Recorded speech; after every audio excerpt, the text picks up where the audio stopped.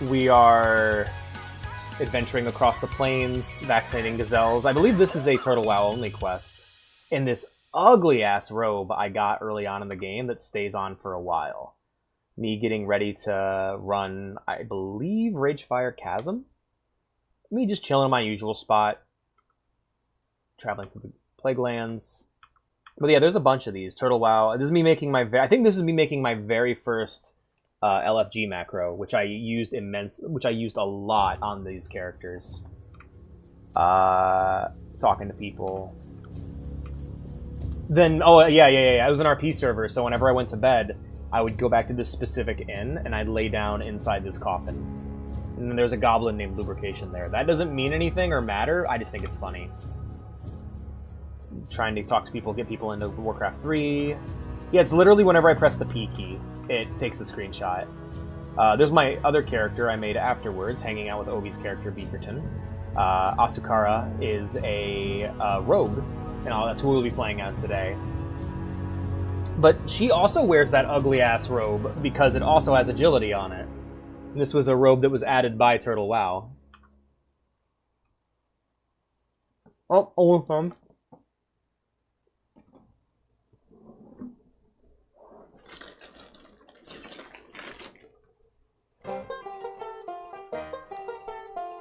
I have to. Keep an eye out for goblins. They're something that Turtle WoW added as a playable race that wasn't in the original version of the game. I was actually in the OnlyFans guild for a minute there until I got racist. Me spamming people in DMs trying to get them a DPS to join us. Oh, there's me going to get my turtle. Look at me. I was sexually harassed in this forest. And there's Fieldy.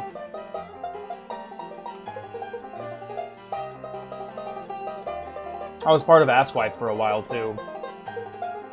I'd have two, the one in our D&D. Hell yeah. Oh man, I miss D&D so much. I gotta get it together. Free up some time and do that. And yeah, a lot of just me typing people, trying to get groups together. But yeah, she had a hell of a journey. The shoulder pads. It's me in the Undercity. Trying to see if there's anything notable.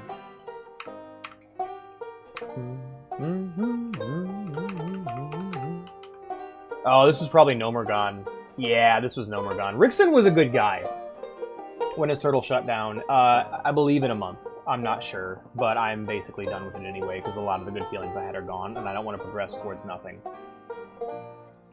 I got Asukara from 1 to 60. That was always my goal with Vanilla. I never felt I wanted to get from 1 to 60 and beat the final boss. Rixon was a good guy. Rixon was a good guy. He'd always come to help me on quests and stuff. Oh yeah, the mosh pit. It's not every day you get to interrupt the skeleton party. This was the skeleton mosh pit that's in Dire Maul. That was fucking awesome. Zeppelin cargo. School of the Cat. Wow, when? Oh god, I wish. Hey, if I had the money, I'd do it. But I don't. I'm sorry I couldn't get you guys all the endgame. That's my biggest sadness, is that you guys had to dip out, and I think we're going to be doing the official versions going forward. That way you guys don't get screwed over for your time. Of course, I'm not going to spend my real money, and I of course won't. I will heavily encourage you guys to use key sites to get game time for cheaper. But we won't be using the private servers anymore. This was one that promised to stick it out and then ended up not doing it. Oh yeah, this dungeon's awesome. There's a bunch of really ones. Why did I write Skibbity P? Oh, Skibbity Pendant. Yes, because he got Skibby's pendant. I caught myself writing Skibbity. I want to die. Yeah, me recruiting for DPS again with my goofy ass hat. Ah, Oh.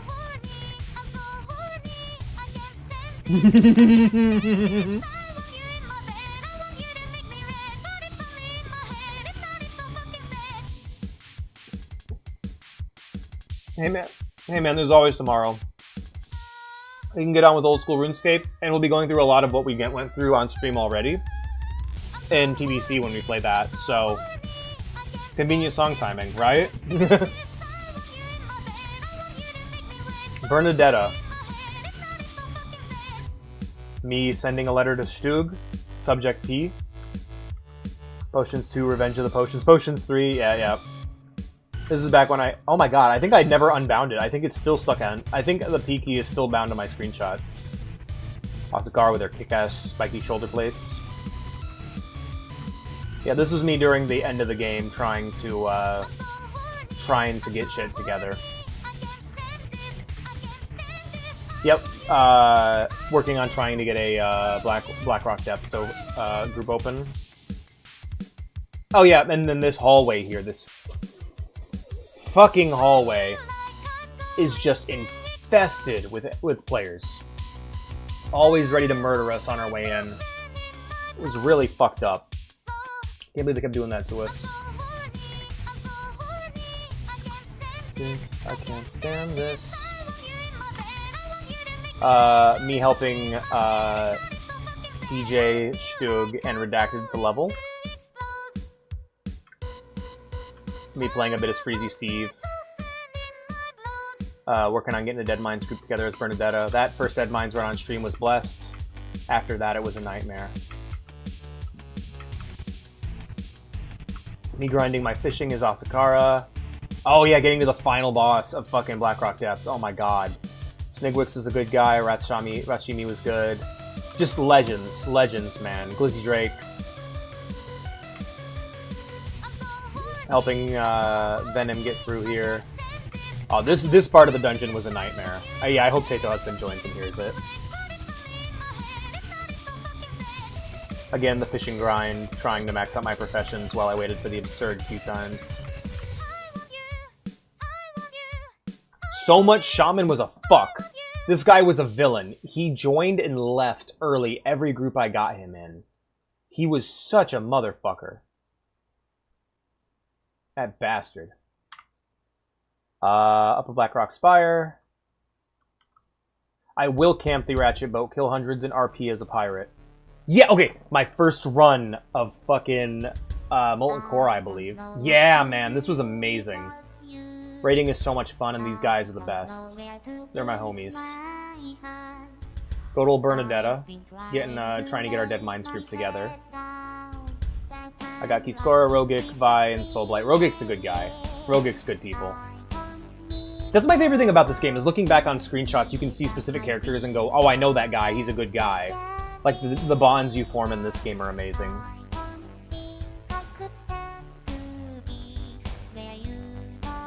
I am main DPS, but also tanking also. Let me know. You got some. We got our... Scatman has left the group. I don't want to play with you anymore, lol. Okay, dude. That's the nightmare, is just getting people together. She's flying! Alrighty. Running with Care Bears. I ran with him quite a bit. Why did I say Dragon Kink also makes your larger? Oh, Fat Boy. Yeah, Nefarian. That was a fun one. Oh, Sergeant Fat Boy was always in cosplay as this fucking panda, and we'd always pick on him for it. Hey, Babina Cat, good to see you, buddy. Welcome to the party. My favorite version of World of Warcraft is dying, so... Did I hear Dragon Kink? Well, we're about to fight a big-ass dragon. See? Nefarian, Nixia's lair.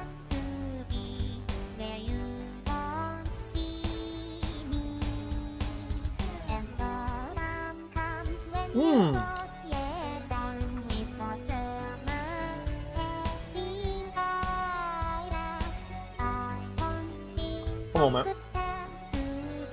So Thrall's Book Club is my guild. Nerb is another guild we were working with. Cenarian Hold. Oh yeah, Encourage. Oh my god. We all rolled these bugs in. We had to stay on this wall to avoid the eye blast. See, there he is. Smelt you good? That was... They were like... We're gonna see some of these guys tonight. He's your dad.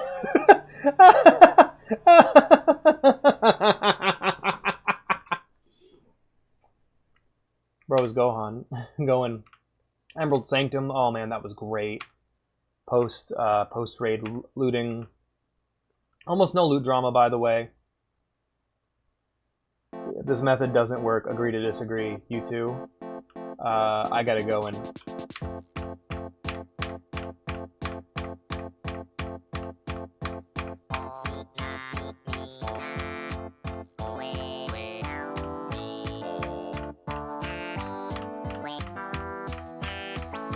that's that.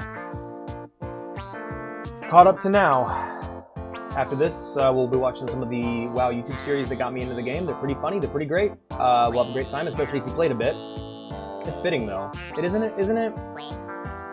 This was a good time. I will be right back. I gotta go check my ramen, and then I'll be back. Hey.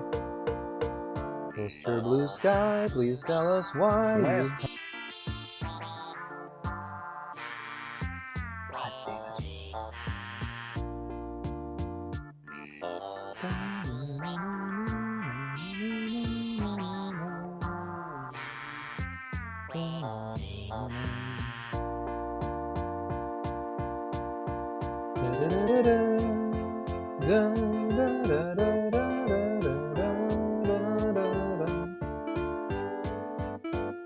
This is the story of one. I'm actually going to call the I'll actually call the WoW group too if you guys want to hang out in VC while we watch this. But I'll be right back.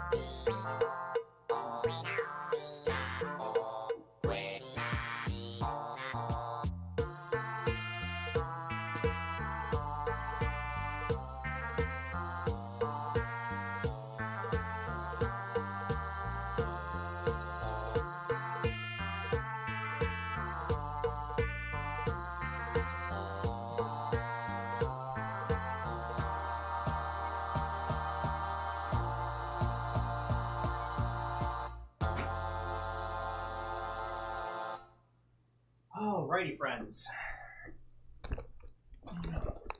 Alex should record this for the memories. It's definitely recorded. It'll be on the YouTube. But anyway, by the way, if you guys miss any streams, you can catch the VODs here. That'll have everything. Just go under streams. Had it all together. All right, that's the end of that.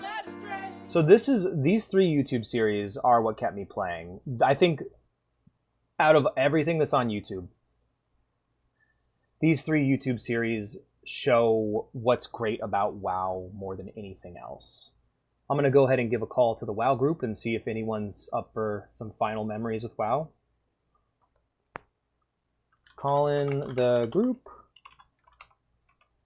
Hop on if you want to enjoy some final WoW memories. So let's say final turtle, some final vanilla, final classic WoW memories. Because it's tough, because it's the end of turtle and it's the end of classic for me. All right, there we go. One final adventure. Wait, why is oh, it's Panseep. Okay, I was like, why is don't have the deck? Good luck, soldier.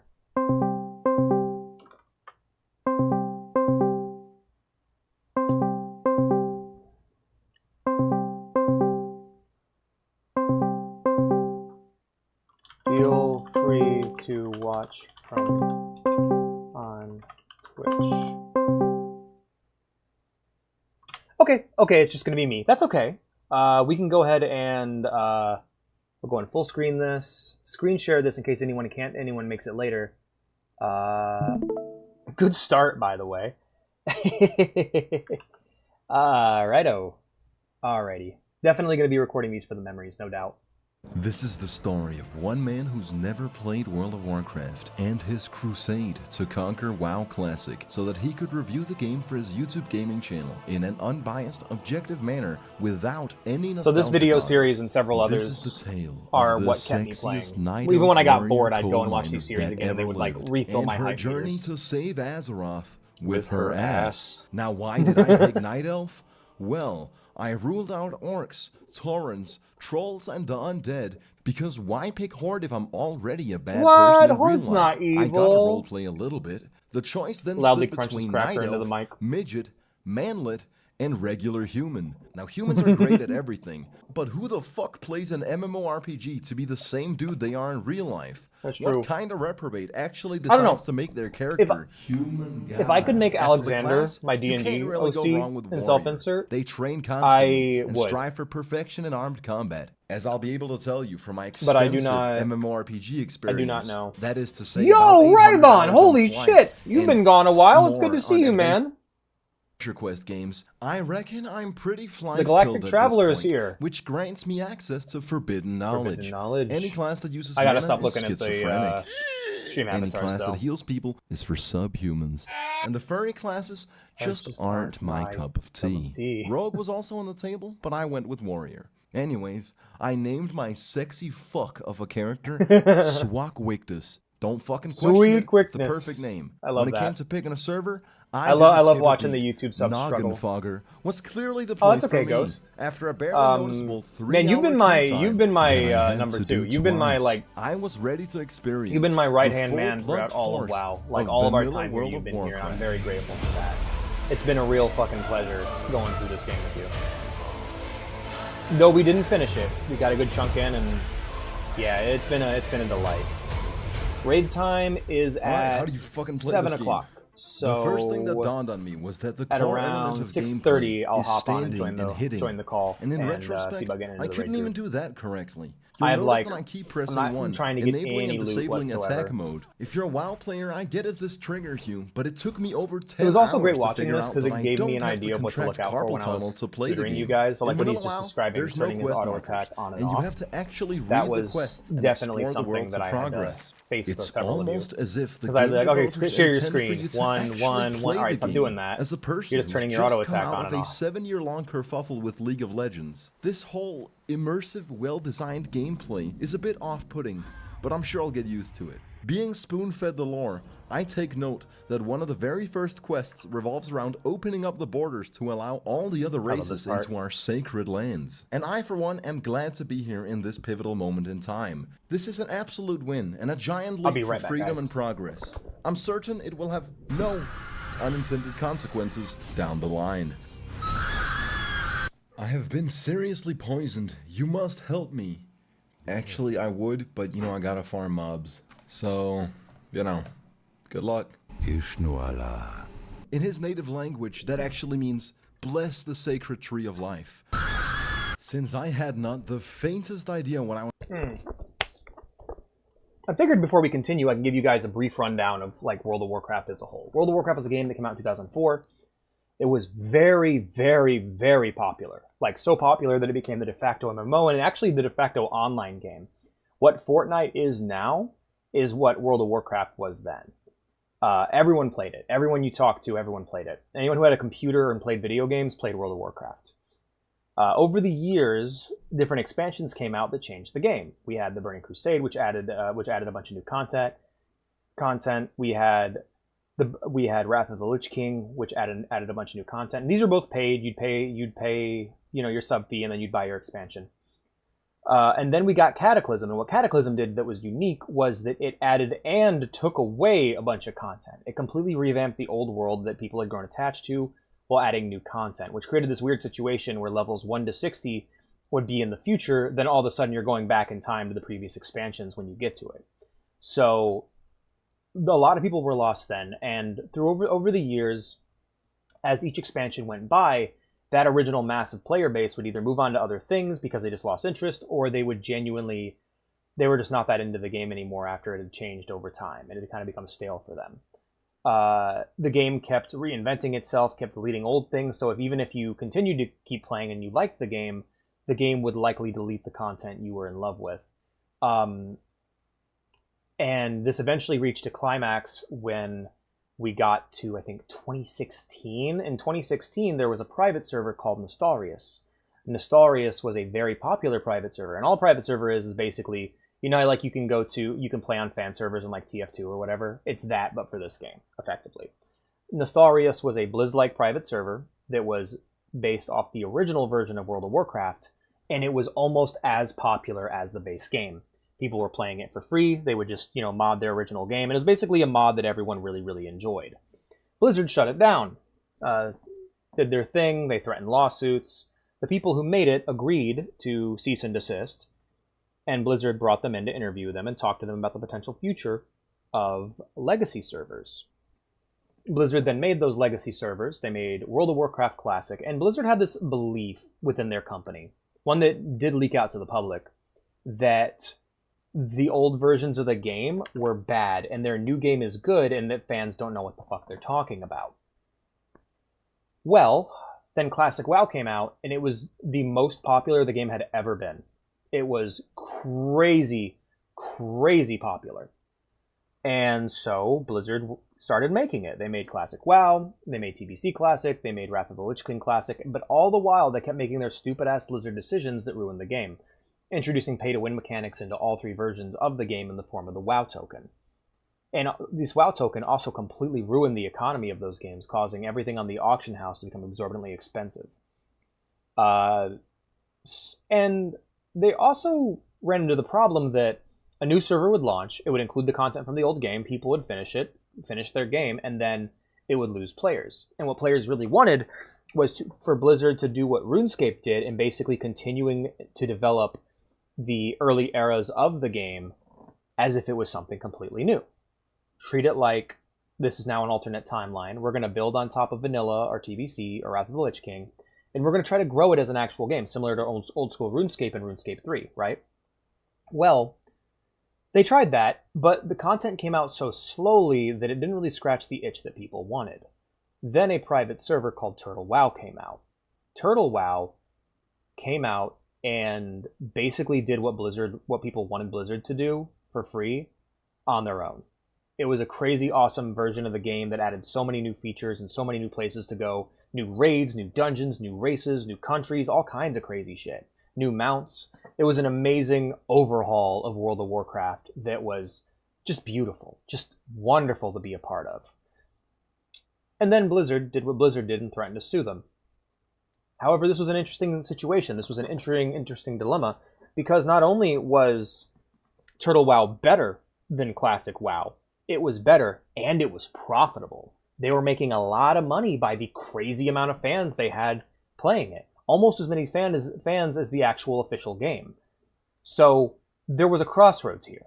Turtle WoW could either stand their ground and fight, and potentially change everything for everyone. Because what Blizzard was doing, they weren't actually suing anybody. They didn't need to. They just needed to scare them by being the bigger legal entity in order to scare them with legal fees. That's how it went by. But Turtle WoW didn't have that restriction. Turtle WoW could have stood their ground. Turtle WoW could have sold a mount titled the legal fees mount in the game as a donation, which all the micro in that game was just donations, in order to fund the game. Well, they could have done that. The other day, we in the middle of a call, they put out their post saying that the game was shutting down and not explaining why. So I had to do my own research. Apparently, they settled out of court with Blizzard, which is legal code for they were given a paycheck with enough zeros on it. And they made a deal. So Turtle WoW, they could have been the ones to change it for everyone, to set the legal precedent and reestablish the already set legal precedent that private servers are actually completely legal and are not illegal in the slightest. and stop Blizzard's horrible bullying of the private server community and of their own fan base, and they chose not to. And here we are now. So that was basically the story up till now. Yeah, private servers, they're completely legal. They fall within the realm of fair use, and it's kind of bullshit that this game, just because it, similar to Nintendo, this game, just because it has an ultra zealous legal team, they can't make the games people can't make the things they want to make. People can't do the things they want to do. You go on any video game on Steam that's been existing for a long time that supports private servers, they have a ton. Half-Life has a ton, TF2 has a ton, Call of Duty has a ton. It's genuinely fucked up what Blizzard did here, and it's equally fucked up that the Turtle dev team capitulated. And now, because they capitulated, because they gave in, now every other private server has a target painted on them. So that's great. It's why I'm not willing to lavish the Turtle dev team with much praise, because they pussied out in the end. They had a chance to do something really important and chose not to. Anyway, back to the video. Hope you guys enjoyed that little recap of the history up to this point. I decided to domesticate the first player I ran into. For some reason, World of Warcraft and the World of Warcraft community has a weird hatred of people just trying to play the game their own way. I consider it a pure stroke of luck that she dumped 14 years of her life into this game. She knew everything, down to the most minute detail of lore. It's honestly impressive. She's the one that taught me that you can take all your clothes off and dance. Listen. Alright, listen, female night elf. Night elves do front flips when you jump. and listen, alright, I got it. The game's awesome, though.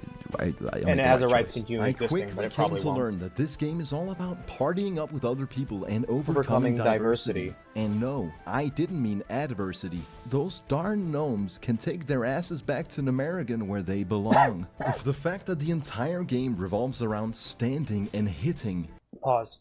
If there's a silver lining to the death of Turtle, it's going to be that a lot of these private servers are going to get a lot more popular, and hopefully none of them... I hope Blizzard got what they needed out of killing Turtle WoW, or helping to kill Turtle WoW, and they leave those other fucking private servers alone, because I would like to play on them. I don't want to support Blizzard as a company. I find them to be horribly fucking evil. Law abusing, sexually assaulting, breast milk stealing, game stealing, evil motherfuckers who don't deserve any place in the games industry. Modern Blizzard has quite simply built themselves on top of the work their early devs did, and those early devs are no longer there anymore. So that's where I weigh in on that. If we can get a private server going for our TBC playthrough, we will, but as of right now, it's unlikely. One of the game's weak points, then the atmosphere and immersion coupled with the legendary sound design is definitely one of the strong points.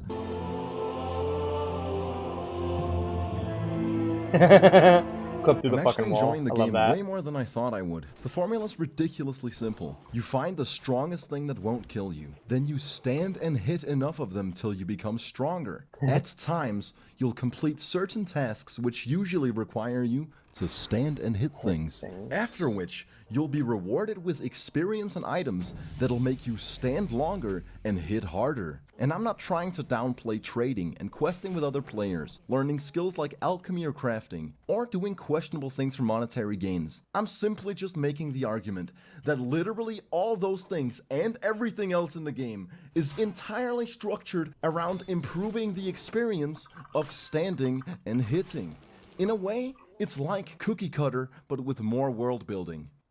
And yeah, the baseline is standing and hitting, and then finding out what abilities you can thread within. This is where Swagwigda's adventure kicked into overdrive. I fell off the edge of the map, only to discover that the entire starting island is actually this big. So I love this part because I actually discovered this when I made my first Night Elf character as well. And that you survive the fall into the water, only to be left with a simple choice.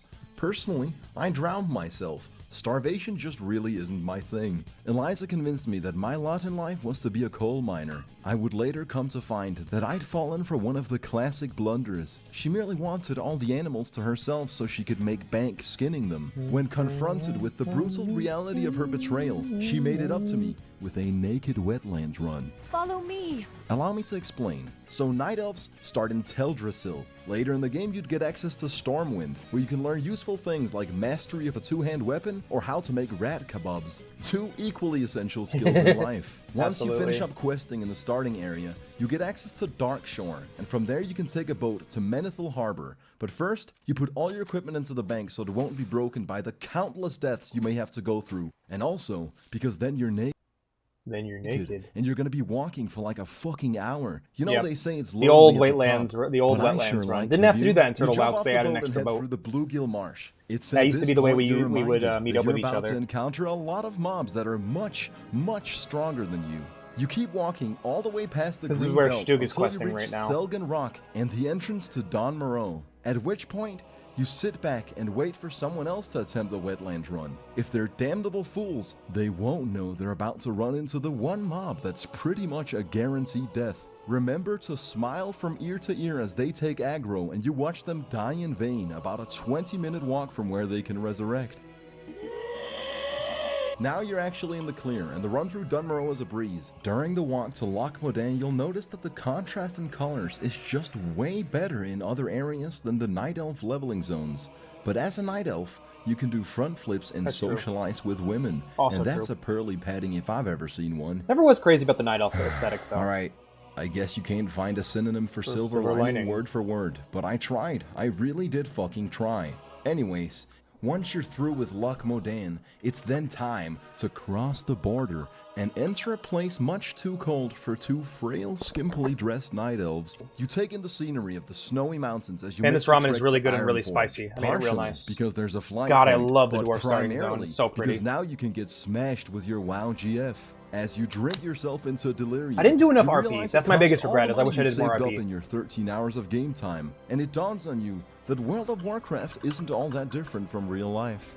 Then, in an alcoholically induced stupor, you enter Tinkertown and use a flute to catch some rats that are then turned into rat kebabs. Because let's be honest, did you really have a good time drinking if you didn't slaughter a greasy kebab along the way? That was a rhetorical question. Once you've had your fun in Tinkertown, you take the Deep Run tram, which runs all the way below the Vanos Gaming Ocean, and then you finally arrive at your destination, Stormwind. Sorry.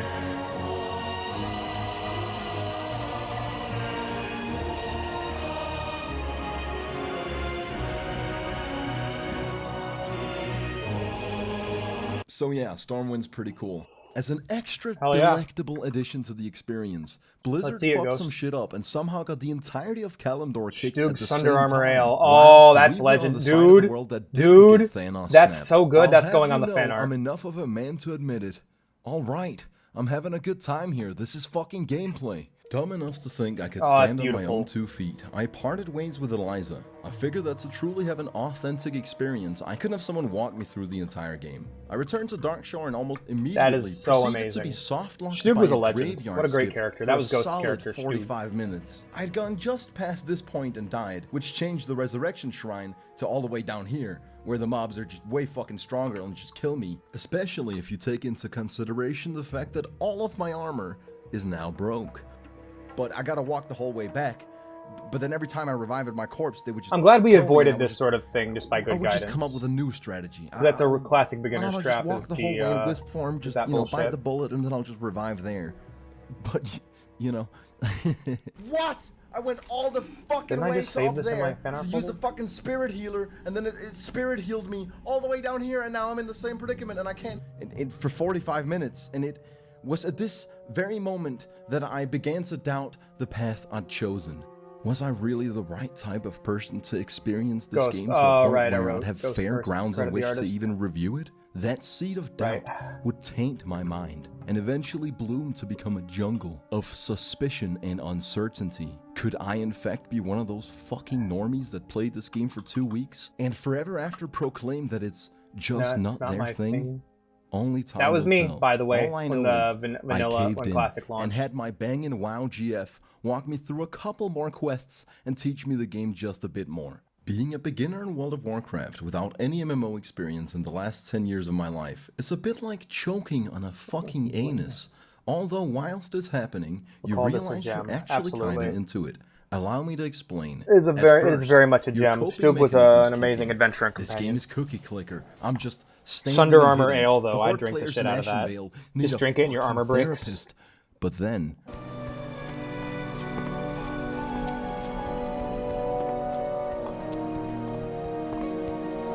the part where you're not standing and hitting reels you back in, which leads you on a pilgrimage of exploration throughout Azeroth. Here's a... oh, it's for Europe.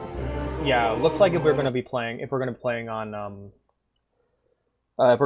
official servers, we're going to have to probably subscribe directly to Blizzard's shit, and I don't know if I want to do that. I'm going to continue trying to find good DBC private servers on this.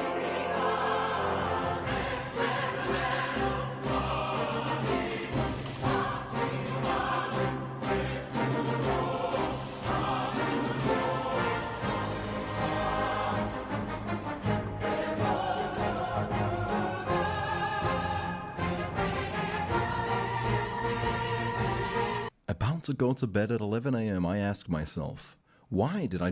Alright, we're going to do some changing things here. I want to check... As we're doing this, I'm investigating. I'm doing my private server investigations right now. So we're actually going to open up a version of WoW that I haven't played in a minute. I want to see something real quick. I'm going to go ahead and turn off display capture here. I want to see if Warmane's Onyxia server is actually TBC. Because if it is, we'll play that. Yeah, I can't be showing you this shit, though. How are you seeing this? Oh, because the game capture set to World of Warcraft. That's funny. Alright, try that again. Authenticator code. I haven't logged on in, like, years, so it's understandable. Am I missing a tab? I am not. Okay, good. My Netflix got canceled today.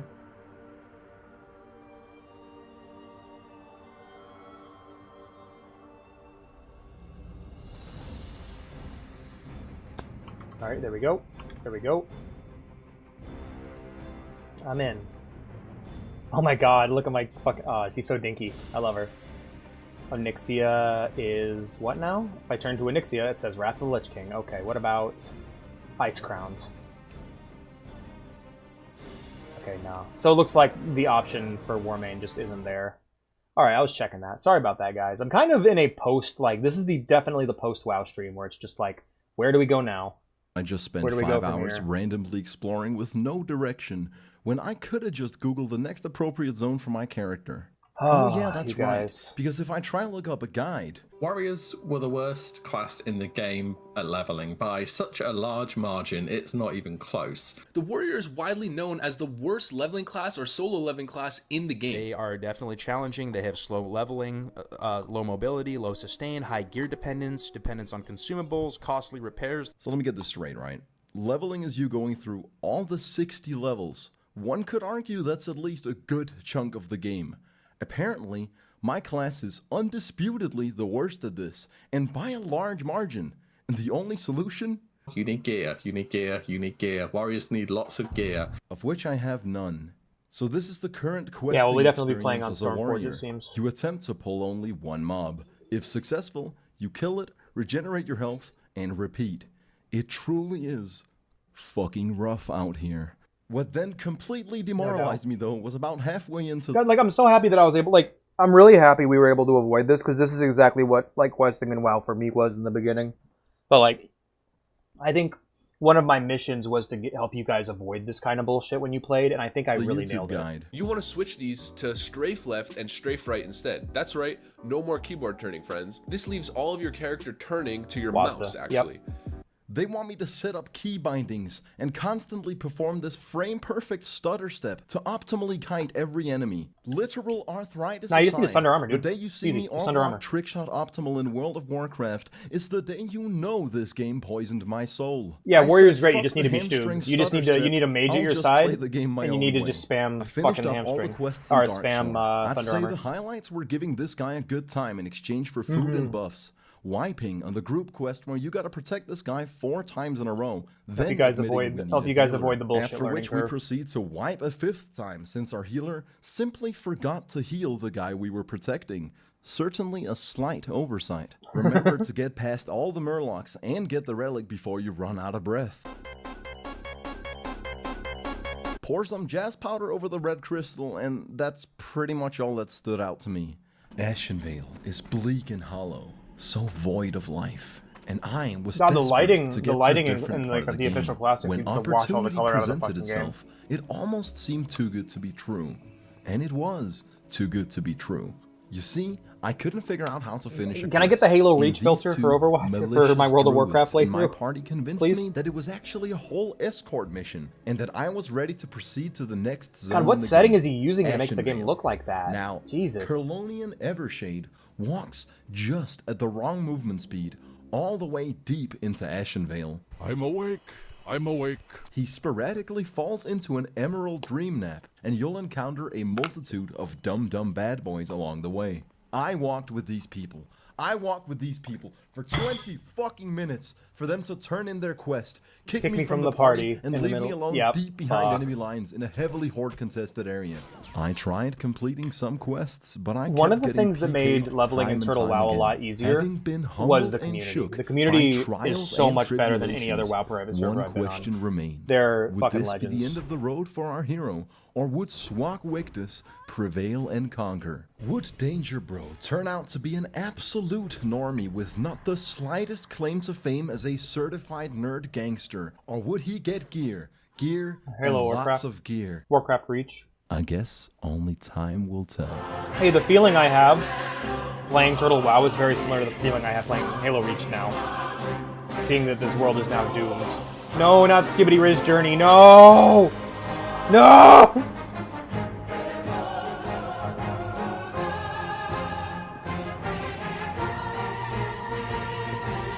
But yeah, the one silver lining to Turtle WoW's death is that maybe some of the other servers will get Last people now. time, our hero was trapped deep in Horde territory at merely level 19. You might recall the predicament of self-doubt and absolute fear of failure.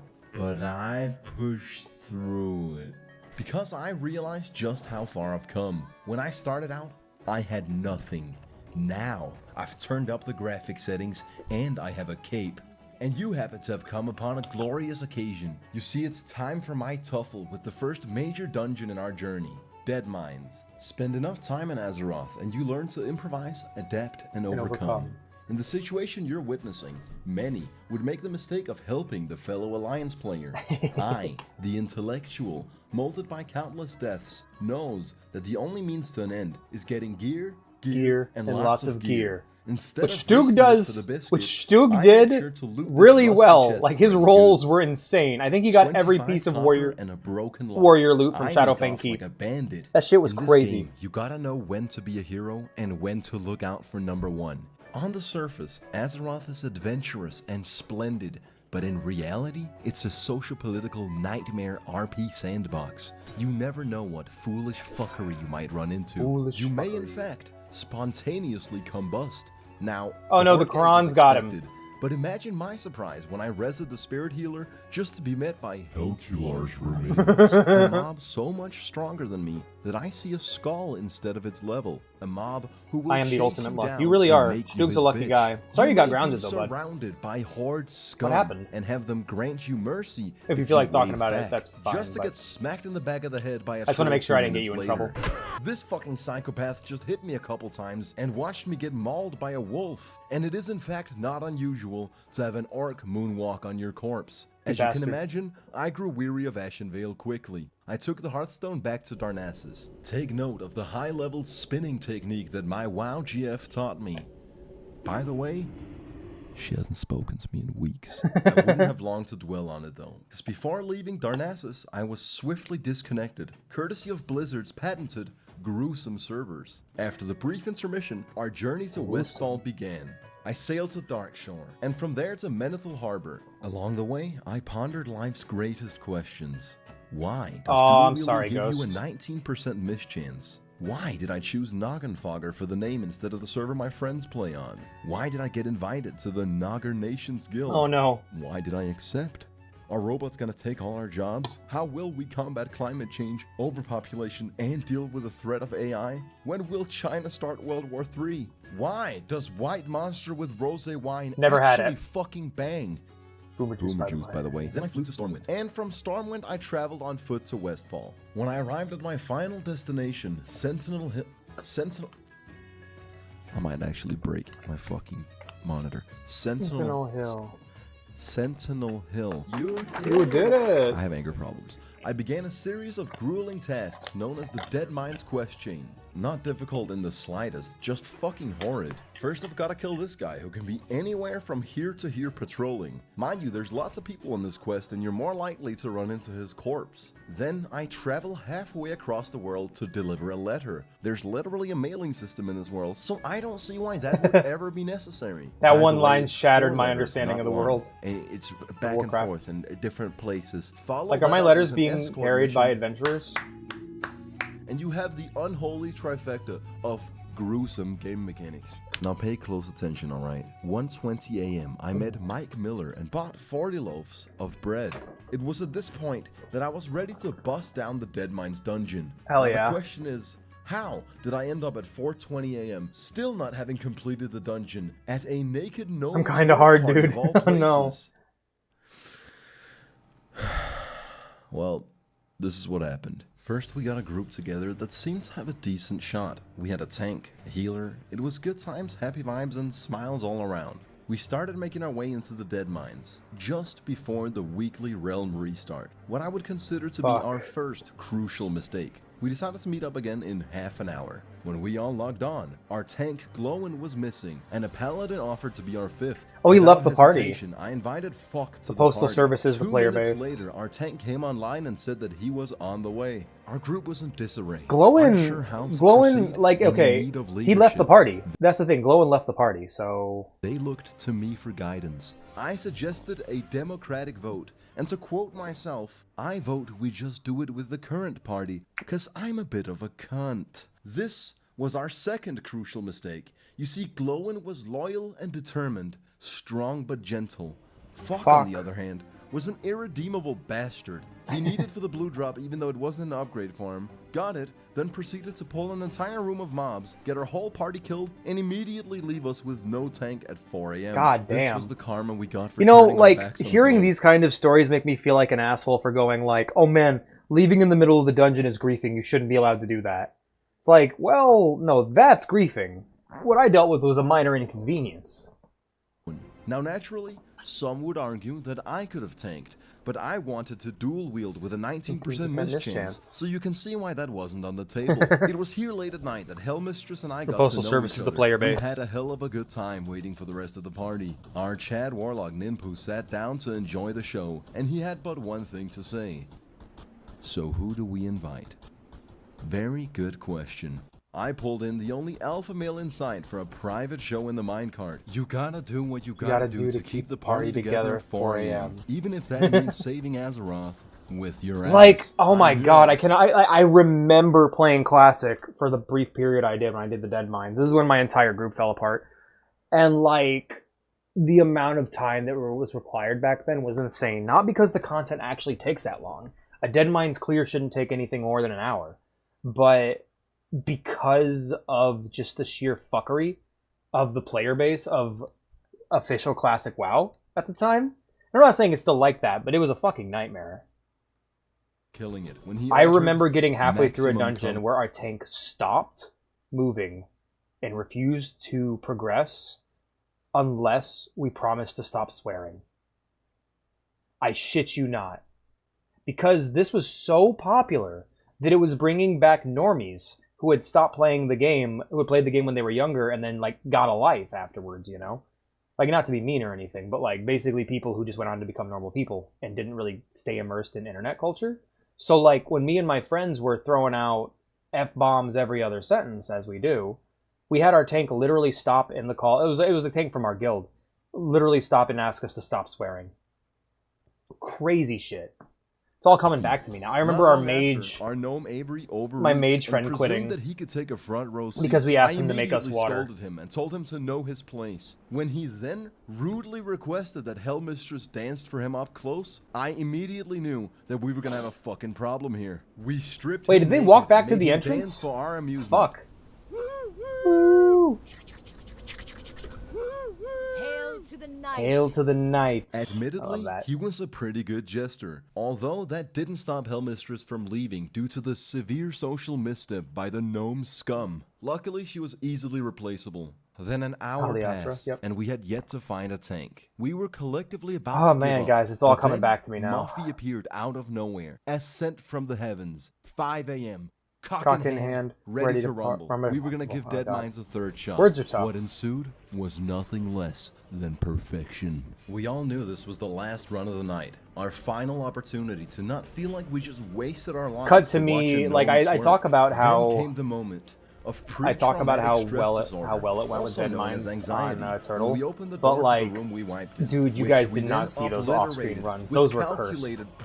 But none of them were this bad, or bad as a classic WoW run. Strategy at this point. The worst one was probably the one where Obi quit because of his connection issues. He wasn't able to heal well. Have a ride. Hi, Adam. Welcome. But to be honest, we're reminiscing about old WoW memories before we run the raid tonight. These guys are also in Hearthstone though, so I reckon that's probably where the devs took inspiration from. 509. Then we find gunpowder and bust down this door with a At massive 6 cannon. o'clock, we'll probably hop in the call and just hang out. Check out that noise. And that's when we hear Mr. Smite for the first time. Slowly but surely, we methodically take out all the things in the way of my goal. I'm really hoping we get the next Renner's clear tonight. I'll be very bummed if we don't. When you walk up on Mr. Smite, you get ambushed. It's a continuation, but that doesn't mean we're gonna finish it tonight. This part is actually Also, Adam, how you doing, difficult, friends? Good to but see for a you. group of war-hardened Tings? fucking animals up at 5 a.m., it really is benign. Yep, separate and the laughable. mobs. Notice the perfect coordination. Extremely I aggro the cursed two mobs, runs. and the healer Aw. focuses on keeping me alive, whilst Muffy takes on the big guy.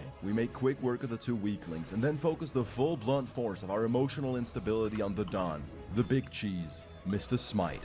Also canonically referred to as Mr. Worldwide. Mr. Worldwide! Now you're making me angry. Now he's angry, so he pulls out the ultimate weapon, Smite's Hammer. Something he should have done from the beginning You rather than can right before dying. But I watch digress. Against here all odds, if the you hammer actually fucking need drops, and I can to. tell it's a massive stat upgrade for me. Now let me explain how item drops work in dungeons. There you go. You can either greed, need, or pass. If all 5 players greed, each of them roll a Now, I number, won't be able to and see the your one with chat the highest number messages. gets the drop. If any But you players can need, then it's a roll use Twitch between chat those to talk players, and that takes then priority. watch YouTube. One by one, I saw all my comrades in good faith press greed and not need. There I stood, with the power in my hands. It was up to me.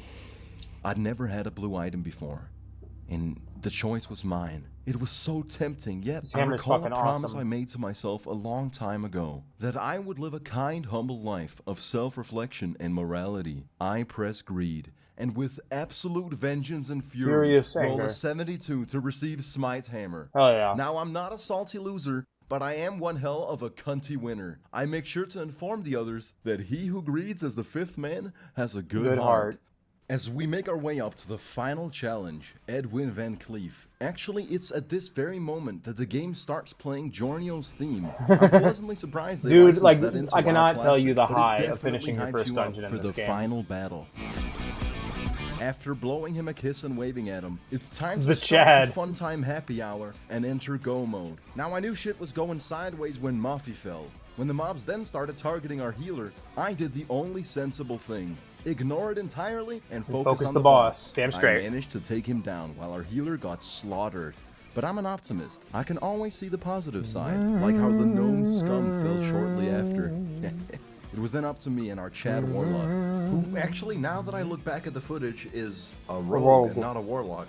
but I'm not doing it over. It's besides the point. Whatever, fuck. It's up to me and Ninpu, the higher intellects of the group, who dual-wield one-handed weapons with a 19% miss chance. And I can't think of any reason why our DPS would be inadequate. Surely the healer and tank are at fault for dying here. Finally, we prevail, just to see Edwin Van Queef drop a sick set chest that'd be good. piece.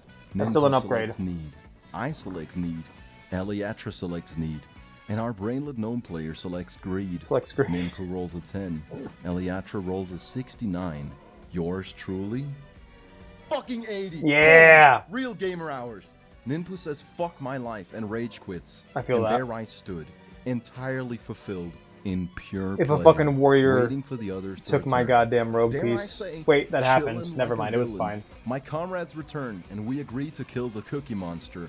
However, One of the promises I made to myself when I started playing this was that I would not be the cause, or I would not make loot drama.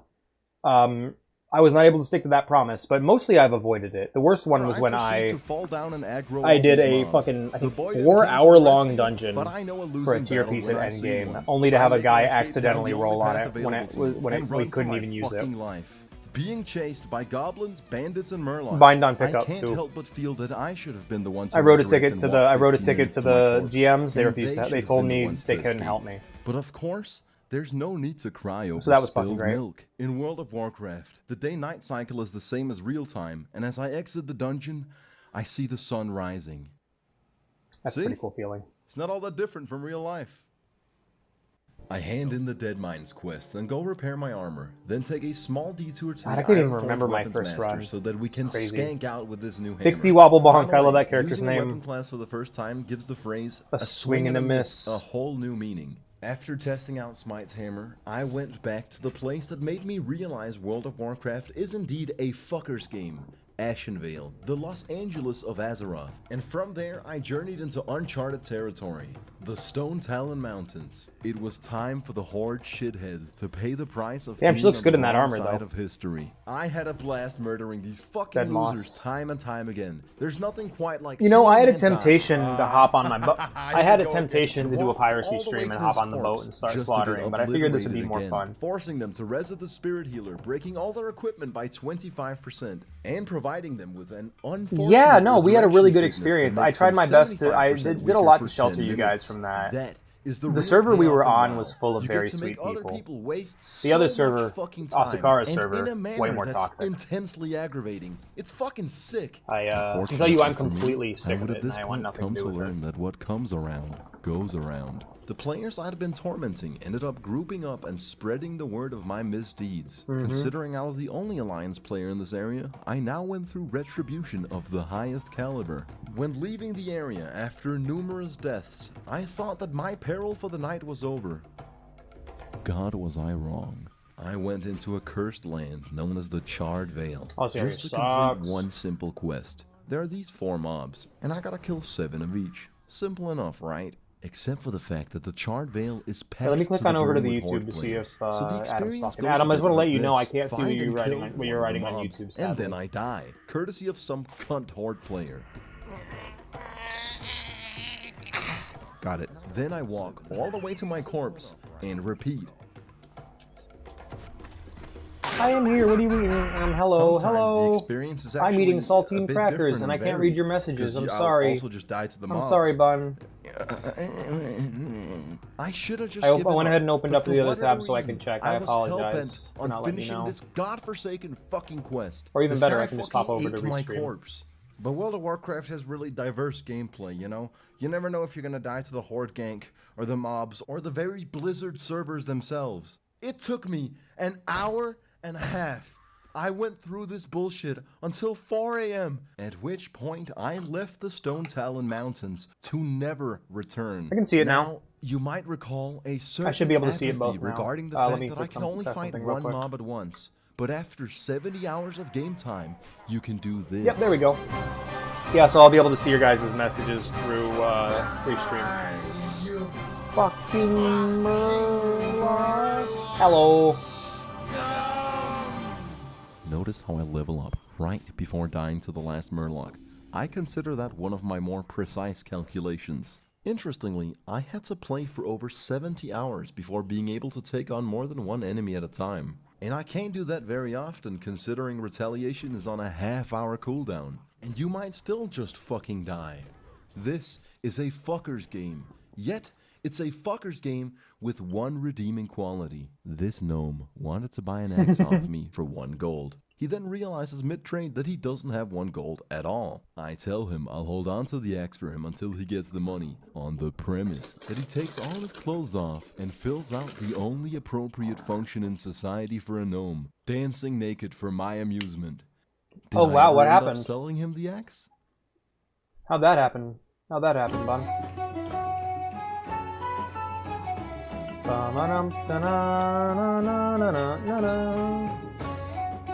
I'm eating my crackers. They're good. I'm gonna eat the rest of them. I'm gonna eat 4 crackers at once. Here we go. Here we go. Ow, ow, ow. Oh. Last time, our hero sold a gnome an axe after making him dance naked, had a 4 AM twerk party in the Dead Mines dungeon, attained 2 pieces of blue gear, and got slaughtered by the Horde countless times.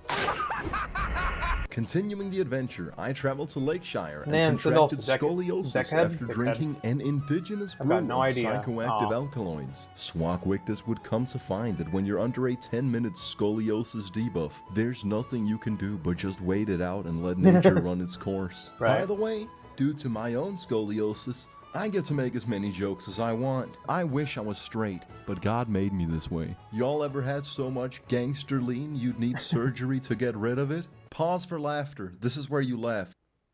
I'm trying to remember a joke someone told me about a week back, but I can't get it straight. Honestly, I did it. As a person with I drink water with it, though. I don't think I'm that different. I'm like a normal Man, I like how guy, but huge with the a twist. Stug brew I is. then tried fishing with these 2 kids, only to realize that the dwarven fishing pole I had was actually a gun. The downside was that Roger and Jemin would have to fish on their own. The silver lining was that I now had a fucking gat. After doing parkour for 15 minutes to get on top of this building, I keep that thing on me. I live a very fulfilling life. I found a group to take down one bad hombre of an elite mob, Gathilzon. Oh, This was the nice! first Well time done. I would use corpse How running long as did a it take? legitimate strategy. You run up to his castle and die. Then you zoom right past the ridiculous number of elite mobs that occupy the castle and go straight to the throne room, where you all resurrect at the same time. That is if I had actually paid any attention to the instructions. Now, optimally, this is where we'd all res. Take out the 2 regular elite mobs. In absolute fairness, you don't need to do that. You need to just have the team together and have them fight their way up and stay coordinated. Regenerate all our health and take out You just don't die. But need I remind you that WoW Classic is a fucker's game. Half our party wipes just fighting the first 2 dudes. And it was whilst awaiting their return that I noticed Blizzard had changed our guild name. Not a good look. Anyways, we all ready up for the fight. They give me the green light to get this show on the road. I charge in. I'll keep that thing on me. God dang it, Bobby. Pretty much get murked immediately. Without a tank, I love the Shin everyone Megami dies Tensei and music. half the That's party great. leaves. Luckily, it is a pretty popular quest, so we quickly got replacements. Although we did have to wait for them to go through the process of corpse walking. This time around, we hit it like it's Y2K. I threw the mobs, completely ruining the fight for everyone. I was then banished from playing the game for like 15 seconds. It's a reoccurring theme in WoW to be CC'd for over 10 seconds, and in retrospect, this actually saved me from dying. In my opinion, Gathilzok is a bit of a boss man G when you really get down to brass tacks. Not a good day to be our mage though. God I damn. managed to loot Gathilzok's head moments before dying. Yeah, this place is one of the hardest areas in the whole game. It's been my utmost pleasure, and I'm moving on to the next quest, losers. You guys remember I might have actually I think I might have gotten carried through that one on stream. But I've been through it on my own before, so.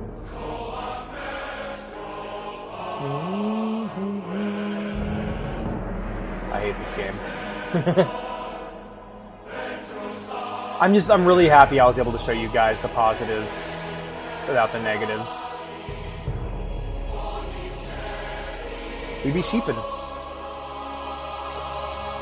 Sometimes and we be in sheepin'. light of recent demonetizations, you will not be seeing any more naked gnomes on this channel. It's entirely my fault for thinking YouTube could handle such graphic content. I have come up with a new motto to show that I truly have changed. I Azeroth say for all. Azeroth for all. So let's just all have a good, friendly time here. Let's just have some fun. See, that's what I love about the classic community. It's just a community, and it's just. And if Sorry for all the mages out there, I then went right? into the Stockades dungeon and wiped. The maging was like the magening was a lot of fun with involuntarily left Bernadetta. the party. A lot of In a fun. moment of despair, I actually considered buying a new WoW GF, but saner minds prevailed. buy a Goblin then GF I leveled to the appropriate in level, Classic, got a buddy. bit of gear. You know, you need lots Unless of you're gear in playing World of Turtle. Warcraft. And then I tried Yeah. the Stockades dungeon for real this time.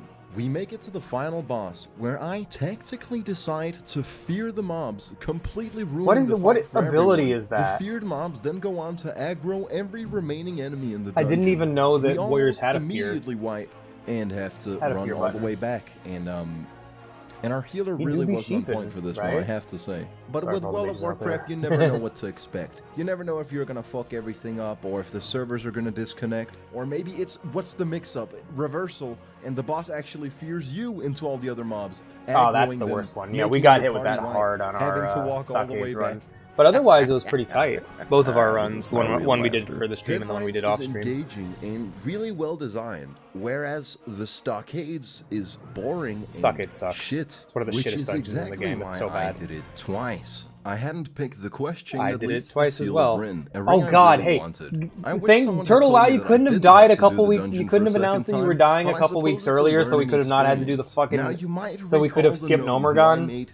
because fuck. Well, he messaged me out of the blue. That's the with last an item dungeon we did was upgrade. Nomergon. That's actually happy vibes and good Big titty karma. goth goblin He GF. requested we Yeah. do Stockades before Playable. handing it over. After painstakingly But going like, through yeah, Stockades for real, the third they time, died he informs just me after that we it's his finished. weapon, and he'd Alright, that never button give I it never to me. even Now, done on there my are many arm. things I wish to Hot call bar. this gnome, all of which would leave me restricted Dude, by my Nomergon, we got technocratic the overlords. game died So I'm just in gonna time tell for you us what to happened finish next. Nomergon. I found the answer to the Fuck! question. What would happen if you fell off a boat right before the zone that loads into the Eastern Kingdoms? The worst dungeon in the Well, game. You'd have a very long time Time to think about the consequences of your actions.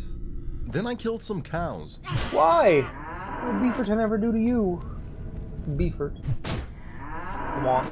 And I found out the hard way, you're not supposed to walk anywhere near the Terran Mill Death Guards. It'll fuck Then you I up. took my frustrations out on this poor hunter who was just looking to level in peace. Grew tired of WoW PvP when I was quickly reminded that mages can just freeze you and blink away. Yep. Found the Stonehenge and decided to check my mailbox. I was kinda hoping you guys had sent me a bunch of gold so I could skank through this game like a primal fucking animal. Yet all I got was 69 copper, a glass of milk, and a note telling me to stick my hand inside. And just when you think you've seen it all, you And like hell with an realize ending World in of hell. Warcraft has so Right? much more to offer. We Jesus. tried to kill Balgaraz the Foul and died 5 times in a row. At which point I decided that all the events that had just transpired simply wasn't gonna cut it. I would have to. By the way, redeem he's current terrible at state of this. affairs Like, not by to be mean or entering yet anything, but he's another not dungeon. he's not very I good at this returned game. to Ashenvale, He probably should have the stood his southeast ground and London fought. of Azeroth, and subjected myself to a ghastly Like, that's the experience. best I piece of believe advice I that give to people entering is Black it's like, Fathom dude, Deeps when it's the all hour's about to dice. ding midnight Stand and is fight. about as You're not close gonna as you can you're get not to going to avoid being simulating hit the by running conditions away. in a black hole. Except for when you start by except for finding when a you group of can't. moderately intelligent humans with God, nothing I'm so better fucking to do bummed on a that Tuesday Turtle's night. shutting down, On man. your way through Ashenvale and Zaram Strand, you may encounter harsh adversity, which you must overcome. Jump down this water temple and swim into these narrow underground tunnels.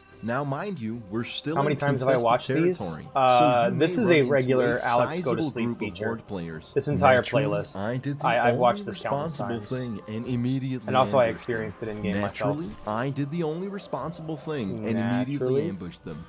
Naturally, This I run did was the really only easy. responsible Like, we had a thing. blessed Naturally, run with I this did one. the only responsible thing and immediately ambushed them. Immediately Sorry, ambushed them. times are tough. Times are tough. Had to outsource all my editing to a guy in Bangladesh. I If feed any as of it well most of seems the time, poorly except for when cut they don't, together, then they can fly. if any of it's Or they are slimes. Immediately ambushed them. Bangladesh. Times are tough. It was rather unfortunate that they were 2 groups. God, I wish I could Killed get us, $21 from camped a our video. Holy corpses shit, for that'd 10 be great. minutes, and then eventually moved on.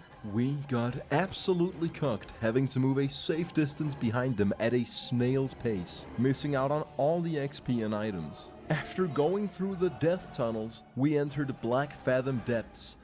Little did we know, Good old we Black had a Fathom long Deeps. night ahead of us. This is how you can tell I was less of a Super Mario 64 Don't jump, don't person fall, and don't more fall, of a don't Diddy fall, Kong don't racing fall. person. You fuck. Boom. Now there's two quests for this dungeon that rely on RNG, and I'll have you know I completed neither. Drop rates in WoW Oh my Classic God. are notorious Gamura's for not a being bad fight, as long as you don't unreasonably pull low the and very extras. inconsistent, or as the Like, community stop moving, would put dude. it, incredibly rewarding. BFD is definitely a much cooler dungeon than Stockades. You got a variety of different enemies, and it's set in this underwater cavern where you have to clear out sea witches before swimming through underwater tunnels. You get vibrant neon-esque green and purple colors saturated to the gills. The item drops are actually worthwhile, and I'd put this on par with Dead Mines. It's just really well made. Other than fighting a few murlocs and sea threshers in Darkshore, this is the first time I really got my feet wet with underwater combat, and we were fucking killing it. I was beginning to think that this was going to be a pretty clean run without any hiccups. That is until we reached the Temple No, of I've the had Old some of these go Gods, really or wrong. rather I love the this part, entrance though, to the coming up. temple. This was the very moment where the extent of our ability to operate as a doing? unit Are you was the tank? Stop revealed. running in, fucker. We weren't very good.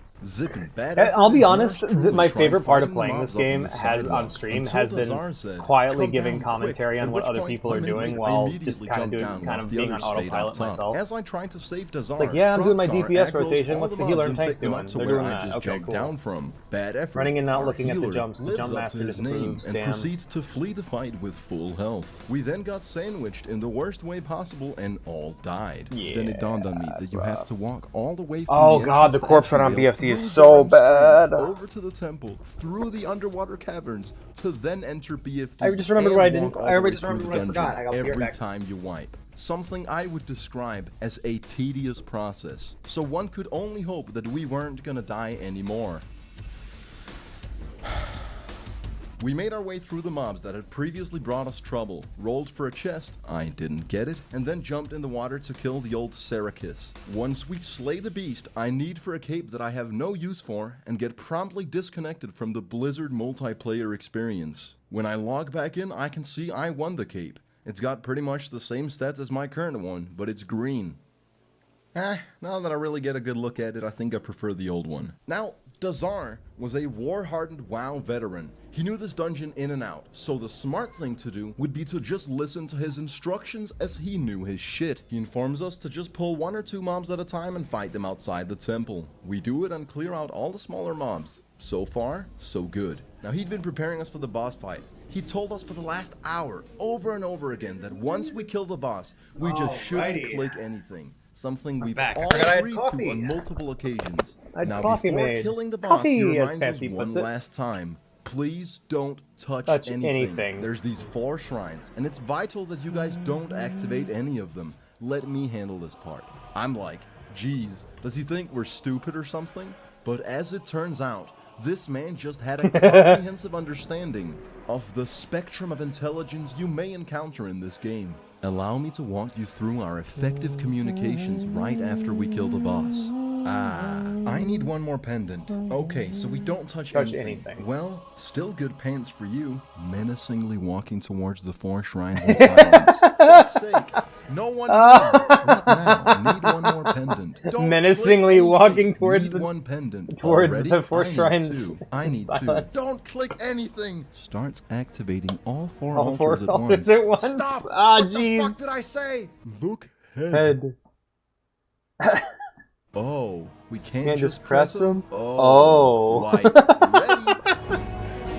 You're supposed to hit 1 at a time. Now, we could have fought 1 horde of mobs at a time, but due Also, to damn, Hrothgar's mutiny, that statue we were looking now pretty good. facing 4. Needless to say, they wiped the floor with us, and we had to walk the damn pilgrimage yet again. After calling Hrothgar a donkey and a daydreamer, Bad Effort informs us that he had to go due to urgent Yeah, matters in real life. bullshit. At 1 a.m., we didn't really believe him, so we told him to suck it up and smoke through it. In the words of the donkey daydreamer himself, well, I can admit when I screwed up. I'm sorry there.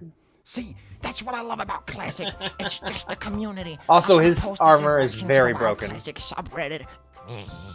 When we then make it to the temple, we face the unforeseen consequences of Hrothgar's actions. Every elite mob we summoned are clumped up in the same spot, making Yup. it impossible for us to fight them one at a time. We have to kill them if we want to make it to the final boss. One guy has to fucking go, so I make the executive decision to pull all the mobs, somehow, and I really don't know how. We perfectly executed optimal teamwork. Yeah. We all They're all focus clustered the right together, mobs just in AoE the that right bitch. order. Keep the aggro perfectly split between the two tanks, and we kill every single Two mob tanks? without anyone dying. Who the fuck's Which using two opens tanks the on? door to the ancient Never gods. mind. As the final foe, Akamai, stands before us, I do what I do best. With a spring in my Who the step, fuck's using a two glint in tanks my on eye, BFD? with fire in my belly, I ruin That's really everything funny, I because love I'm it. not very talented. Zippin was tanking, everything was going smooth until our healer ran out of mana. Zippin's health started falling dangerously low. Akamai blocks my mocking blow, so he keeps attacking Zippin. I don't shit. taunt the boss because I don't use defensive stance, and I forgot that I even had challenging shout. That's what I love about WoW, the classic community, because the community. Already.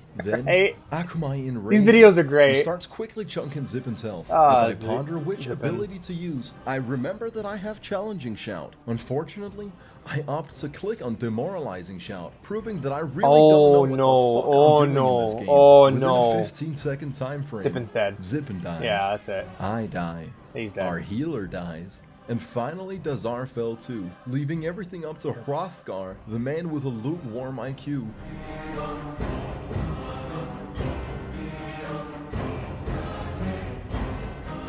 Damn you. Oh, I don't want to spoil it. It's so good. On his last attack, he actually manages to fucking do it, only to be taken down by one of the smaller mobs seconds later. His last words? Damn you, turtle. Damn you, Akamai turtle. drops a belt that none of us can really use and we leave the party. But you won't believe what hereditary happened next. Damn Week, you, turtle. On Swagwick, this bizarre adventure. Damn you, turtle. That's how I'm feeling right now, not gonna lie.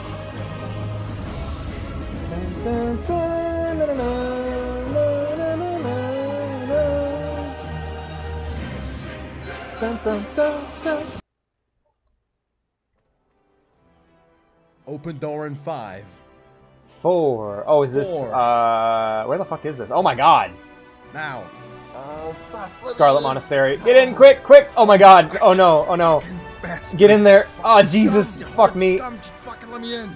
Let me in. Fuck. Oh, fuck. That'd be irrelevant now. I don't know. Damn you, turtle. So, you're probably wondering how I ended up in this situation. Scarlet Monastery is a fucking last time, awesome our hero dungeon. fought bravely to overcome harsh perils We will be running and it many tough times. completing Black Fathom Deeps in Ashenvale and flying off into the distance. So how did I TBC. end up storming Scarlet Monastery, a dungeon way above my pay grade, wielding an extremely powerful weapon? Oh, hey, you got the with whirlwind a group axe. of Hell gnomes, yeah. one of which I hold a lifelong grudge towards, who through a series of events I'll explain later, ended up unequipping all his armor to sit down and enjoy a regular day in World of Warcraft. And then, the Fire Nation attacked.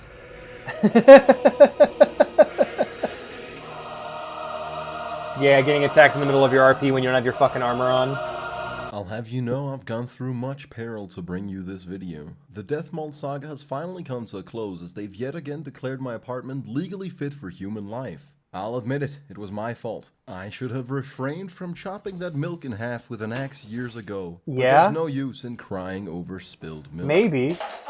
What's important is focus. The who, what, when, and the where. I traveled from Ashenvale to Duskwood, exploring a new land in search of quests. You see, I had to get to level 30 to execute Order 66. I really or hope as we it's clear it referred to tonight. by the WoW community, absolutely ruining our game. But I digress. In my time there, I killed foul ghouls and scary skeletons. I met a man who through a very advanced form of schizophrenia was actually 5 people, 4 of which Hey, were multiboxing. buffing his conscious self. I got enriched by the local culture and Multiboxing's killed rad. a mage in his own bed. Fuck you, Morbid Completely Fell. honorless, but also something he'd never expect. Found a mob spawned inside of a wall.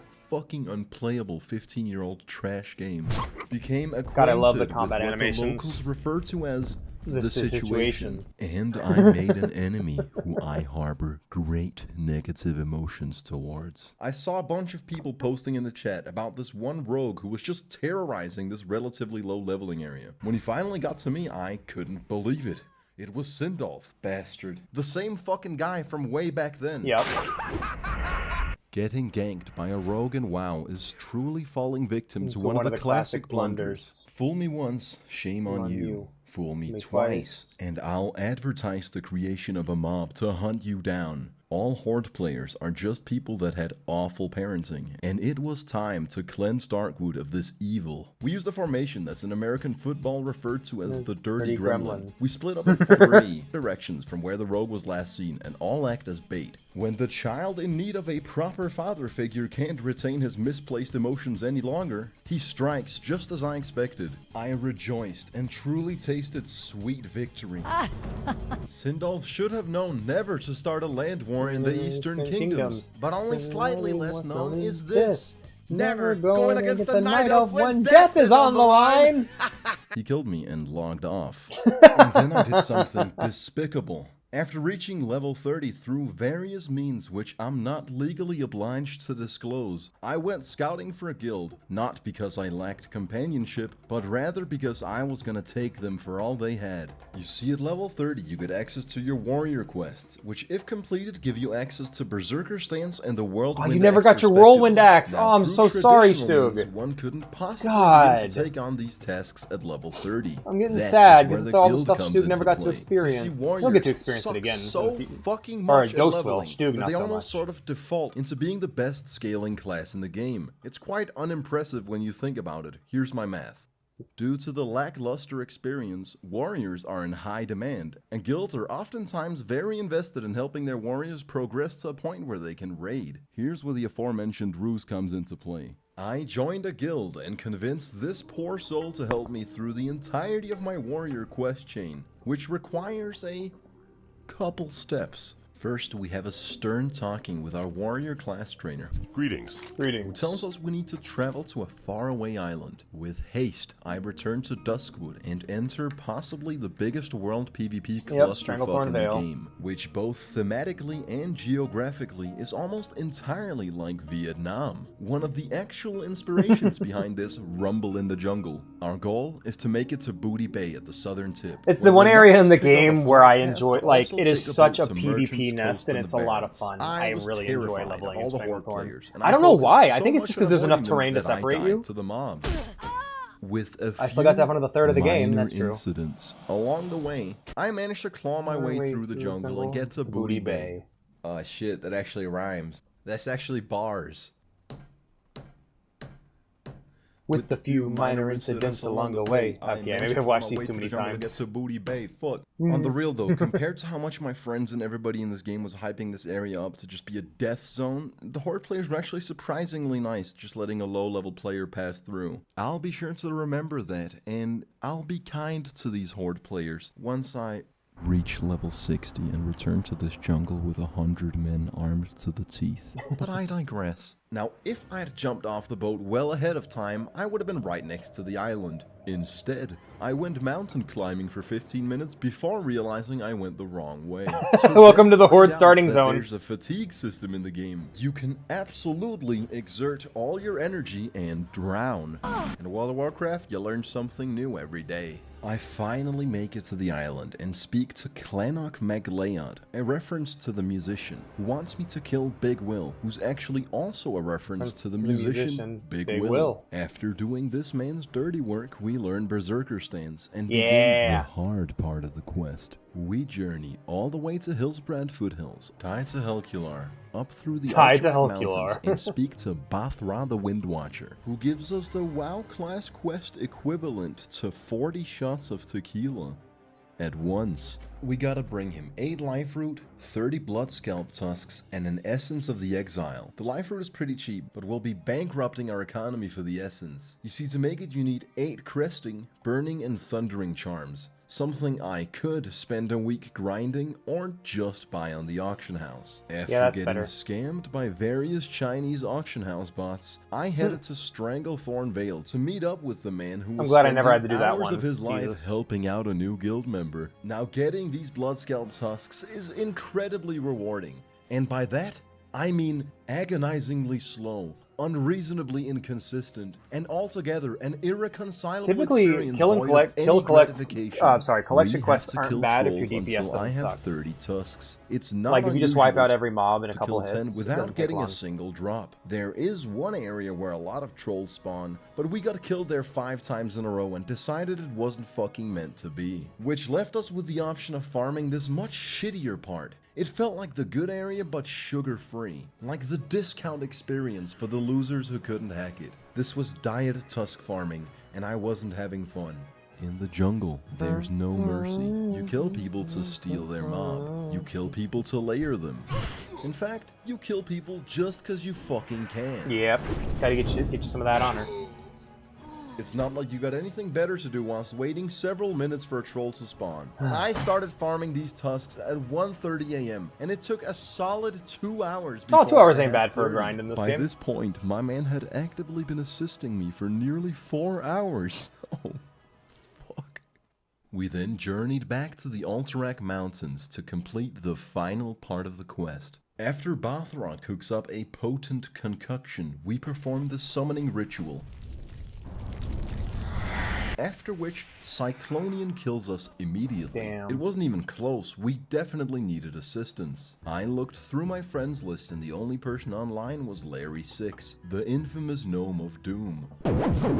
I swallowed my pride and asked for his help. He obliged, and with the help of a couple people from my guild, we finally managed to take down Cyclonian.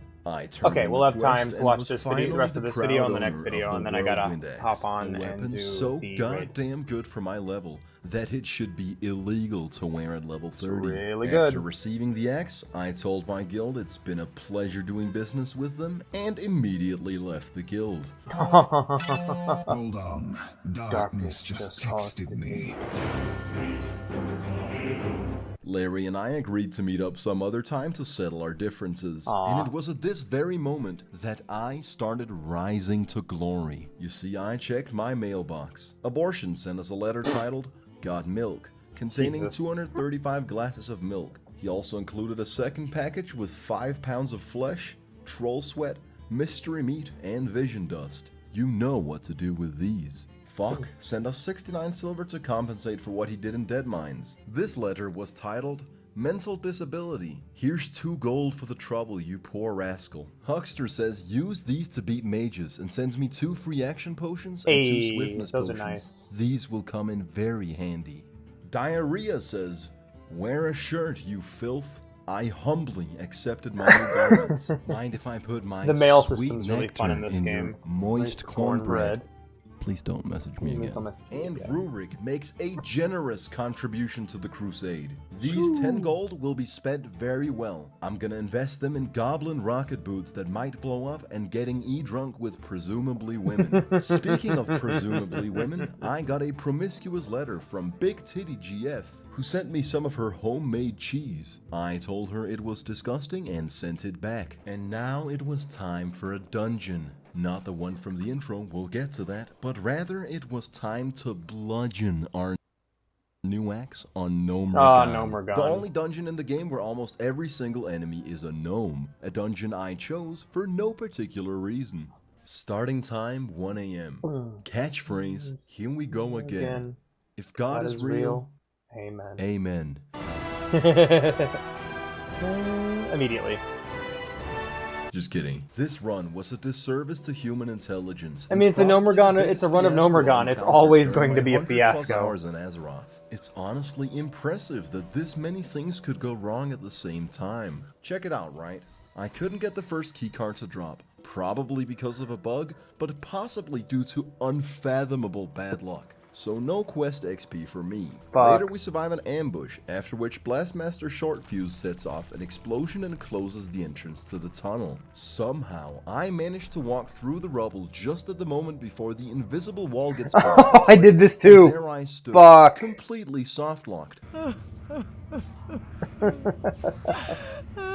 Oh I man. couldn't Hearthstone out or get my health to 0. Had it not been for the Warlock summoning portal, I would have had to start a new life as a cave dweller. Our whole group then goes on to miss the second punch card, and our warrior needs for a ring with spirit and stamina. This caused Tractor, our mage, to have a mental breakdown. As I'm focused on the chat, I managed to aggro a group of mobs. My comrades stand still and watch me die. I call Tractor a redditor. He leaves the party, and I managed to get exactly 11 out of 12 essential artifacts before having to give up. Considering literally everything My God, went wrong, Nomergon's a I thought mess. it couldn't possibly get any worse. So I find a new group and start all over. That jump was perfect, by the way, and on purpose. Nomergon, or Nomerigan, Nomregan, whatever. Nomergon. Is a stale experience with a bit of charm to it. It's not utterly poorly designed like Stockades, but there's nothing extraordinary either, so let's skip past all the boring shit. 5 AM, we wiped to these arcane nullifiers, and got to re-experience Blizzard's patented, gruesome, walk to your corpse gameplay. We make a calculated jump that brings us within an inch of losing our lives. I get disconnected. After reconnecting to the Blizzard multiplayer experience, I use the auto blow too, because might as well while I have the chance. It's not like I'll ever do this godforsaken fucking dungeon again. Then, after a long night of harsh grief and misfortune, it was time Not for as the bad as some of the boss. endgame dungeons, but You already know what I did. If you've seen the first 3 videos, you know the pattern, you know what's coming, you've seen this before. Going utterly against the suggestions of my comrades, I charge in whilst our healer has 0 mana. Oh my Proceed God. to die without popping my health potion, and somehow Smooth. I still have the fuck fucking is wrong nerve with to you? ask for a goddamn revive whilst my whole group gets slaughtered. After we all wipe, I had to undergo the walk of shame. After spending a wide amount of time to get back to the boss room, I finally managed to beat Nomerigan. It's at this point that I'm supposed to feel satisfaction, but let me tell you, no matter how many completed quests I have in my log, no matter how close I am to hitting level 32, there's absolutely no happy juices left in the brain when you're at the tail end of this an is really infamous selling me on WoW not playing session official till the WoW sun Classic. rises. Dude, it was rough. Having had my fill Like, of dungeon grinding, I decided to go on an adventure. It's rough. Seeing as I'm the type of person who would rather spend 3 hours of my life than Google the next appropriate zone for my character. Also, Nomergon sucks. I started at Hillsbrad Foothills, went through Silverpine Forest, and found a giant purple ball in Dalaran. I met this undead priest who danced with me and licked me, after which I'd earned his trust. I led him into a faraway cave and fucking killed him. I swam across Lordamere Lake and met this old couple living in a house. I found out the hard way that they don't take kindly to strangers. When I finally got away from them, an assassin unstealthed and killed me in cold blood. And then I did all that again, in wisp form, after which I entered Horde territory. And since Tirisfal Glades apparently wasn't scary enough, I decided yeah, going to the venture Undercity, into why don't ya? Undercity. I quickly changed my mind. Now here is where my exploration took an unexpected turn. I saw a Zeppelin for the first time, seeing as it was garrisoned by death guards, packed to the brim with Horde players, and headed to an unknown destination. I immediately knew I had to board it. Using corpse walking, I res inside the airship and fly off into the distance. As you're eagerly being waiting shot for by all the lands.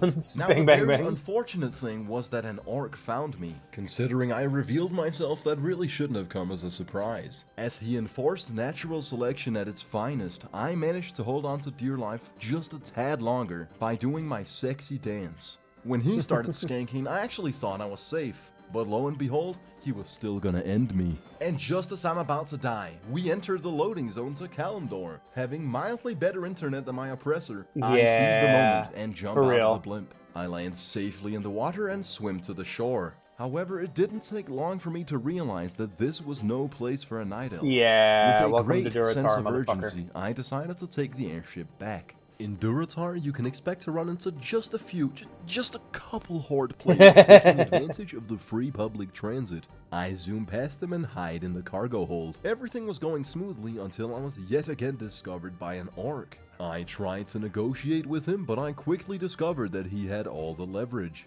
When he inevitably tries to stab me, I jump out of the Zeppelin. I break my survived the legs. fall just to be met by a small army of horde players that can all see the big red arrow above my head. I suppose what happened next was to be expected. Jesus, I'd had yeah, you enough get of it this bad. shit and took the Hearthstone home, flew to Theramore Isle, and ran through Dust Swallow Marsh.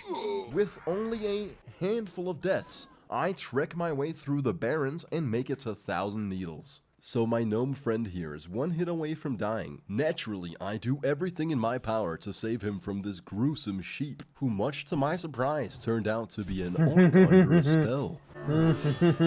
Man, look at that. That's just goddamn beautiful. It took me 3 hours. Now in WoW, you can't actually communicate with the Horde. Whatever they write gets distorted into Orcish, but people have figured out how to type shit in Orcish, and when I tried questing only to be slain time and time again by this bastard who kept telling me to go back to retail, I'd had enough of this terrible place. In a last-ditch effort, I went to Gadgetzan to pick up a flight path so this entire journey hadn't been for nothing. And that was the very moment that I received a message from the gnome, asking if I wanted to join in on farming Scarlet Monastery, on the condition that I stopped picking on gnomes. Like the little Even guys, knowing my don't track ya? record with dungeons in WoW, I convinced myself that this was the move, seeing as the boss could yield an axe I wanted more than anything else in this game. Therefore, It's a cool I looking went axe. all the way back to Hillsbrad Foothills and met up with Larry. And this is actually the funny part. Remember that entire journey I just described to you? Now I had to do half of it again. And together with an individual who simply couldn't stop talking about how I should stop being mean to gnomes. So you like to pick on little What's the guys, guy's eh? thing? With 10% luck, 20% skill, and 15% concentrated power of will, we actually make it to our destination in one piece. 10% Now, if pleasure. almost every dungeon leading up to this was a full-blown clusterfuck, this was a well-oiled machine. A symbiotic magnum opus. I always forget showcasing that Scarlet Monastery is so far into the game.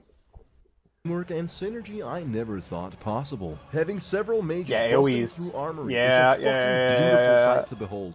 Prior to this, if I aggroed I a am few mobs, I was the bastard who fucked up. Now, anything less than 10 mobs was considered wasting time. I had to throw in the towel and admit, alright, I'm having a good time here, this is fucking gameplay. Larry even drank the Noggin Fogger elixir, which made him even smaller, and honestly, I respect a man of that size. These gnomes were clearly giving me the absolute hookup, and I could do nothing super but cute. reciprocate. Leading us to the part in the intro which I so shamelessly clickbaited you with. Unfortunately, I'm sorry to inform you that nothing extraordinary happened beyond that point. We ran the dungeon a couple times. Herod I died. got Herod's helmet and shoulders, yet no axe. Nice. The day after, I decided to try again with a new group, but without the mage hookup, it was painfully slow. We ran the dungeon for 4 hours before the Ravager finally dropped, at which point, Svanpult, the man who'd previously informed me that the axe was of no use to him, needs on it, and I lose the 50-50 Oh my roll. God, you Dungeons in World asshole. of Warcraft, man. I'm starting to see a pattern here.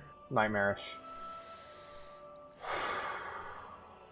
As a silver lining to end the video on a high note, I rekindled with my bangin' WoW GF Elizabeth. She'd been grinding the real world, resulting in a solid level deficit, landing me the power position in the relationship. Financially, I was a powerhouse. DPS-wise, I was a primal fucking animal, and that's why they always come crawling back, especially if you don't tell them about the letter from Big Titty GF. Anyways, that's the end of our journey for now. Getting E-smashed with presumably women. Would our hero ever get the Ravager axe? Would Swak Wictus rise to the occasion? And what gruesome adventures awaits our hero? I suppose you'll find out if I don't quit playing this game. Which I might.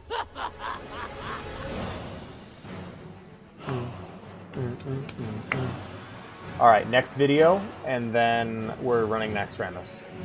And I don't know how long that's going to run. That might run towards the end of the stream. It might go beyond it. Our Who hero knows? attained the Whirlwind Axe, traveled to unknown lands, fruitlessly farmed Scarlet Monastery, and rekindled with our bangin' WoW GF. No one's in raid yet. Continuing the adventure, I bricked my computer trying to install an SSD. And decided that in the spirit of fiddling with mechanical contraptions much too complex for my feeble human mind, I wanted to be an engineer. You see, thought I I already did wasn't this, having but fun yeah, I with just mining now and signed up. blacksmithing, so I ditched two of the most financially viable professions in the game in Sorry. exchange for the least profitable thing. job in Azeroth. Presumably a stark women. Are we all contrast to being an presumably our engineer gender? in I guess real so. life. Ignoring the I guess impending so. need for money to buy a mount at 40, I viscerally followed an engineering leveling guide, knowing full well that my viewers would send me money to give me the authentic Asmon Gold experience. Good I old spent Asmon a good Bronze. 15 minutes making this jump, so please appreciate my position of tinkering. Hell no yeah. one in this game seemed to acknowledge my masterful movement. Anyways, I decided that the steep price for coarse stone on the auction house was a bit of a ripoff, and decided to go all the way to Darkshore to get them myself. After a few hours, 30 minutes of honest work, I returned to Ironforge. Before I started this gruesome endeavor, I wish someone had told me that the level cap for my professions scale with my actual level. I had basically just wasted a bunch of time and gold to familiarize myself with the steep learning curve of this bastard 15-year-old game.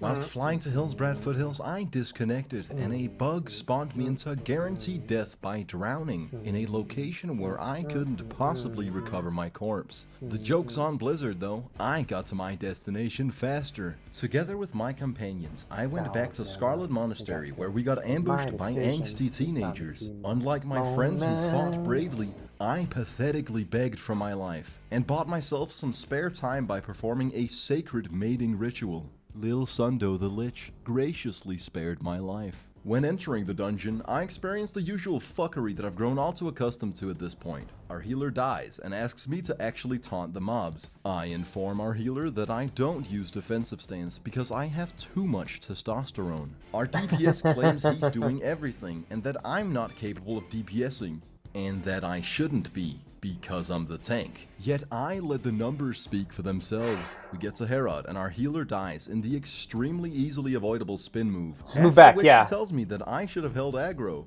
Our quote-unquote DPS then cowers in fear instead of attacking the boss. Oh my god! We wipe and Jesus! start all over. I have a Once we theory. find- I have a theory when it comes to classic WoW and how players being terrible continue to be an experience. And it's that a lot of people that were pulled back in stopped playing video games altogether at a young age and made it quite a bit further in this game because it's not really that hard. It's just, as long as you have friends to help you, you can get pretty far into the game. And sometimes that help looks like carrying, and is. So I'm thinking there's a lot of people at endgame with classic WoW finally that had managed that to take problem. down the boss. Versus a Drops private the server, 6 which set tends to pants. attract people I who've already roll a played the game. 22, and a single tear falls down my face. We try to run the dungeon one more time, and with our inoptimal setup, we painstakingly skank our way through the whole thing. Excited, I type. Now the axe drops, and I roll a 99. However, the boss was nowhere to be found, because I'm apparently incapable of properly resetting a dungeon. Oh no. Apparently, leaving and jeez. re-entering isn't enough. You also had to click a button. This is reset all instances, yep. Since I'm goddamn tired of showing you me farming armory over and over again, here's my 37th run where I finally acquired the Ravager. Yay! This is the single biggest upgrade to the stand and hit gameplay. Now this game is fucking easy. Look, I don't even gotta do anything. Although, for fear of copyright infringement, I recreated this music piece myself with a royalty-free beat. You spin me right round, baby, right round. When we Granted, go everyone has down, told me when running we in. go Yeah. down. Well, I mean, I Yeah, feel like couldn't that's really part of my find a match coaching, with has that, been but, you don't know, run. Times are Because, tough. like, when you Then run I off, check you're my mail to gonna find the most generous mess up the donation order. source thus far. Daddy Chill graciously offers up the fiery war axe, or as he calls it, his kook cleaver, my first purple piece of gear. Excited to test it out, I go to Stranglethorn Vale, the North Korean border of Azeroth, home to the Gurubashi Arena, a coliseum Yeah, of but it's free-for-all been... PvP, where Oh, once every man. 3 Yeah, hours just the the amount of arena cowardice I chest see with spawns. players. It was Like, I had a 6 a.m. tank. and I decided played, to like, try half my of luck. Wrath At this with, ungodly hour, and the we arena got halfway wasn't through it, and filled I'm just with like, dozens dude, of people, but why rather do you just keep 2 doing that? Why do you keep individuals. running The off in survivor the middle was of a level holes? And he goes, 44 I get warrior, scared. and since I could tell he was like, enjoying World of Jesus Warcraft, I Christ. decided to extend the Really? game's lifespan for him by a couple minutes, landing me the arena chest on my first try. I'll have you know that in over 100 hours of game time, looting this chest with PTSD from all the rogues that have previously unstealthed behind me were the most nerve-wracking 5 seconds yet, perhaps on par with Hrothgar's final moments.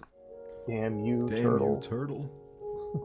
Damn you, I turtle. later tried again at 9 and 12 a.m., and it turns out I just got extremely lucky. It's nearly impossible to get this damn chest. Satisfied with the spoils of battle, I went to Booty Bay, where I found an AFK player. Going against my better judgment, I decided to ruin his day. I should have looked twice not an though, AFK because player, this that's was the no Horde Flight player. Master. It was the Horde Griffin Master, And who ended my get measly fucked. existence in seconds.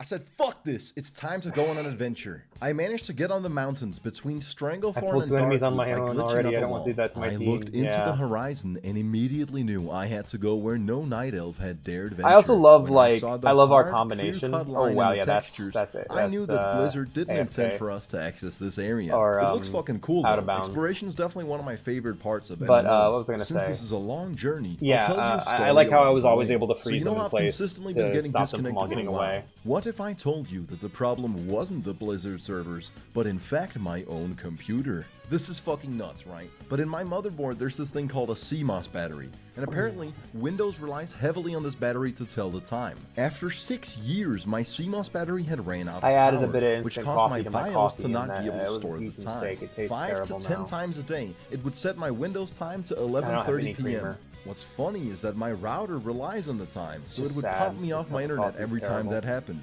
I'd like to say that's why I haven't streamed in months. But truth be told, it's because I fucking hate streaming. I love streaming. Anyways, I ordered a new CMOS battery online, but because I'm stupid, possibly because my parents dropped me on my head as a kid, but likely just due to my lack of education, I'd bought the wrong one. And this next part is kinda unbelievable, but genuinely true. Just I happened to imagine find the you're out correct there. battery Holy shit. lying Wait, on the what's- turn up. ground outside of where I do physiotherapy for my scoliosis. 1, Together with a 2, friend, I 3, busted 4, open 5, my 6, 7, computer 8, only 9, to 10. find 10 myself people. I don't in know a if- troubling predicament. I do not My know motherboard, the Asus Maximus if- Formula 6, has all this armor on it, and 30 along minimum. with it, a Fuck, I don't know if we'll be able to massive run design this flaw. tonight. To get to the CMOS, I'm I looking would at the have Max to Remus raid literally sign up, take and my it's just not entire there. PC apart, to then unscrew the armor from the back of the motherboard. We might be then wrapping this up install early the new tonight, guys. CMOS, put everything back together, and possibly Or we might just be twice in watching case all the these battery I videos. found on the ground was used. Considering that it's 6 years since I built this PC and I almost bricked it trying to install an SSD, it's safe to assume that this process would completely break my computer. My solution? I decided to use knives, Oh, never mind. scissors, and pliers to directly cut into my motherboard. Eventually building my frustration to the point where I brutally ripped off the armor with my bare hands. No, I'm gonna show up, and if people After show, which that's I great. put If in a not, mysterious battery that I fucking found on the concrete outside, plugged For my a random- computer for a back random in, drop, and it right? literally fixed the entire problem with no repercussions. Moral of the story? Use power tools on your motherboards, kids. And also, I really needed some filler for the middle of this video. I don't know if you can tell. Anyways, this is where I ended up. I'd gone all the way past Darkwood, Deadwind Pass, and the corner of the Blasted Lands, behind Zul'Gurub, to finally end up at the back end of the Tainted Scar, from where I only had one path available to me. I engaged in a kerfuffle with gravity and stress-tested my bones. I was then forced into a 10-minute resurrection sickness and a 25% durability penalty on all my equipment. Mind you, in an endgame zone with one singular Horde player who enforced his own all-encompassing no Hearthstone philosophy. After a sudden reminder of what World of Warcraft is actually like, I returned to the intended gameplay experience. I made a dreadful choice when I decided to go questing in Arathi Highlands. It's rough in these streets. We gotta kill these elite mobs. Unbeknownst to my party, I'd already attempted this yesterday with different people and I had Otto's head. There's 2 bosses, the other being Falcon Crest. You know the drill. We corpse walk into the castle. I don't have any healing potions and I refuse to use shields. Of course, we fail miserably. it's rude. But you gotta understand, we're veterans of this shit. At level It's 36, we're dungeon-hardened fucking animals. All of us have been through this countless times. It's a goddamn I really hope that raid gets to happen tonight. I really do. Yeah, I hope it gets to happen, and I hope we get to beat it, because I would love for this to be my final chapter with it. If not, that's okay. If not for the I did fact my that we time. immediately I didn't damaged them finish it. breaking That's the okay spell. with me. With our I beat primal the instincts, base we game. execute I didn't beat extremely the extra basic game, I game guess. mechanics and exude the very simple coordination required to beat this. I have That is more than right had my until fill of a vanilla party WoW. of Horde players waddled in and clearly demonstrated that they didn't intend to wait 10 minutes for these dudes to respawn. We wipe and begrudgingly return to the castle, then wait patiently. That is until 7 minutes later, when I realized that Falcon Crest's loot belonged to us, as one of our party members had been alive when our assailant killed him, leaving not just all 5 Horde players unable to complete the quest, but also my 4 poor comrades, who'd be able to rectify the situation in 3 measly minutes. It was at this point I said, "It's been a pleasure doing business with you," and continued my crusade to ruin the authentic classic experience. I decided I'd had my fill of the patented kill an orc in a castle gameplay and began the quest chain for all of Scarlet Monastery. Seeing as I'd farmed one wing 37 times, I might as well experience the whole dungeon. After undergoing a multitude of repetitive tasks, I headed to Desolus. Now you might recall me having a tough time in Stone Talon Peak, which is on the way to where I'm going. I made sure to rectify the situation at hand. It's always exciting discovering a new place you've never been to. You never know what's gonna happen. You could see a reskin of a mob you've already killed hundreds of times, slightly different looking NPCs with one of the dozen voices you've heard countless times. Hello. Or maybe you'll even see purple water. If you're really lucky, you'll get the pleasure of doing an escort mission. God, I love this 15-year-old game. It's so bad, but so good. Questing in Desolus did have its moments. After getting ganked, I got revived by a holy saint who complimented the videos. Little did he know that he was about to receive a multitude of letters containing. Sorry, I'd be so sorry. I wanted to give our character time. What? What? Give our character. Sorry, I'd be so sorry. I wanted to give your character time. Yeah, it's all good. Welcome back, man. Welcome back. Make it happen. That's your boy taking on 6 mobs at once, by the way.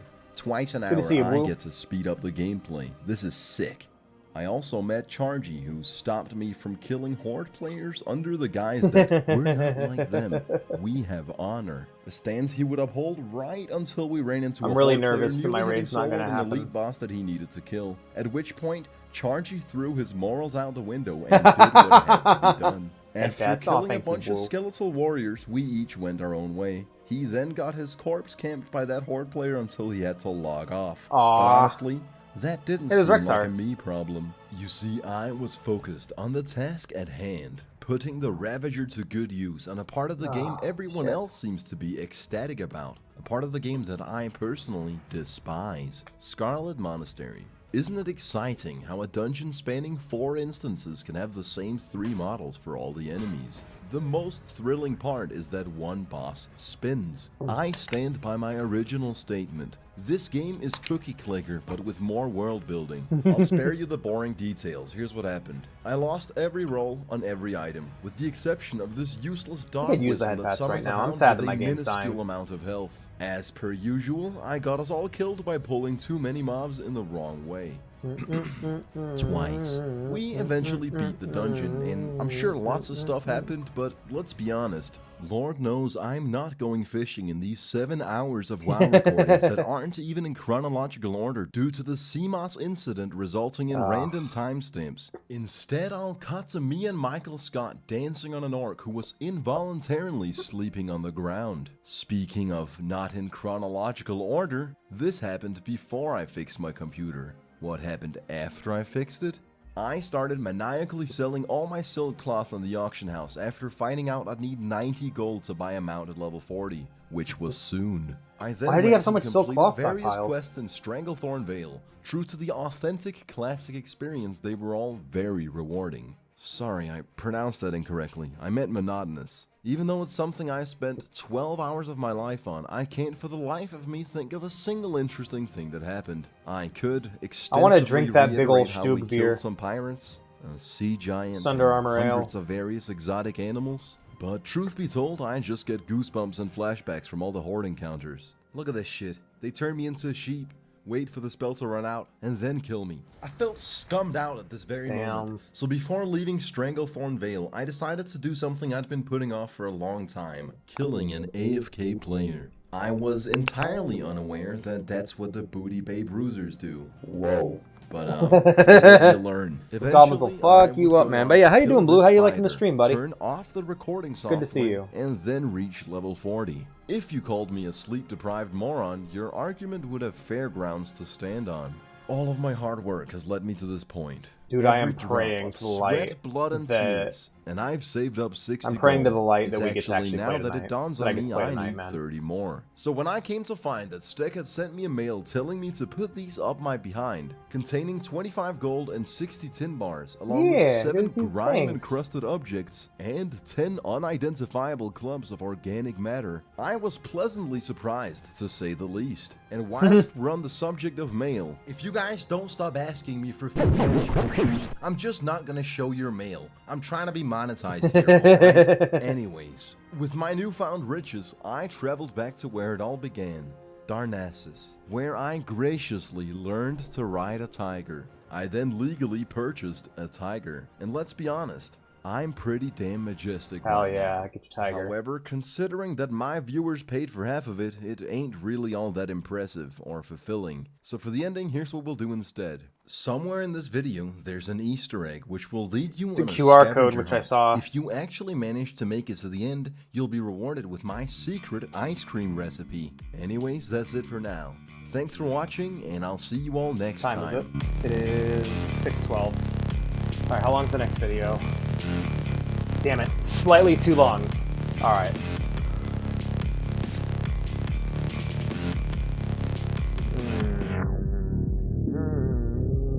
Alright, let's get to the next video, and then we can kind of figure out what we're doing.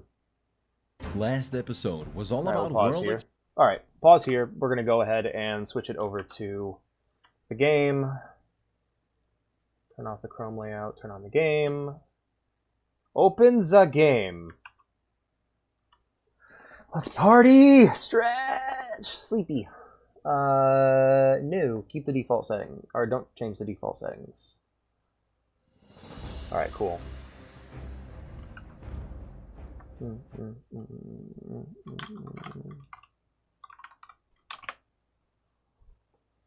Alright, we in?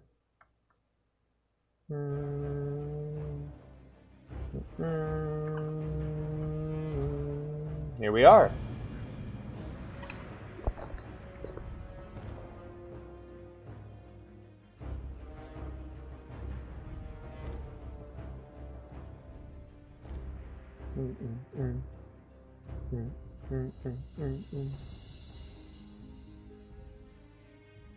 Alright, here we are getting ready for shit. I'm gonna switch over to the guild tab.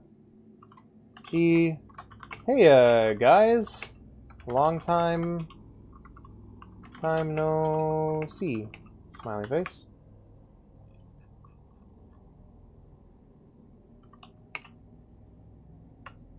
That's strange.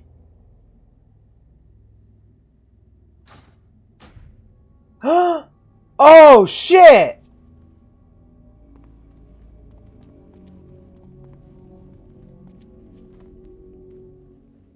I'm not in the guild no more. What the hell?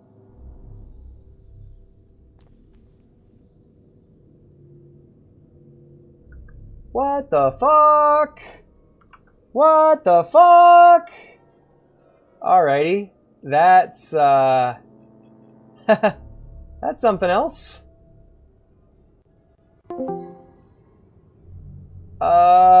Huh. Yo, guys. Yo, could I get a guild? INV? Alrighty. That's new to me, but okay. Yeah, here I am. Not in the guild anymore. Was not expecting that. What quest am I in currently? Echoes of War. Don't know what that's about, but, yeah.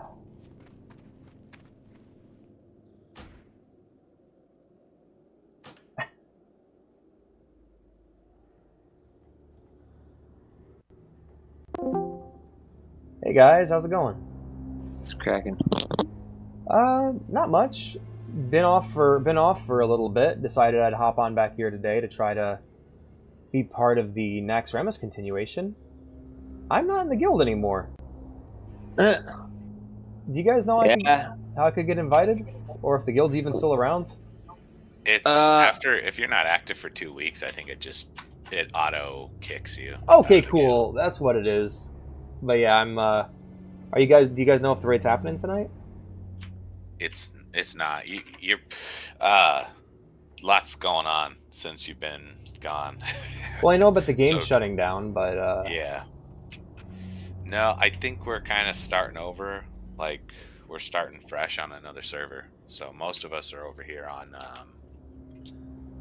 Ascension. It's Epoch Ascension. Oh, is that the one where it's like classless? Classless? No, I don't. It's not that one, but yeah, it's just another realm. Okay. I don't think the Nax raid's going on. We didn't even do Nax Monday, so that's usually like the day that we will start Nax Ramus, and then Wednesday's our continuation, which would be today, right? Yeah. Oh, okay. So yeah, there's no continuation because there was no start. Correct. Well, shit. Yeah. All right then. Well, you guys have a good one. Take it easy, Vid. Yeah. Bye. Bye. Fuck. Well, so much for that. That was a good guild, though, no doubt. All messages. Let's press everyone in here. Yep. Well, that's depressing.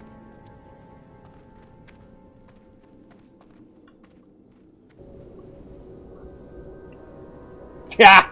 Yeah, right. That ain't happening.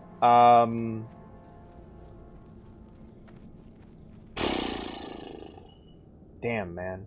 Damn. Well, it was a time. I'm very sad about all this and what happened. Where's the bat handler? Speak quickly. Embrace the shadow.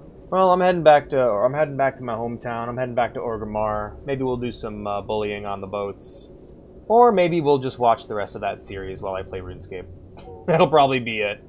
That is a proper fucking bummer, man. I had a hell of a run with this character. Dude. God damn it.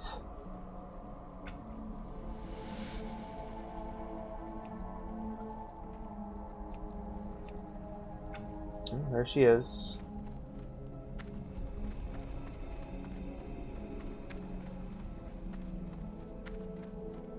You know, I would have loved to clear Nax Ramus. That'd have been a lot of fun, but I guess that's for another day. I am very sad about how this all ended up, and yeah, it was a lot of fun to play on the server.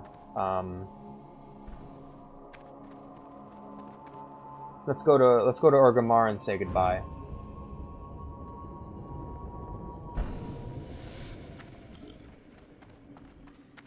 Man, I want to cry right now. I'm so bummed. I was so looking forward to that. And they've already moved on. It was a fucking shame.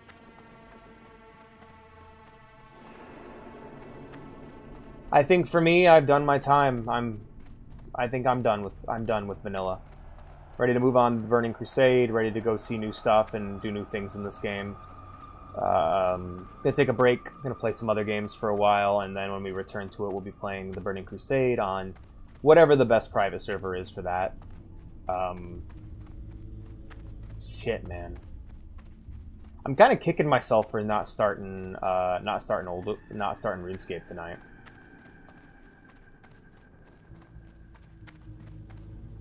It really isn't like, I wish people gave it more of a chance, because it's an amazing game. It's an amazing title.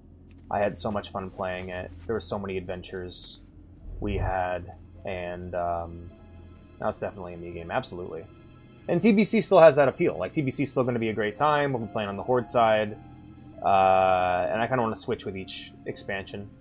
But yeah, we got a long road ahead of us. WoW's not over. We're going to come back and we're going to kick ass and take names just like we did before.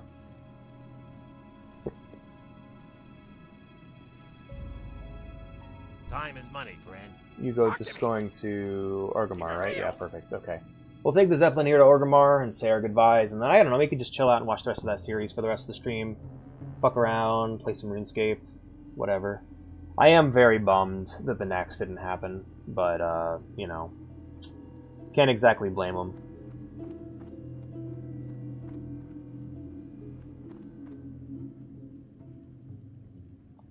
What I can say is it's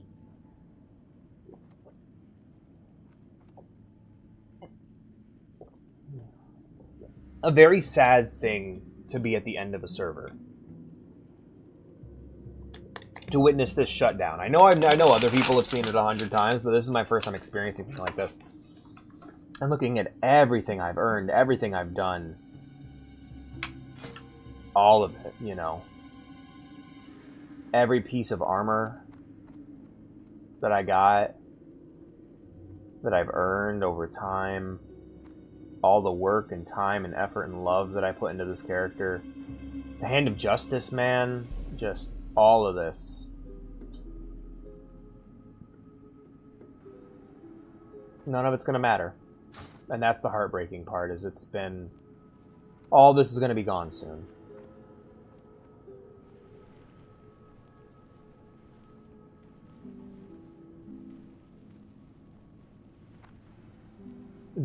Someone needs to stand up to these fuckers. Like, for real. Someone, like...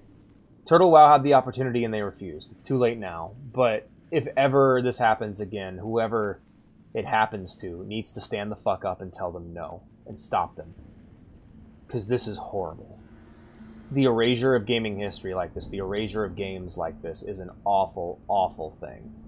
Just because you didn't make it. Just because you don't have the talent to make something like it. It's very fucked up.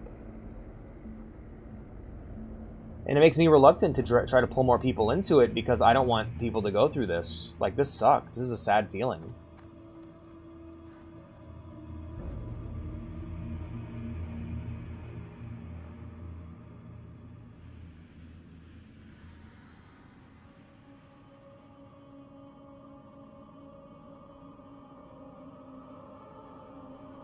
All I know is next time if this happens, like if we get into a WoW server and it's like, oh, a cease and desist happens, we're jumping out right then and there.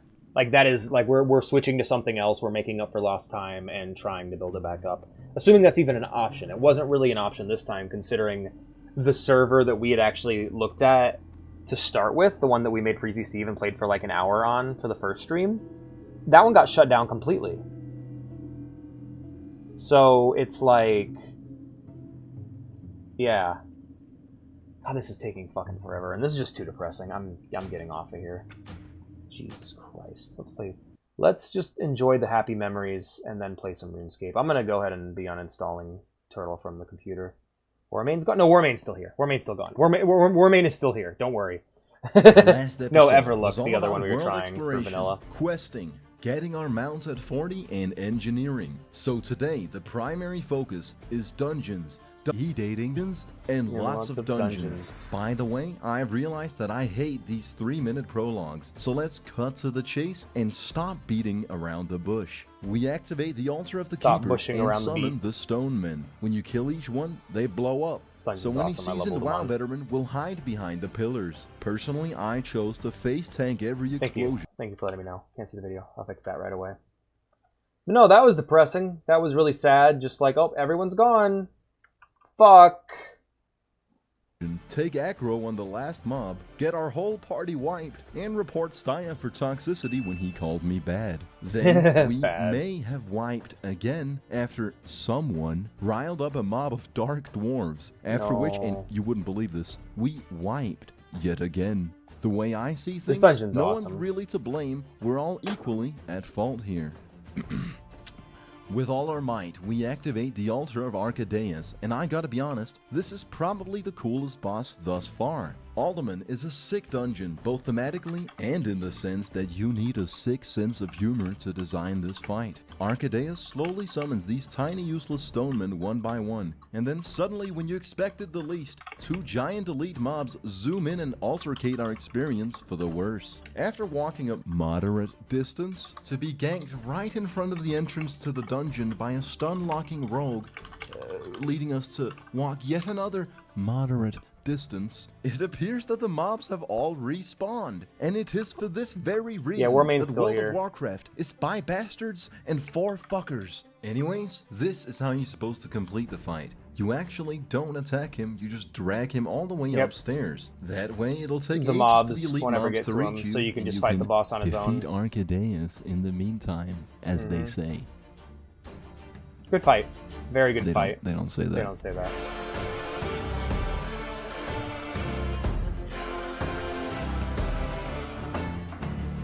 You better believe I started questing in Feralis. This zone is cool as fuck. In fact, let me tell you about it. Basically, what happened is that in Feralis, I made the executive decision to say, man, fuck this shit. We're gonna do another dungeon. I teamed up with some players I met during a robot chicken escort mission in Tanaris. Along with my now level 60 friend Larry, our party was fucking stacked. Merely 5 minutes into Zul'Farrak, I acquired the best in slot gloves for my level. Ka-ching! We rob some graves and fuck up some zombies. Then walk up this dungeon's really great too. Zul'Farrak's and fucking rad. Execute the executioner. Free the caged folks, and now begins the kerfuffle. In this really dope. You guys want to see? You guys want to see a bit of Alex madness? You guys want to see some Alex madness? Check this shit out. So this is a document. I'm gonna go ahead and just throw on some music while we do this. You were the clock that was tickling my balls. So this is a document called the WoW Chronicles. And it has all of my WoW characters present and future listed. So we have Bernadetta here and everything she needs, including her best in slots. Next up is going to be my Tauren Shaman Healer, which I'm going to probably call Beethoven, just for the meme. And I have, for TBC, I plan on playing a Tauren Shaman Healer. For Wrath of the Lich King, I plan on playing a Draenei Paladin Tank. For Cataclysm, I plan on playing a Goblin Rogue DPS. It's going to be a remake of Pickpockets, but as a Goblin. For Mists of Pandaria, I plan on playing as a Worgen Priest Healer. For Warlords of Draenor, I plan on playing as an Orc Warrior Tank. In Legion, I plan on playing as a Night Elf Demon Hunter DPS. And in Battle for Azeroth, I plan on playing Hind Hunt and Tauren Druid Healer. And then Shadowlands Dark Iron Dwarf Monk Tank. Dragonflight Blood Elf Warlock DPS. The War Within Drakthir Evoker Healer. So basically every expansion is going to be... I have the characters planned out already and what role I want to play based on what I know is good. So there you go. There's the Alex Madness. And then here's all of Asukara's stuff. And what I was planning on doing was actually just playing through the game on my own in my free time as we streamed it. So I actually got a Dwarf Priest Healer going for TBC, then Kata, Mop, Wad, Legion, BFA, SLD, FTWW. But yeah, that's the Alex Madness, is how much I planned ahead on this WoW shit. This is gonna be like 10 plus years before we get through all this.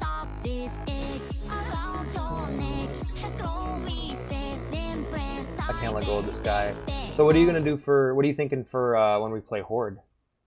When we play Horde, are you gonna make orcs do? Like standing and hitting. With a big old beard? We defeat hordes of enemies, and after a drawn-out, hard-fought battle, we emerge victorious. At which point, the people we saved I do like the idea that like Stug is this reincarnating warrior spirit that just keeps reincarnating in different races. Watch out for the snakes. Finally, we reach the end of Zul'Farrak, where Garzilla emerges from the name, the spelling changes every time. That's kind of awesome, from this plane of existence. Our group was admittedly a well-oiled machine. Individually, we were fingers, but together we had joined to become a hand. There was not a single hiccup, and it was easily one of the cleanest dungeon runs thus far. All my party being mega overleveled probably helped, but I digress. Now, why did I go through the trouble of traveling to the southernmost tip of Kalimdor? Because by completing the Garzilla quest, Goofs. I'm I like granted goofs. the carrot on a stick, which lets me move 3% faster whilst mounted. Vanilla WoW is monotonous and 15 years old, so I made the executive decision to diminish the game's lifespan. Then these trained World of Warcraft professionals taught me about a secret jump. There's one single pixel that'll allow you to get on the cage in Gadgetzan, leaving you just out of range of the Gadgetzan bruisers, meaning you're free to attack the Horde players with theoretically Evil no Stug and they are repercussions. goblin probably. That is No until the goblins spot until is taken Cataclysm. over by these fine gentlemen who showed me how it's really done. Your options After dying to are some pirates, Blood I Elf, left Orc, Tenaris. Then I Troll, yet again made the mistake of and exploring Tauren. new lands in search I'm playing of a Tauren. quests. I made my I'll be way right from back. Duskwood through Deadwind Pass, landing me in the Swamp of Sorrows, a name I would come to find accurately describes the state of affairs around these parts. Although the WoW Wiki said it was appropriate for my level, there's barely any quests here. The only noteworthy thing was a giant sunken temple, which happens to have a Horde player on it who rudely informed me that I shouldn't be in this godforsaken place. With all my armor now in the red and my Hearthstone on cooldown, I made the journey back to Duskwood, where I repaired my armor and flew to Menethil Harbor, where I met up with Larry, who taught me how to use macros. I made one single macro to switch into Berserker stance and activate Berserker Rage, then decided that I fundamentally had the optimal setup. By the way, check out this glory shot of me and my tiger. God, I'm sick at this game. Anyways, Oh, you could also be an I leveled undead. my I almost engineering to forgot. artisan level and Evil crafted Stug a and they are, handful goblin of probably. useful tools. You see, in WoW, your character Yes, it's has time- two orc time for trinket goots, slots, and at right? the expense of a moderate And you amount be of in gold, Orc Warriors engineers are get phenomenal. access to devices that can circumstantially be incredibly I'll be a healer this useful. time. I made the Gnomish Shrink Ray, which makes my enemy tiny and weak. The Netomatic Projector, which captures my enemy in a net, and the Parachute Cape that'll allow me to access unintended areas and get banned by Blizzard. These bothersome furries came up to me and bothered me. They kept asking all these questions and all this stuff. However, Larry made them disappear by layering me. Always a G. Larry and I started a fight pit outside Ironforge, but I had an ace up my sleeve. An ultimate move, if you will. If we're Oh, the fight speaking pits in are so much fun. metaphors, which we are, I suppose you could say I had one in the chamber. I was going to lure my opponent outside of the ring and trap him with my net, letting me win the duel even if I'm way lower level and under-geared. Sadly, the net backfired and I captured myself, leaving me at the mercy of an absolute whooping. I'd had enough of PvP and ran Alderman again with this role-playing dwarf who would type Drinky every time he sat down to drink. We nailed the whole dungeon without a single mistake, and Drinky was an absolute fucking god at this game. He taught me how to use the rasp emote. I then won the roll for the treasure chest, landing me a pair of completely trash bracers that I would go on to vendor for close to no monetary gain. To summarize about 10 hours That's usually of how my chests life, go. even with PvP trinkets, free action potions, and a level advantage, I still don't beat mages 1v1 in world PvP. I Of course you also don't. We're the still best. don't know if I'm enough of a man to level to a point where I'd have fair grounds on which to review WoW Classic. And yes, I still ninja loot chests without rolling for them. It's worth it, I'm telling you. I make off like a bandit. Then I made a tailor turn my Mage Weave cloth into Mage Weave Bolt, at which point Rashmak approached me with a dubious offer, with materials that I could purchase in the auction house for what I would describe as a compromise. I like Goots already. I haven't even seen him and I like him. He would enchant my fiery war axe with a fiery enchant, making it a fiery war axe. Do you know how powerful that makes me? I fucking love this game, man. I know it's a bit of a circle jerk, but despite all its flaws, this game is genuinely rewarding. At times, but all these I have come here to say hello. pieces of Hello. information are Welcome. benign compared You to caught what me I'm eating about to tell Oreos. you. How are A you, few Vintage? days It's good to see later you, is man. the very moment in time where I would cross paths with my soon-to-be new WoW GF. Aw. I met Yeah, go get some Muriel rest, in man. Stranglethorn Vale. She'd been mailing me for weeks and had finally managed to find me. Considering the solo warrior leveling experience, she was a godsend. Together we completed nearly every single quest in Stranglethorn. Man, Oreos and After coffee go which hard. we got E-smashed at 6 a.m. What the fuck am I doing with my life? In an man. excited delirium, I decided to ditch Elizabeth for being disloyal. Oh, this is and a, low-level. It's entirely no. unacceptable. The stream has been about kind of reminiscing about vanilla World of Warcraft since our favorite vanilla World of Warcraft server is getting shut down. So I'm watching the videos, these great YouTube videos that inspired me to start playing in the first place. Have you dunked the Oreos in the coffee? Yeah, it's really good, actually. That she has a real life. And that she's not actively carrying me through the game. It was cute while it lasted, boys. Aw, poor Amiri. Or Elizabeth. Mary.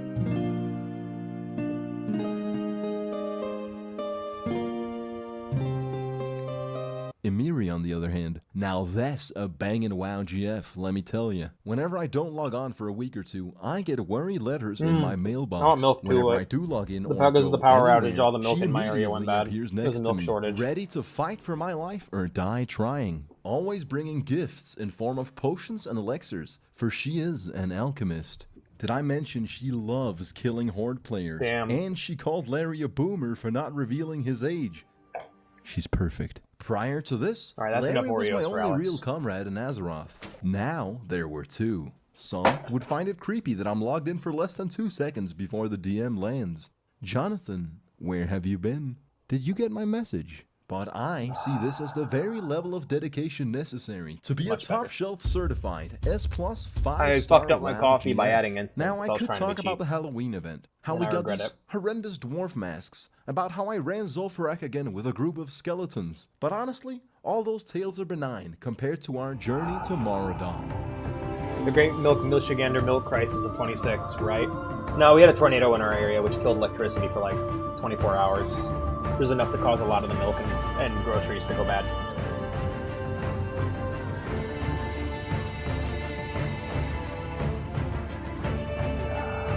God, that is good coffee. It's not, but black coffee on the throat when you have a sore throat is really nice. Like, say what you want about the flavor, but black coffee is the most, like, physically soothing of the coffees. Now, experienced WoW players, It's more but to than be honest, standing and hitting. may look at that and think to themselves, Moonglade, Winter Oh, Spring, and Asmongold. Feralas. What in God's name does any of those places have to do with Moradon? Well, allow me to explain how I well and truly shit the bed and made a crucial mistake.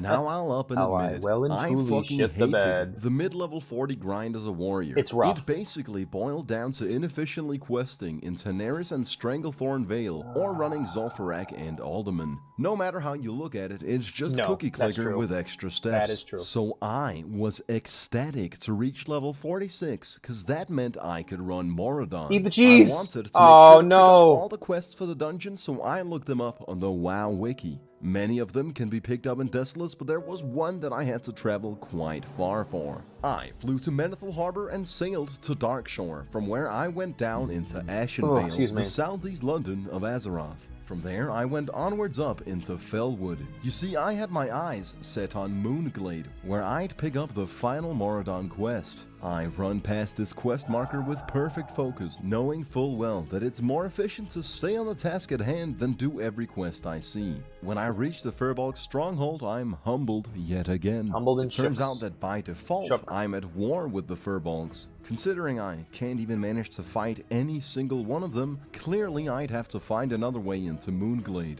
Emiri joins up Yeah. with me, and being the perfect WoW GF Oh, that God, she is, yeah, I can she imagine. informed Oh, me I can that imagine to people ally with the over-prepare like Furbolg, crazy I need ever to since grind Katrina hit. reputation. Funny enough, Don't wanna risk that would ever you happening believe it? again. That's absolutely the quest I ran past earlier. By the way, grinding rep in vanilla Rep WoW grind is is very the worst. rewarding. It basically boils down, it's very complex, try some but it MREs. basically boils down to killing the same enemy over and over and over again. So now we start doing the Furbolg's dirty work, and apparently the That's a only cool way opportunity, to though. become You get to friends try with some these MREs. Hell savages yeah. is to win a territorial land war with their enemies. Are we even the good guys at this point, or is this indeed what weak cowards would describe as morally abrupt? I'm sure the lore told us, but let's be real, I installed Questy a long time ago. Fuck reading every quest in this game. In about an hour's time, we managed to go from hostile to unfriendly, granting us safe Damn, I've heard passage mixed through things. the I know stronghold. MREs are very This hit or was where miss. my crucial missteps Like school started food. dawning on me. You School see, food. Questy showed absolutely no quest signs anywhere in Moonglade.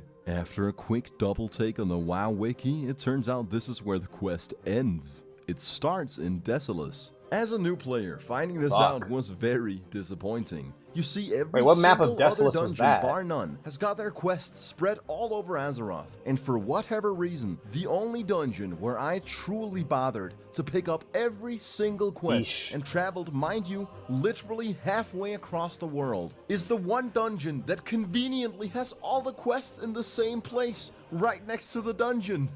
Oh boy. Alright. Going here may have Moradon's been foolish, fine. but Moradon it purple was rough. intelligent compared to my next move. You see, I boldly presumed that Moonglade doesn't have a flight path, seeing as the flight master I found was only for druids. Taking the Hearthstone would also be inefficient as it's set in Ironforge, which is quite far from Desolus where we're headed. Yes. Emiri and I ride all the way stock back to you the up. Furbolg No. Stronghold and make our Wait, way that's through not a the laxative. endgame That's zone the opposite of a Winterspring. laxative. When we finally reach the flight path, I get yet another taste of the delicious first-time WoW player experience. You see, I didn't have any connecting flight paths to Winterspring, and therefore I wasn't able to fly anywhere. As it turns out, I'm laughing, there is a flight path in Moonglade that's actually required to fly from Winterspring. It just happens to be in a random location out in the woods that no one would randomly run into. That makes sense. I go all the way back But the gum to will help you Moonglade relax and pick and up help you said poop. flight path. Sounds good. Then fly to Desolus where I meet up with Emiri. And the best part was that at 5 AM, our odds of getting a party for Moradon were close to null. So I humbly come to terms with the fact that I spent an entire night getting 2 flight paths and some reputation. Then Jesus. begrudgingly turn off my computer. The day after, though,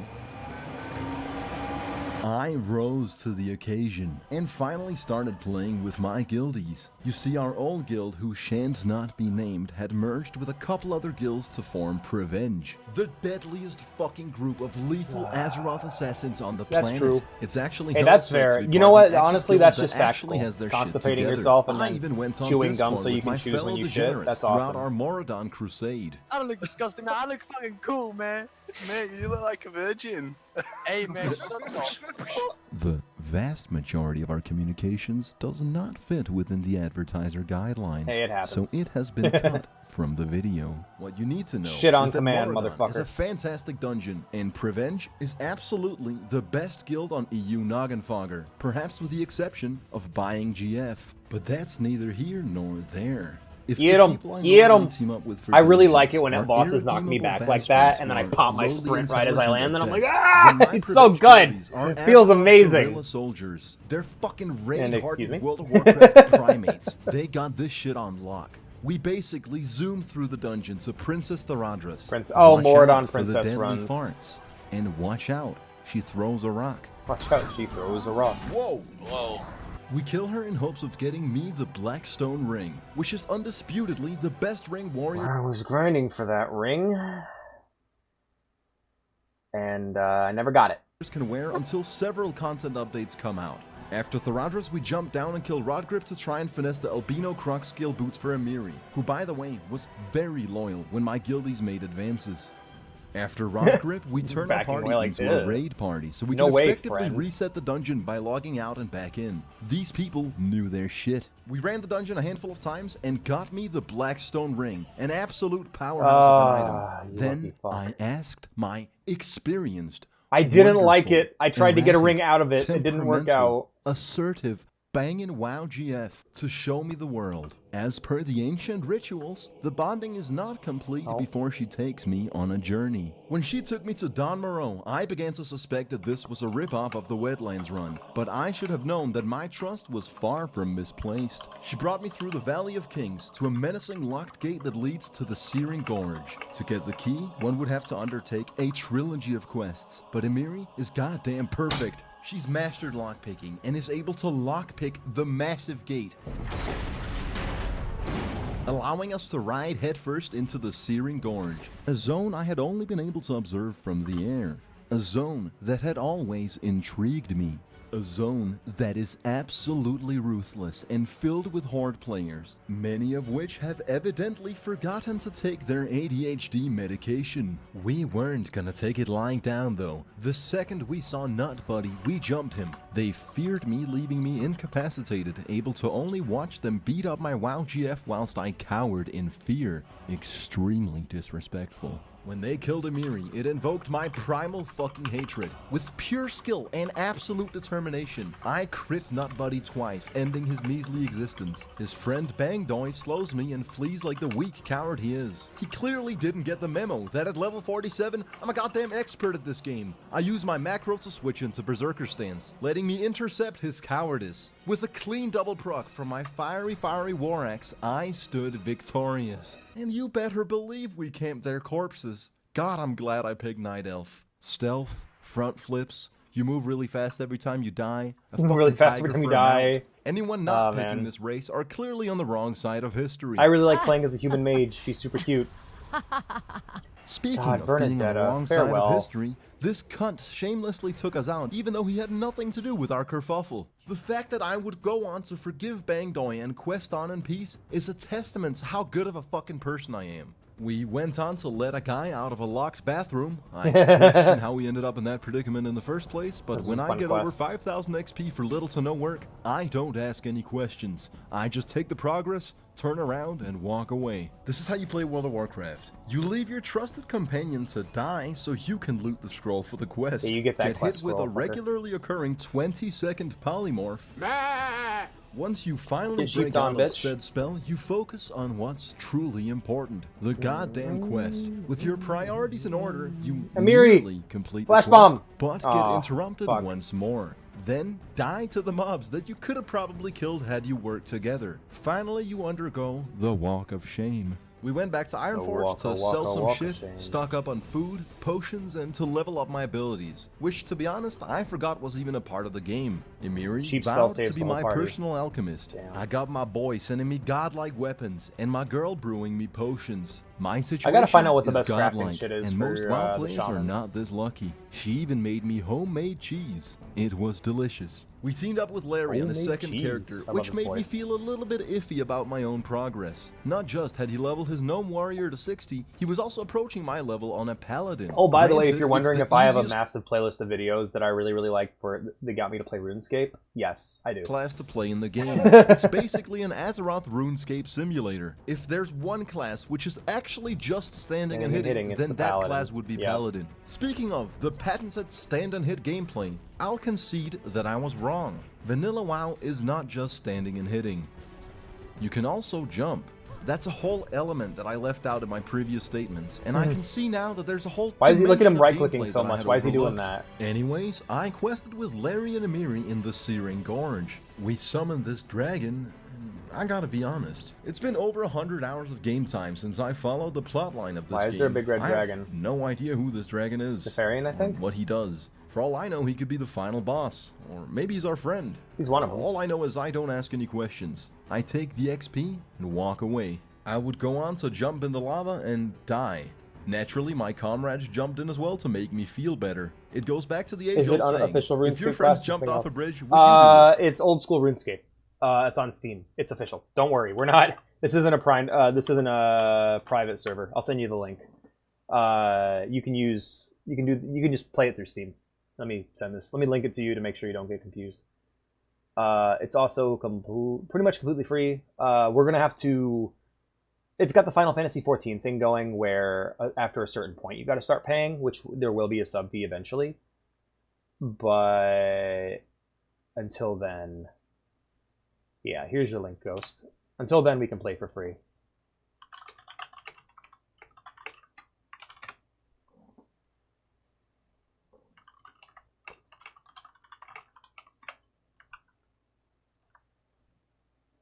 Well, if you want to be a top shelf certified 5-star WoW GF, the answer is yes. No hesitation. With haste. Immediately. We then farmed Incendosaurus for XP, finished off a bunch of quests, and then traveled to Stranglethorn Vale to take a shot at the arena chest. Not Which we never just did. as there That'd have been potentially fun. spoils of battle, Last thing but for if you us to try actually to do. spent I countless just don't hours wanna. to loot it and get the I'm just arena playing the master game makes me 12 sad right times, now. you can turn them in for the Arena Grandmaster Trinket, which is actually That's really half cool. decent.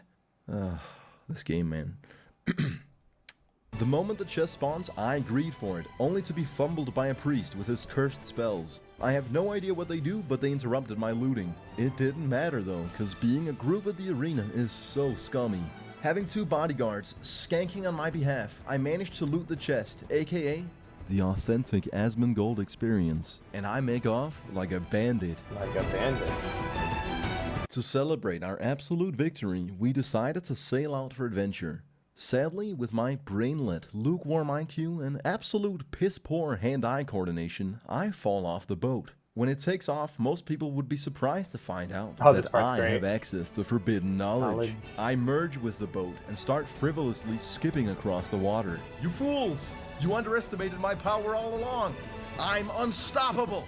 Look at the technique, the grace, the dignity. I love All how he's this picking time, up speed. I faked Look at that. being a really bad beginner at this game, when deep down, at the very core of my being, I was actually the greatest of all time, a true legend of Azeroth. I'm actually the fucking champion is what I'm telling you. Do you feel my sheer fucking energy? The spring in my step, the glint in my eye, the fire in my belly. What do you take me for, a goddamn fucking casual? No, I'm You the won? greatest. And then I load into Kalimdor, losing all my momentum. Incredibly unfortunate. Along with me, my ego was buried at sea. I had dreamed of a glorious death in battle, with demons, gods, or even drawing my last breath killing horde players. Yet in my final moments, I'm cold, alone, and I have no one to blame but myself. Moral of the story? Fucking trash, 15-year-old game. You can't even boat skip. Literally unplayable. Buried deep beneath the waves, betrayed by family. To his place and with his last step cried, beware the daughter of the sea. Fucking fire song, man. Over 250 hours ago, I set out to do one thing and one thing only. Play WoW Classic to a point where I'd have fair grounds on which to review the game. A feat that eludes me to this very day. Personally, I'd argue that at the very least I'd have to reach the max level and kill the final boss. I think that's a strong case for a bare Ragnaros, minimum. my beloved. So how exactly did I end up losing all my gold in an Ironforge gambling ring after being roped into a terrible race war? Well, today's tragic tale starts with the release of Phase 2.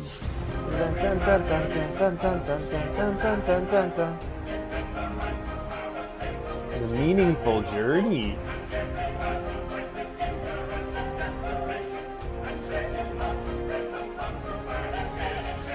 One simple change. Look, Killing other kill. players now grants you honor points. Yep. The higher your honor rank, the better the rewards. As a new player, I assumed that was Maybe just a one day minor I'll do more patch WoW and nothing PvP. to I just really didn't worry enjoy it. about. Yet I logged on to see Azeroth on fire. The entire beautiful world they'd built, completely ruined. That's not my opinion either, just objectively. Here's an example. I want to go questing in Western Plaguelands. After dying a moderate amount of times, I finally managed to complete one single quest. Then on the way to the NPC, I die a couple more times. No big deal. Except, oh, they have now killed the guy who gave me the quest. Alright, this is no good. We'll have Yeah, to the fly entire away, player base just except goes to they war with killed each other. The Flight Master. I'm kind of sad I never got to forces us experience to this. actually experience what the WoW community calls the meaningful journey. Whilst I do enjoy the part where you're riding through breathtaking areas that clearly stood the test of time, and even 15 years after its release, still manages to I do not know if captivate I the care player, for PvP. and coupled with the legendary music, immerse them into this beautiful world.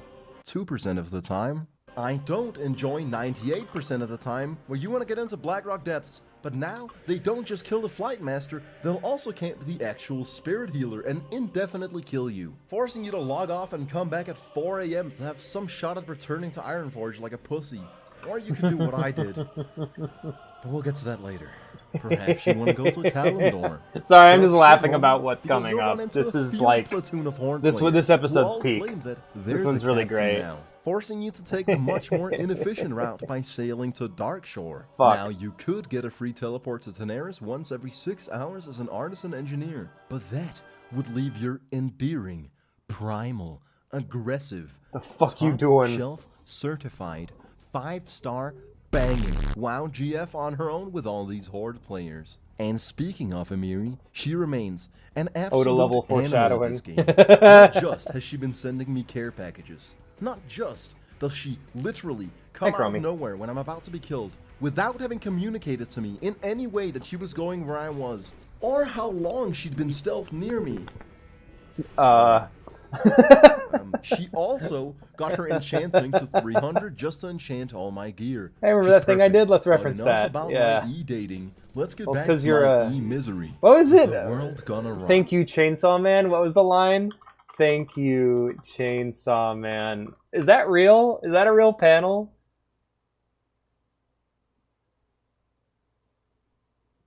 Chainsaw Man. Thank you, Chainsaw Man. Oh yeah, because you were fighting with a chainsaw. Dude, is that a real panel? Holy shit! Thank you, Stug. Stug. Well, cause you Stug. Oh yeah.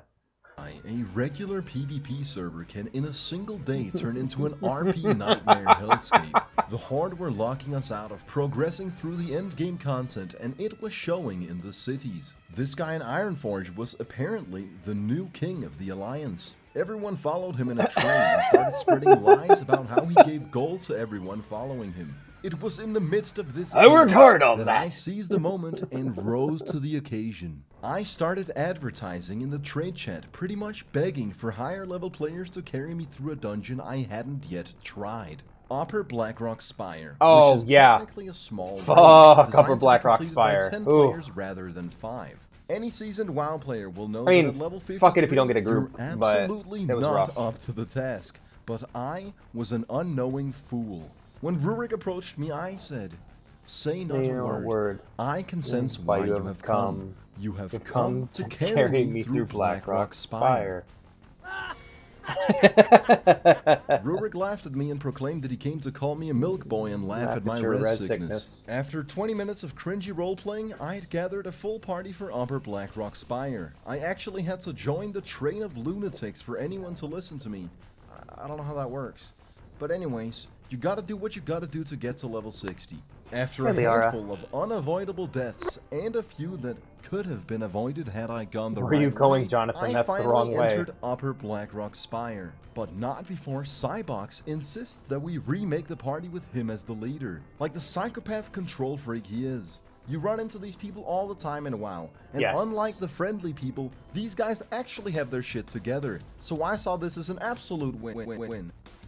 I entered the first room of mobs, and with my level 53 aggro range, continued to immediately pull Oh every my single god, mob. oh my 10 of us god. Get obliterated. Woo! The worst wipe I've ever caused. Then these level 60 psychos actually started domesticating me. They put me on the bench. They Yeah, tied get me benched, out. fucker. My only privilege was watching them from afar whilst they you see that room with the eggs?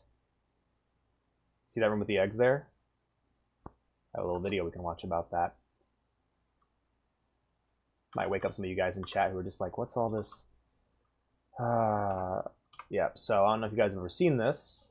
I thought this was in a raid, but no, this is in a dungeon. So this is all of them in Upper Blackrock Spire. Okay, guys, these eggs have given us a lot of trouble in the past.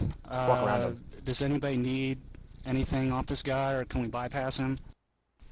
I think Leroy needs something from this guy. Oh, he needs those devout shoulders? Wait, why are there Isn't two he a Leroys? Yeah, but that'll help him heal better. He'll have more mana. paladin? Christ. Okay, well, what we'll do, I'll run in first, gather up all the eggs so we can kind of just, blast them all down with AoE. Yeah, the famous moment. I will use Intimidating Shout to kind of scatter them so we don't have to fight a whole bunch of them at once. It's like, part of me, when I see this is the real World of Warcraft. Even though this video is completely staged and fake. Like, this fuzzy, washed-out color, old-ass video. like this still feels like the real WoW to me that existed in some alternate dimension, and I'm playing a fake game. I'll need Anthony to come in. You guys know what I and mean drop by his shot that? Too, so we can keep them scattered, not to fight. All right, too time's many. up. Let's do this. When his is done, Bass, of course, will need to run in and do the same thing. We're going to need Divine Intervention on our mages, so they can AE, so we can, of course, get them down fast. Because we're bringing all these guys. I mean, we'll be in trouble if we don't take them down quick. I think it's a pretty good plan. We should be able to pull it off this time. What do you think, Abdul? Can you give me a number crunch real quick? Yeah, give me a sec. I'm coming up with 32. No, the WoW we're playing is staged. This is the real one. Repeating, of course. Wait, why do you need to have a percentage of success? Just win. Just do it. Survival. But I guess that ties into me being a normal, modern WoW player where I don't gotta worry about the game horribly lagging out. Leroy Jenkins! Oh my god, he just ran in. Save him! Oh, geez, stick to the plan. Save him! No, fuck him. Fuck him, let him die! That's my mindset. Stick to the plan. Yeah, you can hear them cracking. Yeah. Hurry up. AoE. Stop, don't run into the eggs. Don't run into the egg stoop. Oh my god. Oh my god. So the funny thing into me is I can't blame Leroy for this because I'm watching the guy controlling and he's making just as many mistakes. Look at him running into the eggs. He's running into the fucking eggs. An idiot. Oh my just god. Cluster them up and AoE them down. It's easy. God damn it, Leroy. Man, you know the real bummer is now I can't watch this anymore because I'm watching how badly they're playing and it's driving me nuts. I'm down, forking down. Like, not saying I'm the best player in the world, but this is just basic shit. You don't run up into the next group of mobs! Bro! Bro, what are you doing? Are you trying to die? It's not my fault. Who's soul stoned? Who's soul stoned? Warlock. Oh god. To be fair, this is probably the only room in the entire game where you could get an insane mob like this. Leroy, you were just stupid as hell. At least I have chicken. Oh man. At least I have chicken. At least he didn't run forward into the mobs. That might have gone a long way, you know. Shit. Who's soul stoned? Like, what does that matter right now? My only privilege was watching them from afar whilst they cleared out. Yeah, that looked like that was so staged. Holy shit! Where I had the brilliant idea of the Beast is such a cool fight. This is one of my favorite things this game does. Is it'll give you a single like boss that seems super unique, and then you'll go to a later dungeon, and that boss will be a normal enemy. So like, this is a core hound. The Beast is a core hound. Later on, you'll do Molten Core, that's attached to this dungeon in the same quest line. And these become normal enemies, and all of them are just as strong as the Beast. It's super cool. Which has a tiny chance of. It's a great way of showing you how far you've come. I got a gnomish shrink ray. This guy. I love this part. Oh, it worked. Oh, that's not what I was going for. No. You're the guy going. Oh no. Barely made it. The rest of the dungeon went pretty smooth. There were 2 worthwhile drops I could use from the dungeon, the Blade Master leggings that Amiri rolled 2 numbers higher than me for, after I accidentally didn't see her Jonathan, message really? telling me Wait, she really you need needs me? them, and the Brigham Girdle. When my trustworthy companions told me not to need on it, is to not roll on belt. I have been trying to get it for a long time. I knew it was a godly item. Oh no, don't do Baljeet like that. Oh. Not gonna lie, it was mega boring to stand back and get carried without lifting a finger. I don't know how Asmongold does it 8 hours a day, but there was one silver lining. I jumped on Discord with a couple of these people. General Dragosath is a fun fight. They taught me something that would forever change how I play World of Warcraft.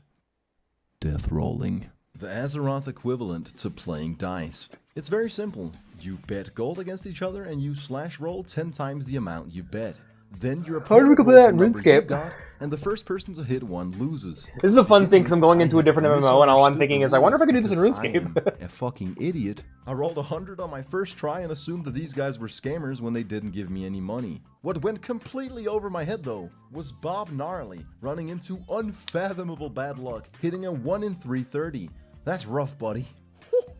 Once I properly understood the game, they told me tales of a secret gambling ring in Ironforge, and one legend who was undisputedly the king of gambling. I had to know what this was all about. I went to Ironforge, and this was the first time I would meet Compound, who I'd describe as a man with a severe problem. He'd been standing right here several hours a day for nearly 2 weeks, and his name preceded him for a very good reason. If you were confirmed to be an honorable gambler who pays up, he would take you up on any bet, any amount of times, and he'd cleaned out countless people. To show you guys that I didn't fake what you're about to see, I'm gonna walk you through every single bet I made, but just be warned, this isn't happy hour.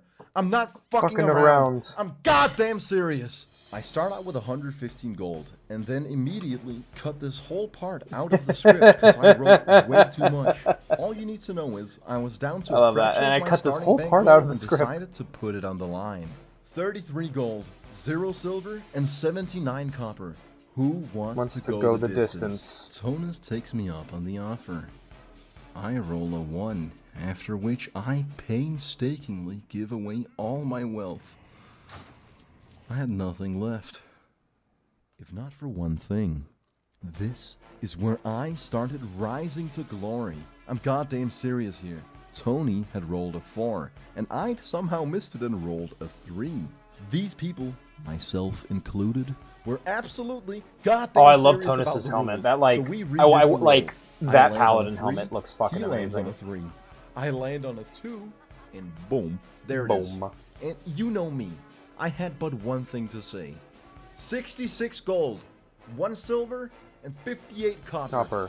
Who wants to go the distance? Tonus Yeah, maybe I have watched takes this too me many for a times. dim-witted casual and rolls 1 in 36. That's what I'm talking about, baby. We want it all back. The legend of the gambler who actually chased his losses successfully. But there's no reason to stop when you're on a roll. So it was time for some big dick bets. Me and Tonus went in for the big bucks with 100 gold death roll. I roll 719, and by some unholy curse, Tonus rolls a 5. I bring it down to 3. Then I saw the 2 and I knew it was all over. Let it ride. Tonus Yeah, wins you guys didn't know it was gambling, gold. did you? Now we're down to This is the 26. gambling stream all along. I immediately went all in Just against kidding. Dr. Zeta. On a Kinda. 420 roll, I start us on a 6. Menacing, but not as terrifying as the 2 that Dr. Zeta puts down. Like a primal animal, I run it back and lock out on the 50-50, after which Zeta fails that same coin flip. He even added an extra gold in the trade. Now that's sportsmanship. But when you think about it, I just spent an hour and a half just to bankrupt myself. It's really not a good look. Anyways, I lose 20 to Zeta, and this is where Compound gets overconfident. You see, he wanted to be the one to clean me out. He put his 66 gold against my 33. An offer I simply could not refuse. Oh no, absolutely, He especially rolls a 5. when you have a chance of I winning more roll than a they're 4. giving. And he rolls a 1. Alright, we're back at 100 gold. Lose 5 to Codex, and then we take a portal to Darnassus for a change in scenery. I roll for 50 with Zeta, I win 50 gold from Zeta. I lose 25 to Tonus, and decided to quit while I was ahead, and go do Blackrock Mountain with some of the people I was gambling with. Which I'll tell you about in due time. But here's what happened when I inevitably continued death rolling for gold. I win 10 gold against Codex, he bumps it up to 20, and I tell him to make it 25. In 3 rolls, that one was a quickie. We go for 15, and this simply wasn't Codex day. I hit a 2 on his 2, and it's been a pleasure doing business with you. Now we're resting nicely at 170. I lose 20 to Ori, after which I lose 20 to CJ on his first death roll after I just taught him the game. That's how depraved I am. The Yeah, when usual you're gambling training clique had left, and you have to train new people. Other people into it to keep gambling. I win 24 gold over Codex with a bit of nutty luck. I win 50 from Codex. Codex wins 50 from me. It's like you're training the people who are watching you out. I grab 10 from Codex. Fuck. As I like a clean number, we roll for 11. Throwing in 10 that puts us at 180. I'm starting to think this is skill and not luck. Uh-oh, 15 that's when gold. you're broken. Now it's time to go big. 50, he rolls a 5, I hit 4. He hits 4, I hit 3. He hits 2, I hit 2. He hits 2. Oh, hi Liara, God come here, fucking baby. damn it, I hit 1. I gotta get more After coffee losing soon to 50, feed these I win girls. 25. After winning 25, I lose 25. Codex, the bastard, keeps winning these coin flips and takes another 20 from me. Now I've spent 3 hours and I'm exactly where I started. Liara, So I just said, sad little fuck beast. it, I'm all in. The numbers got lower and lower until Jupes hit a Oh, nice 5. Diablo music. I win the 80% RNG. Well, she goes and sadly, he couldn't muster the luck to win a 1 out of 3. That's right, She bitch! We double up says, to "Come here, clean baby. 250. Come here. Take 25 Oh, from you Codex, grumpy. lose 15 to You El grumpy Hapos, kitty." and brutally give up 60 gold to Not Meta, who it should be noted is Compound's alt. Another thing to note is that they came back to death roll at 4:30 in the morning. Compound and I roll for 100 gold. We drop the 666 in the chat, after which I roll a 5. Compound rolls a 3. Yours truly takes it down to a 2. Now we're in 50-50 territory. He actually puts a 2 down. That's straw, Liara. You I want to don't play like straw the with look you? of that at Liara all. wants to play so straw. what I do is I actually also put a 2 down, Liara. but then at the same time Here, Vivi. fart in his face.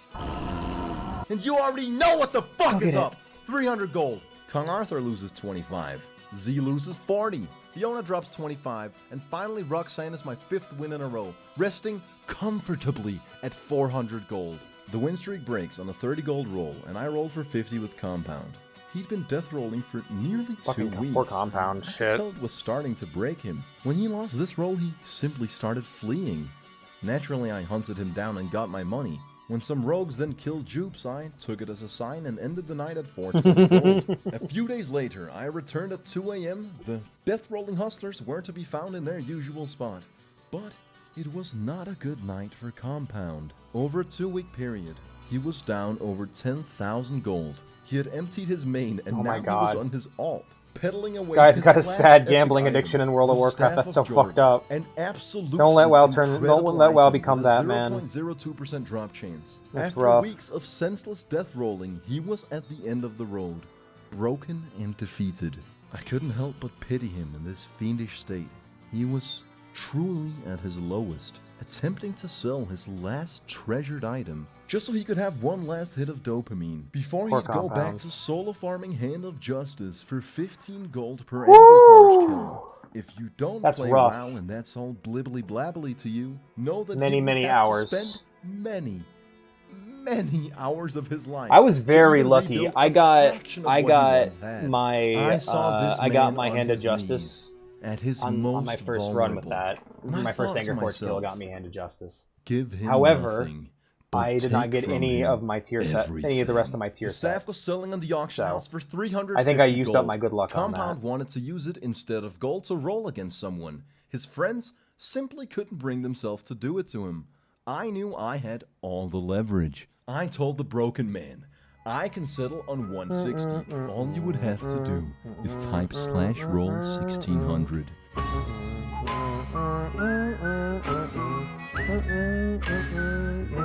Just hit the jackpot! Right? For real, he fucking rinses this dude. It's so sad. Oh man.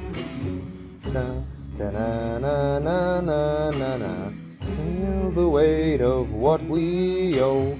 This a song of sons and daughters. Hide the heart tell of these who gentlemen, it's we been a are, pleasure doing business making with them. peace And if to you build thought I a was done, future. you haven't been Strongly paying united, attention. I told working you, I till don't we fuck fall. around. Compound And starts we taking gold out of his all guild lift. bank and racking up debt with his And friends we're because he wants to all win his adrift staff back. together. I rolled him for 50, and whatever was left of his soul got sucked out when he moved at 1 out of 27. Fikika.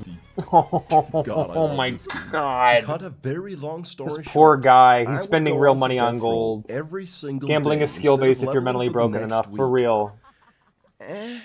You may not know this about me, but I'm very, very impulsive.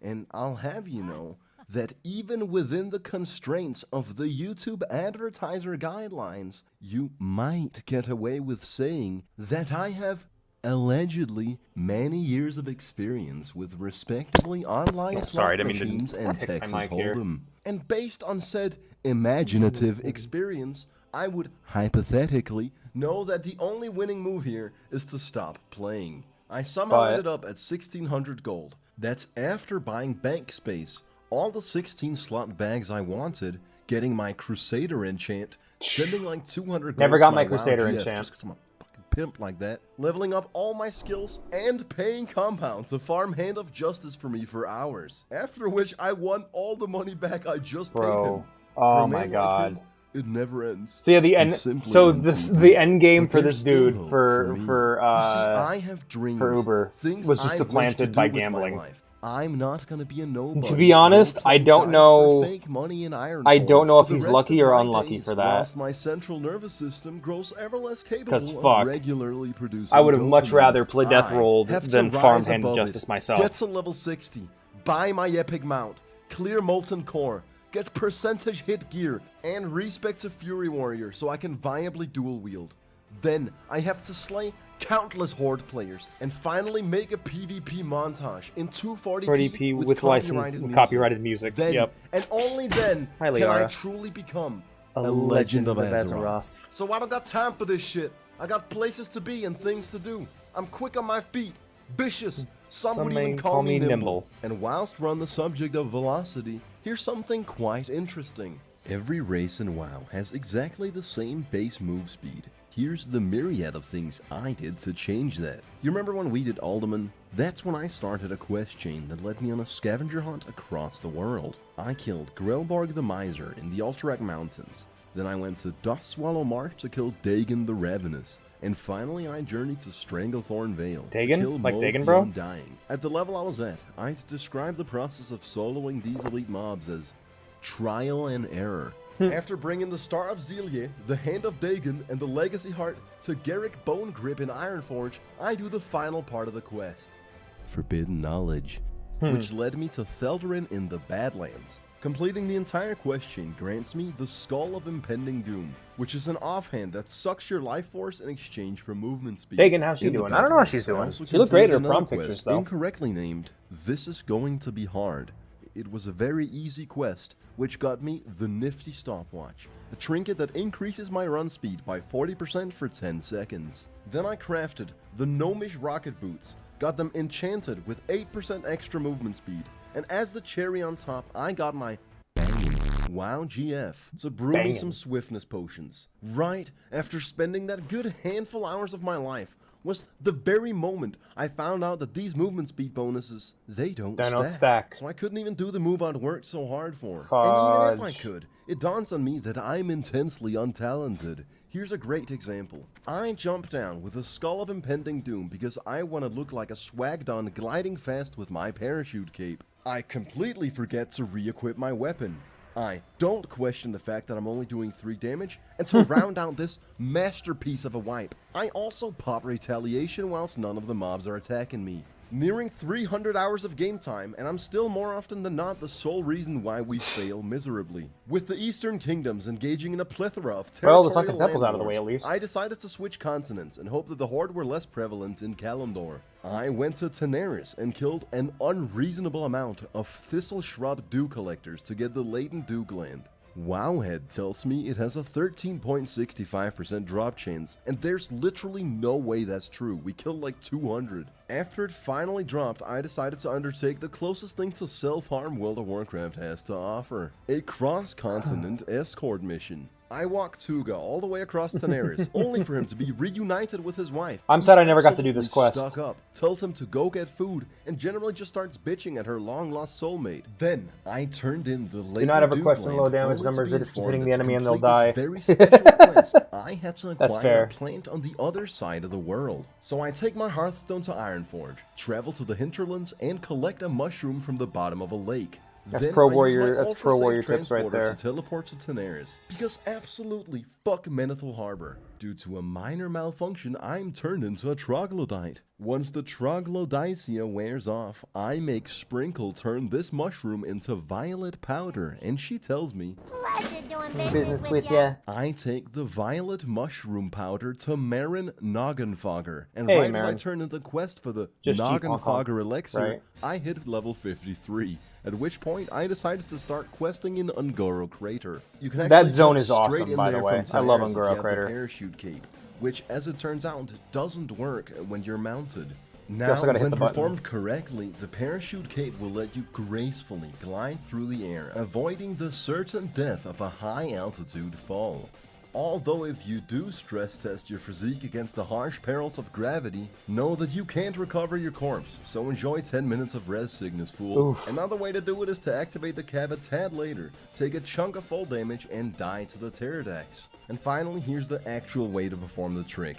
I calculated that with absolute maths and perfect precision. I know, The baby. joke's on me, I though. know. I'll still have to wait for Emiri to corpse walk. After the video, we are. It's almost over. I love World of Warcraft Classic, man.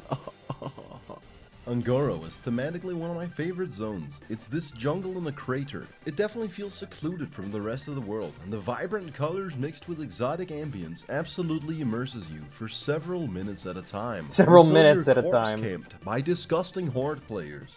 I managed to finally escape them, only to have the worst questing experience of my life. I killed these tar lurkers that make you walk really slow. I picked up various glowing Konokai crystals, and then I rode all the way to 3 different pylons. There's always the usual, extremely rewarding drop rate quest that can take anywhere between 4 minutes and 2 hours. I traveled to the middle of the Ungoro crater. Man, I love the only fire to realize enchants that was that he no has. place It looks for a fucking level awesome. 51 Alliance player in Phase 2. The only redeemable part of my time in Ungoro was when I leveled my guns by practicing on various innocent, exotic animals. A brilliant idea suggested to me by my karma. Ruthless, fantastic World of Warcraft girlfriend.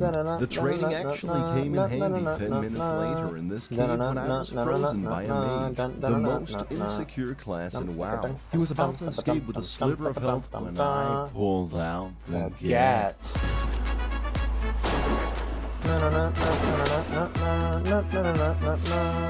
And finally, this is the quest that broke me. I spent 10 minutes climbing the steep walls of the crater, determined to reach this bastard quest that seemed so out of the way, only to find out that obviously it was in a cave and not up here. In retrospect, I suppose dropping out of high school might not have been an option or a choice, but rather just my path. Anyways, when I reached the quest marker with Black Varnish, I'm so happy. Like, I gotta say, as much as I don't give a shit about any of that shit, I'm kind of happy that I made it through high school without having to drop out. I got real close. Rinsed me, making me pay 3 I would have had to be gold homeless for a mithril otherwise. casing, after which he immediately activated the quest without me. At this very moment, I logged off World of Warcraft. A few days later, I was in Stranglethorn Vale with Emiri. I went to make a cup of tea and set my character to follow Emiri. When I came back, I was in a house in Goldshire, ready to do whatever it is people do in Goldshire. I keep the guild tabard on. You already know I'm that guy. All of WoW's just a huge team of actors we're all just screen showing you. Oh no. Engineering to 265 and crafted a robot chicken that can be summoned to slay my enemies. Maybe. Oh. The Gnomish Mind Control Cap, which, as the name suggests, actually lets you mind control a humanoid target. Your results may vary. It never works. And the Gnomish Cloaking Device, which lets me stealth to escape certain death. Sometimes. I also acquired the Goblin Jumper. I'm sensing a which pattern lets me here with shock all these motherfuckers engineering back to items. life. Sometimes. I then went to Stormwind, where I met an annoying player named White Girl Uwu. She simply wouldn't stop bothering me, so I farted her in the face.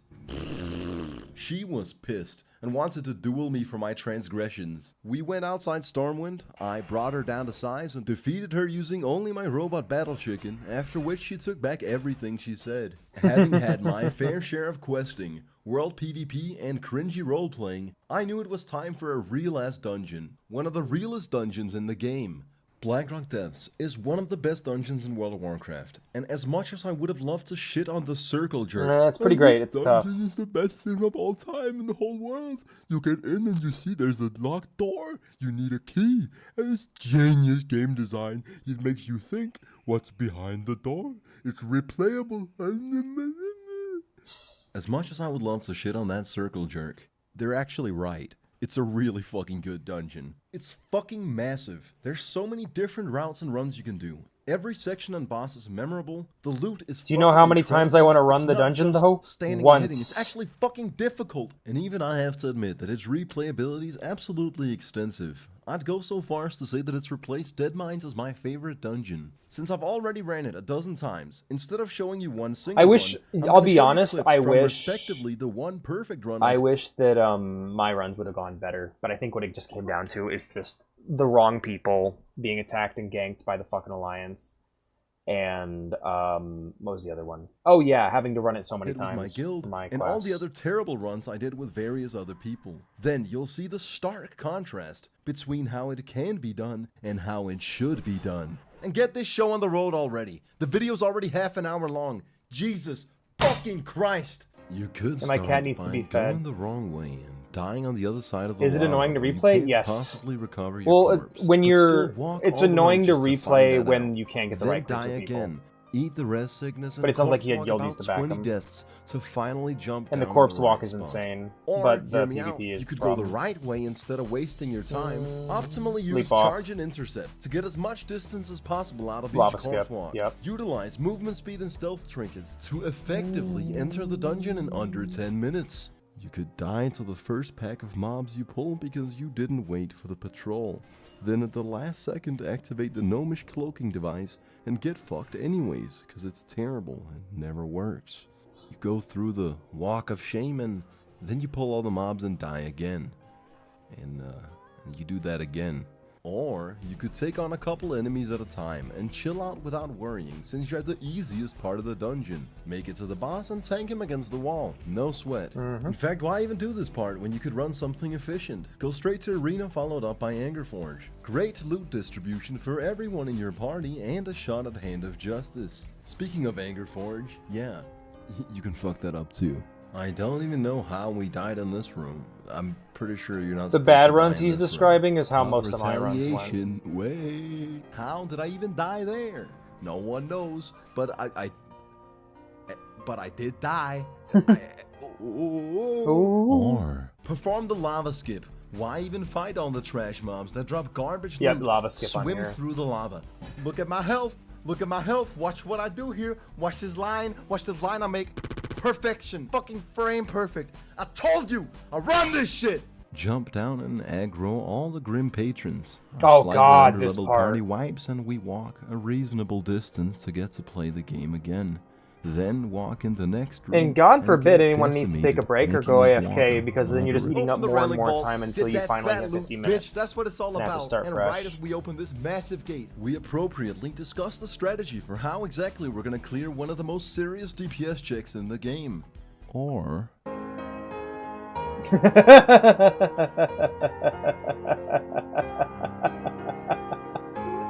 That's awesome. I wish I could do that. Look at the tiny Yeti!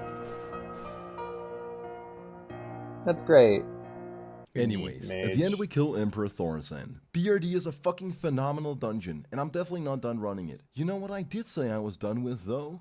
Death rolling for gold. Which is why it should come as a shock to you that I returned to Ironforge. We knew you with weren't done. high-minded We knew you ambitions. weren't done, I was just gonna motherfucker. go for maybe 1 or 2 small death rolls, just for fun, you know, before going to bed, just to chill out a little bit. However, I suppose you could say I made some poor bets and mismanaged my funds. Swak doesn't flinch. I'm determined to win it back. I roll most dope for 50, drop a 1 in 5. I mean, shit happens. That's when he hit me with double or nothing. I tell him only if we roll for 100 this time. I almost immediately lose it in exactly the same way by dropping a 1 Shit. in 5. No! Oh my god! That's 150 Was that Barney? green. Considering that I was yeah. already down 400 gold, this wasn't an amount I could afford to lose. So I tell the man, double or nothing. I drop a cursed 4 and a 395, and let's be honest, this really wasn't my day. I somehow won it all back, and I took that as a sign to go for a 500 gold death roll. Don't know about that. Oh no, it's possible. Oh no. No! Fuck! Fuck! And it was at this point in time that I underwent a lapse in judgment and went all in with my 900 gold. All or nothing. One final Oh bet my god, to Uber. end it all. No. All your monies. This is a really bad start. 27. Okay. Screams of agony and fear. Oh, jeez. No, no, no, no, no, no. So, like, Ghost, I would say running the dungeon in full once to do as much as you can, and running it for fun is great. Running it for gear is a nightmare. And it's kind of the same rule for all dungeons in the game. When you're running for a specific piece of gear or something based off of RNG, it's fucked up. And you're just going to make yourself miserable.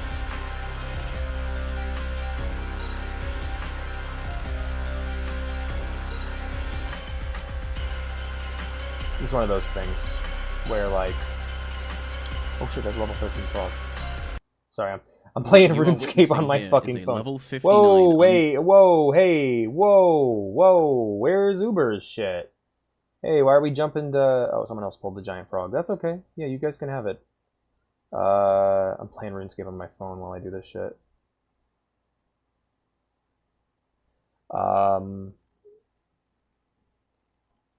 Yeah, we're missing several Uber Danger episodes here. Wait a minute. Azeroth on Fire is where we left off. Over 250 hours ago. Hold on.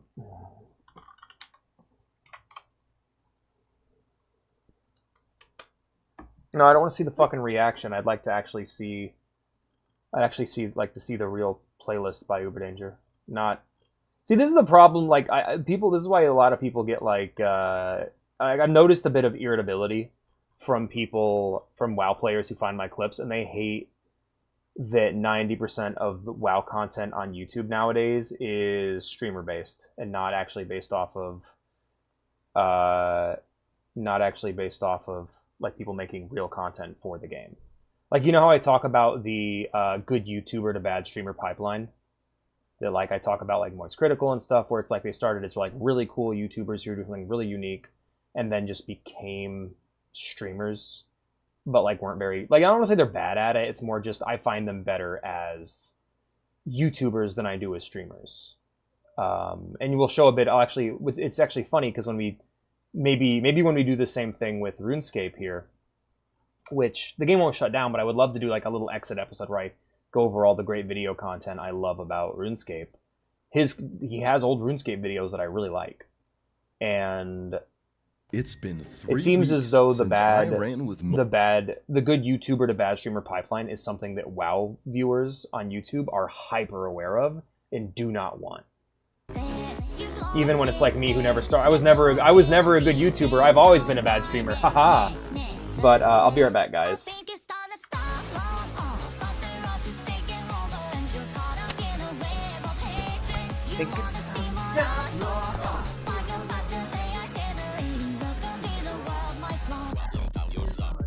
Pick me up, why not let me do your card? Kickstart, so smart, cause you only hit the chart. So big, apart, I don't think you have a heart. Yet you think you're avant-garde, for the benefit of all. At best, you like the rest. Another side, another mess. Said, but I still bet you bite our hands and go on fade upset. I think it's time to stop, but the rush is taking over and you're caught up in a web of hatred. You wanna steal my alcohol, my compassion say I generate, but don't be the world my flaw. Control no yeah.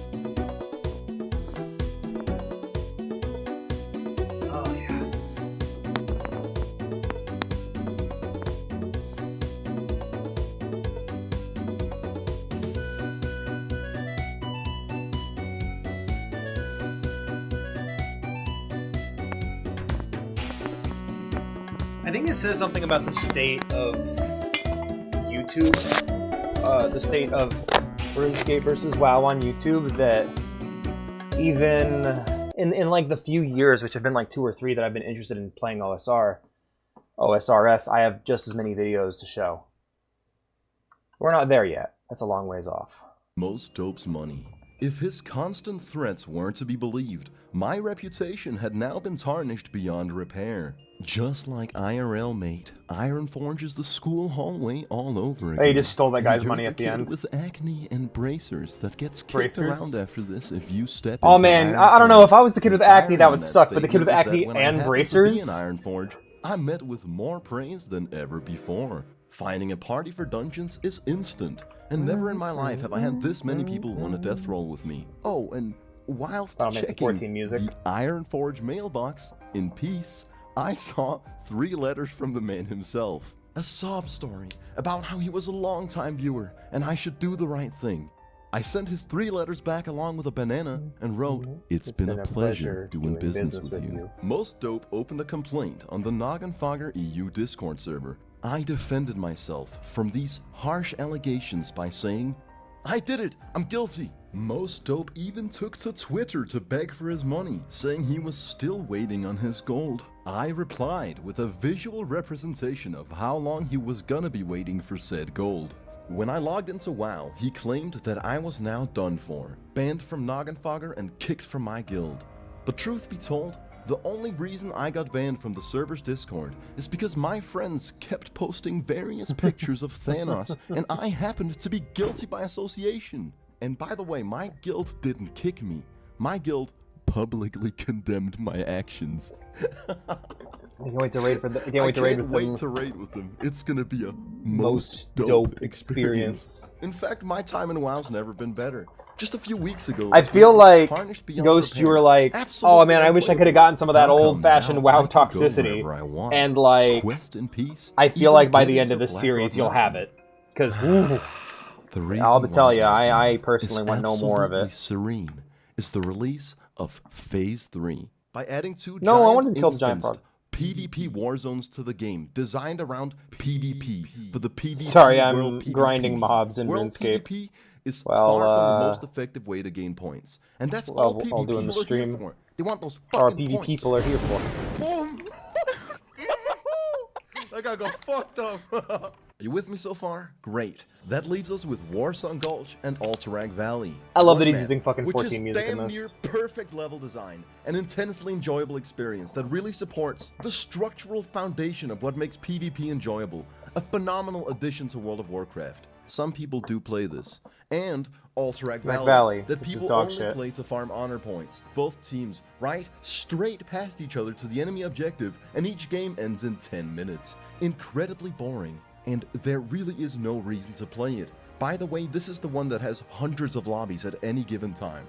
But that's not what we're here for today. Last time was all about PvP, dungeons, gambling, and cringy role-playing. So today, we're doing the boring episode. It's all about long, unbearable, monotonous, repetitive, soul-draining, terribly designed quest lines. And here's why. When you get to the max level, endgame content comes largely in form of raids, which is a 40-man dungeon. To get into these raids, you have to get the proper attunement. Like for example, for Molten Core, you gotta Lengthy go to this quest rock lines. and click it. Pretty simple. So anyways, in preparation for reaching 60, I decided to also do the attunement for the Onyxia raid, which in stark contrast has For a much just easier raid, couple funnily more enough. steps. This quest is the worst thing that's ever happened to me. I start by having a stern talking with Helenda's Riverhorn. She tasks me to kill 15 black broodlings, 10 black dragon spawns, 1 black drake, and 4 black wormkins. Even with Phase 3, I don't like the taking emphasis majority on of black. ADHD Something about that players bothers away me. from the open world. Burning Steps is just a zone where you're prone to encounter a deficit of attention. After dying a few times, I managed to run away with a sliver of health. A couple Alliance broskies took me in. They saw my perils, after which they ganged up with me to cleanse this place from Horde scum. Holy shit, almost. In under an hour, I Crack my managed to dad. complete the quest, and now I'm tasked to travel to Lakeshire. When our griffins parted ways, I knew I'd clicked the wrong destination. After a bit of a detour, Fucking Naruto I make music. it to Lakeshire, where Magistrate Solomon sends me to Stormwind, where Lady Katrana Prestor calls the Magistrate paranoid and refers to his men as an encampment of riffraff that are most probably suffering from heat stroke. Oh shit, I just remembered riffraff exists. Now I don't follow the plot line, but that is a pretty good burn. That's a diss right there.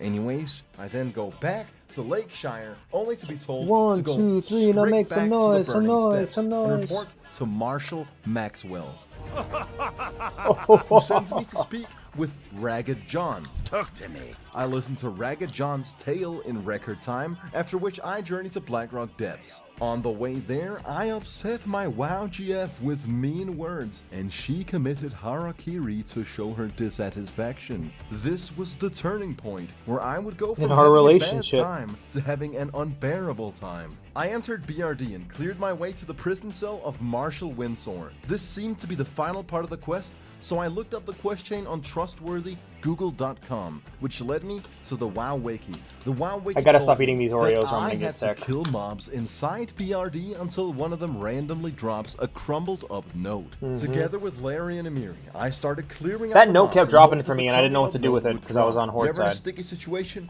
Boom. Actually just jump around the gate. You don't need the key.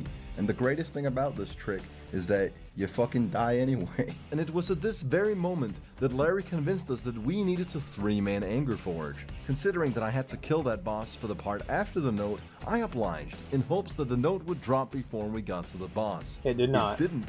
And then we wiped to Anger Forge. Not once, not twice, not 3 times, not 4 times. We didn't wipe against Angerforge 5 times. We wiped 6 fucking times before I finally caved in and told my friends to go fuck themselves. There's absolutely no way I'm not inviting a 4th. Hold up, listen, pay attention. Here's the key to my suffering and your enjoyment. I actually hadn't finished the quest for that note to drop.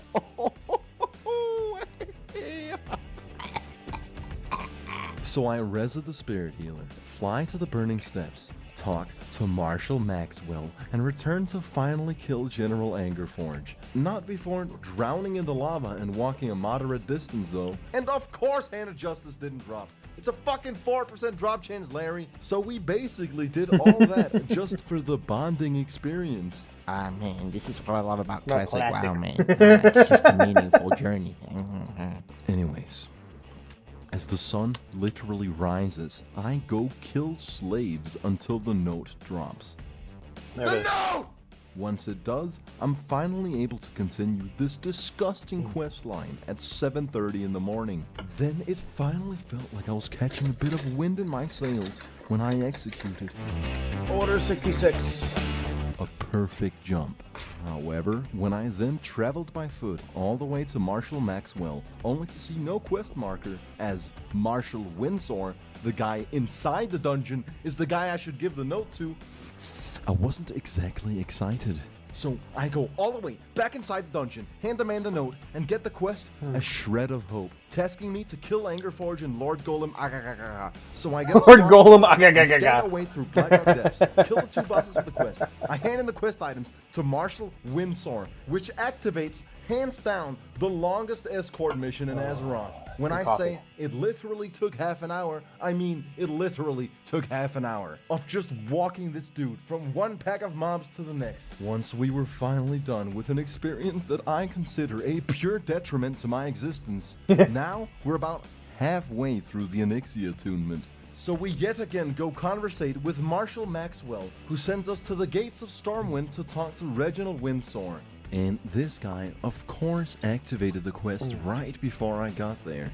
So then I had to just walk around Stormwind and just wait. Just wait. Damn.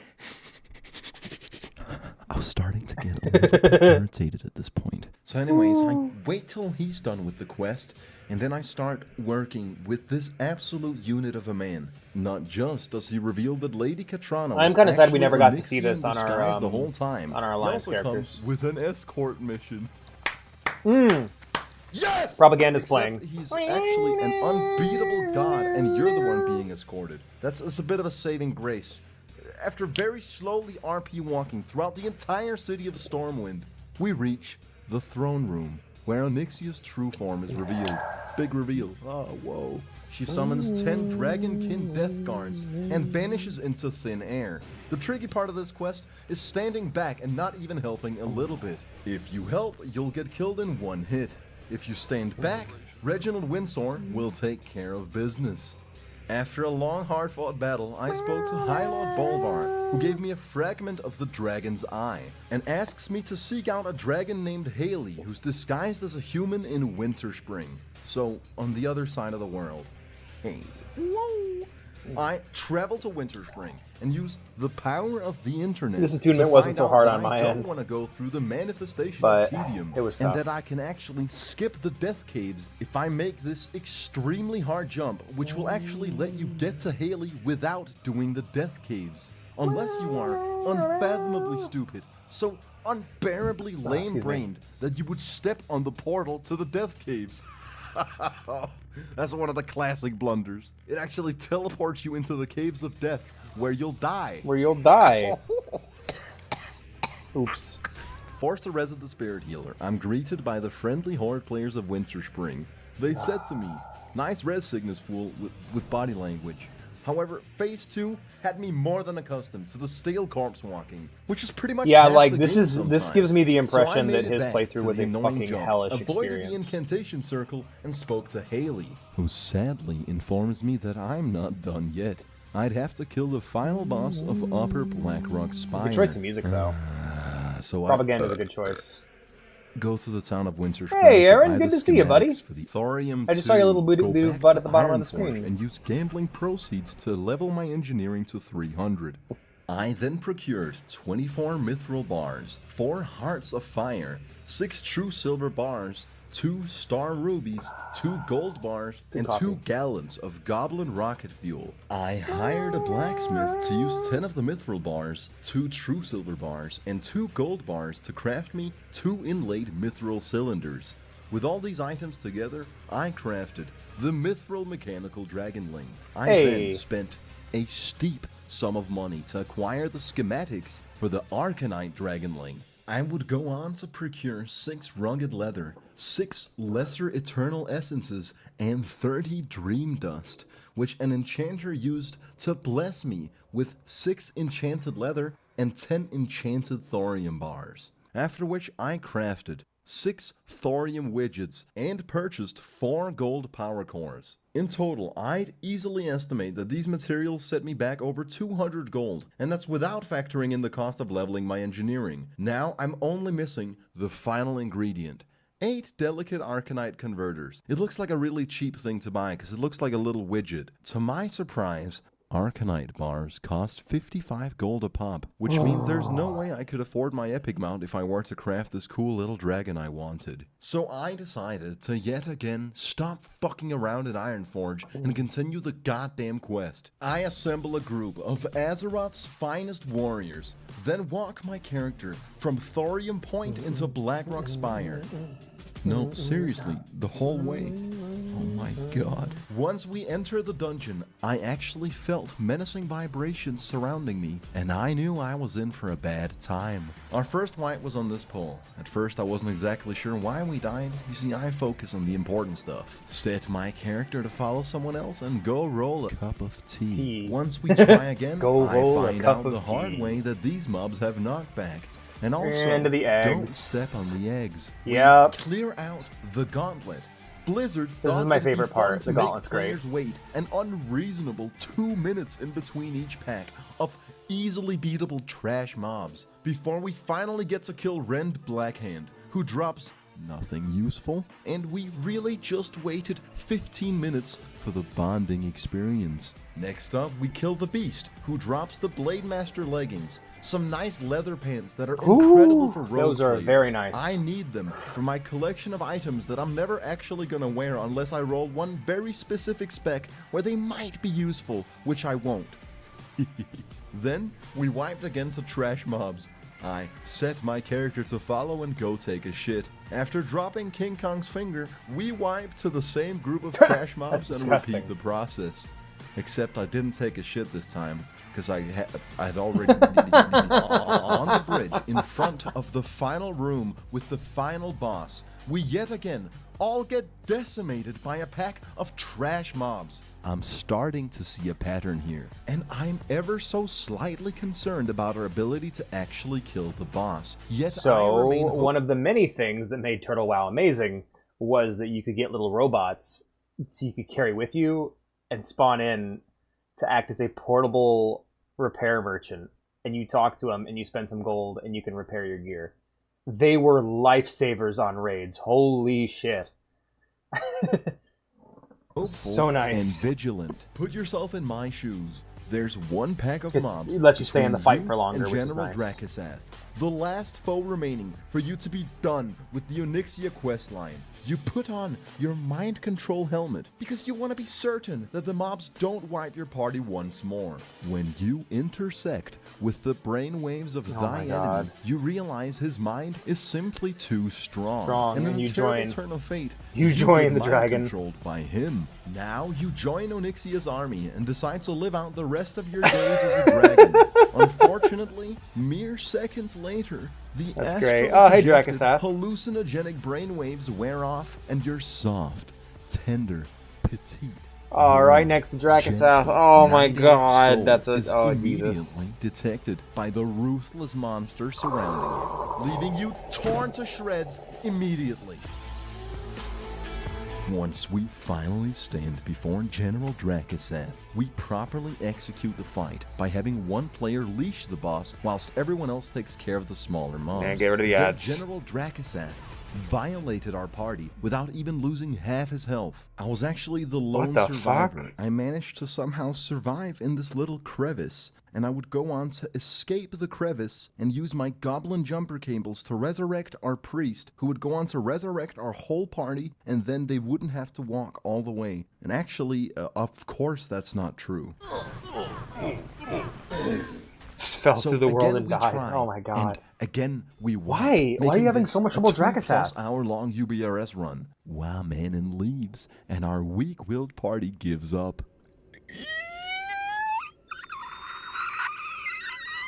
So I did what any reasonable, strong-willed individual would given my circumstances. I stopped roping and started coping. I played Warsong Gulch for 2 hours, and then I took just under 2 hours to complete Motherlode Goldium, a nostalgic game from my childhood. At 1 a.m., I finally felt clean from my last dungeon experience and went for round 2. This is how I can tell I'm gonna have that soul-crushing shit, man, is what makes me want to stop. One single guy from my guild and my party, I know I'm in good company. Roll with your guild. That's always the best advice. Azeroth Commandos, fucking guerrilla soldiers of the Alliance. We cleared our way to Pyrogard Emberseer with streamlined proficiency, and he drops the True Strike. Yeah! The pre-raid best in slot shoulders with a 10% drop rate. Absolutely juicy shit. However, I've used up all my lucky rolls on death rolling, and my 5 simply won't cut it. Although the redemption to this run came shortly thereafter, when we killed Rend and he dropped Blackhand's Doomsong. Man, you and me, Ghost, we are going to be doing a lot of that when TBC rolls around. Party who's so underleveled that it's actually an upgrade.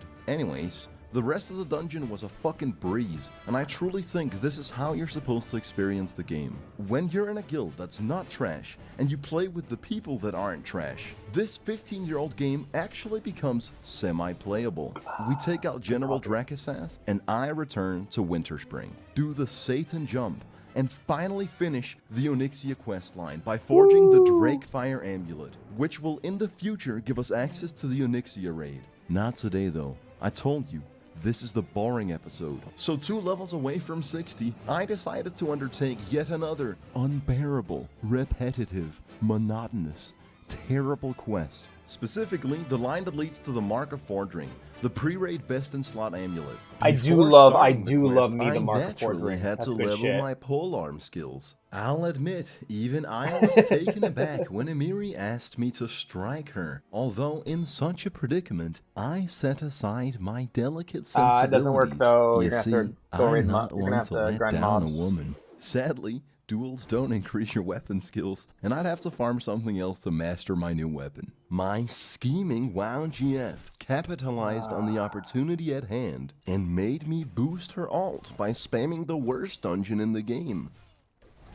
I'm getting rinsed here. After mastering my new weapon, I began the 3 pre-quests. I journey to the Eastern Plague Lands, and Tyrion Fordring tasks me to kill 30 plague bats, 30 various hounds. I actually really and like procure the. 50 I'm really happy I slabs got the of Mark of Forgery. carrion I'm just sad I worm never got to meat. use An hour it. later, I That got was the last big privilege item I to got. even begin the actual quest line. Redemption. Listen to Tyrion Fordring's tale. I'm ready to hear your tale, Tyrion. Thank you, Tyrion. That is terrible. I will, Tyrion. Done. Simple enough. So far, so good.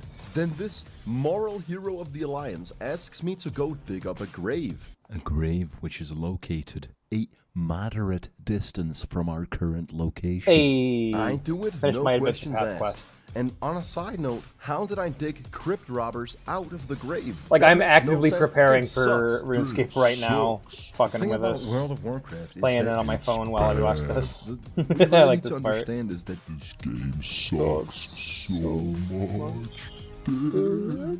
Anyways, I return Talon's hammer and begin part 3 of Lost Honor. Now we're here, before we had to go down there, and now we gotta go all the way up. I'm really here. sad that Bernadetta can't finish her quest, because it was going so well, man. All things considered. Love it. Once more, we make our way through the toxic wasteland, kill a plague monstrosity, and at the bottom of a lake, I recover the symbol of Lost Honor. Travel all the way back to Tyrion and begin part 4 of Love and Family. And this quest actually has an interesting dynamic that truly immerses you into this engaging gameplay experience. You have to travel very far from one place to another. Damn. Whoa. This really is World of Warcraft at its best. The second part of this quest had us tasked with conquering the Stratholme dungeon. No, not the fun undead side where you get the loot your character Strat-Live. needs so badly, Yeah. but rather the shitty live side that people only play to farm orbs which sell for a hefty price on the auction house. So I went to Ironforge and gathered a squad. Just kidding, I was death rolling. I don't have footage of when I gathered the squad. We entered Strat-Live. Now the first handful of wipes was complimentary. It's honestly just par for the course at this point. Now what you really gotta pay attention to is right here, in the last hallway before killing the final boss needed for this quest. Mind you, at 6:30 AM with half my armor in the red, I accidentally pull a patrol of mobs that go on Jesus, to dude, devastate repair your my armor, comrades. man. Naturally, the better player survives the fight, only for my goblin jumper cables to malfunction. My comrades walk a gruesome distance and then immediately wipe so fucking hard on the next pull. Having been pushed to the limit of his emotional detriment, Chimera leaves us one man short, one pull away from the final boss. And with a heavy heart, I return to Ironforge. Luckily though, I got roped back into this dreadful questline when Ori came through and stepped up to the challenge. I steal a painting and burn the holy scriptures. Fight Grand Crusader Dathrohan, who uses Bankai mid-fight and transforms into the demon Balnazar. After killing Balnagar, I attempt to die on purpose, Cool fight, but by this the way. stupid gnome mage is on his bullshit. After appropriately disposing of the gnome, I spirit res and return to Tyrion. He gives me a gift and I travel to Uther's tomb in the southern Plaguelands, where we meet Miranda the Hag. She's a cosplayer who helps us dress up as Scarlet Crusaders for the final part of this quest chain, the Scarlet Subterfuge. With our immaculate disguises, we breeze past hordes of enemies that have not the faintest idea that they're undergoing trickery of the highest caliber. We zoom straight past these idiots and make our way to High Lord Talon Fordring. As we stay in cosplay and convince the man to murder his own army, it dawns on me that this isn't Comic-Con, this is an escort mission. Now, you could choose to unveil your disguise and fight alongside Talon, but why actually play the game when you have a man on your side so powerful that he can jump through the floor? No, me and Ori had much better things to do with our time than racking up a repair bill, like walking in circles, doing the dance, RP walking, and questioning where Talon got a horse of that size. By the way, he got extremely close to dying once. You're probably supposed to help him. After RP walking for 20 minutes, Talon Fordring finally arrives at his destination, where he fights some trash mobs and somehow dies in one hit for no reason. Then you literally have to wait about 5 minutes for Tyrion to arrive. As we pass 8 AM, I finally complete the quest line to receive the Mark of Fordring, an absolutely fantastic amulet. I'll have you know that in 2 weeks of my life, I completed 2 quests in World of Warcraft, and I unironically think I live a pretty fulfilling life. Now you're sitting there in your chair, slumped over, with brain fog, a smelly t-shirt, and a big Adam's apple. Practically a zombie at this point. And I ask you, where's your fucking sense of urgency? Fix your goddamn posture. Sit up straight like an adult. Just fucking grow up already. Look at the level. Look at it. Look at my XP. Can't you see that I'm about to ascend? Wasn't it obvious I lied all along and played you all like a goddamn fiddle? Strung you up like a fucking violin. This isn't the boring episode. This is the episode where I fucking rise! Nice! 334 hours of my life. Pain, blood, sweat and tears. Discovering this beautiful world, including its ugly side. Dungeons at 4 AM. Gnomes. ADHD rogue players. Innumerable horde encounters, repetitive, soul-draining 15-year-old game mechanics, 2 fully fledged World of Warcraft e-relationships, getting our mount, the crippling gambling addiction, farming dungeons over and over again for necessary items with rewarding drop rates, getting the Whirlwind Axe, albeit God, the morally Whirlwind Axe abrupt, looks super cool. clicking my abilities, joining a guild, paying Compound his own money to farm Hand of Justice, leveling engineering to 300, scamming that sucker for all he had. Ooh. God, I have so many fucking treasured memories in this game. I told you to sit up straight, but that's not gonna cut it, soldier. I'm gonna need you to take a stand. I'm not doing kidding. that. This is to the viewer. Stand up right now. No. December 15th, 2019. Bronze arrows. On this day, a legend of Azeroth is born. 334 hours ago, I was but a this part strand of bums me DNA out so in the much nutsack that coming is up. Teldrassil. With no real 9-to-5 occupation and absolutely very little responsibility, I've taken you all along my journey to become a full-fledged fucking primate, an Azeroth commando soldier, a fucking hero of the Alliance. What did I say? I'm quick on my feet, vicious. Some would even go so far as to call me nimble. It wasn't easy. I wanted to quit many times. God, but I wish I would have persevered experienced and the war. overcame harsh adversity. Like in the game, For not the first IRL, but like yeah, the 150 hours, I fucking read chaos every of quest. every It took me PvP, about everybody being 250 PvP at hours the same to time. find out that I can interrupt spellcast with Pummel. I leveled Oh my God, from are you 0 for real? to 60 on a horde-dominated PvP server as a warrior. I was feel level 48. like everyone needs a WoW coach. That's my after comparing my experience playing through the game with Obi and Ghost and all a bunch of different people. I have come to the conclusion that everyone needs a WoW coach to explain things like, hey, just stand still. You don't need to run around while you're fighting. It doesn't matter. Or, hey, did you know you can use, there are certain kinds of abilities called interrupts that you can use to interrupt the enemy so that they don't just hit you with really strong spells and you don't die, you know? And it's crazy to me how like someone can make it as far as he can without knowing that, you know? When Phase 2 dropped, every level 60 player Everyone could needs get a WoW armed by coach. ganking me, and I played throughout the entire Or a WoW thing. homie. All of this, every pull, every mob, every single corpse walk, each step, every single death roll, each line of dialogue during cringy role-playing, every single pop retaliation, every goddamn fucking ninja loot, every dungeon played out till 5 AM, and every party abandoned in cold blood has led me to this very moment in time. One mob away from 60. My squad of ruthless warriors kneel before me and let me finish the job with the gnomish death ray. I told you! I don't fuck around! I'm the goddamn king! Also, I love that spear he's using. That's super cool. bit anticlimactic that I overestimated the damage. So that's when we pulled out the gas. I love the Final Fantasy VIII music. That's great. I do not believe there is a Final Fantasy game with bad music. Brilliant! And yeah, reaching level 60 was actually super anticlimactic. The only immediate difference was that I was now no longer granted dopamine points for playing the game. Yeah, the run the went dopamine, losing the kinda dopamine shitty, points. and we wiped several times and the bow didn't drop. But you have to realize, the ecstasy of reaching level 60 actually comes about half an hour later at a certain vendor in Darnassus. I trade my 800 gold for the Swift Frost Saber.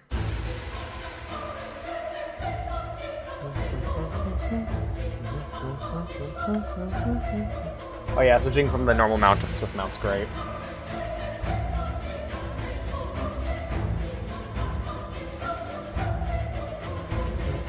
And then one morning, I caught a certain individual logging into Ironforge and appropriately informed him that riding my new mount was a most dope experience.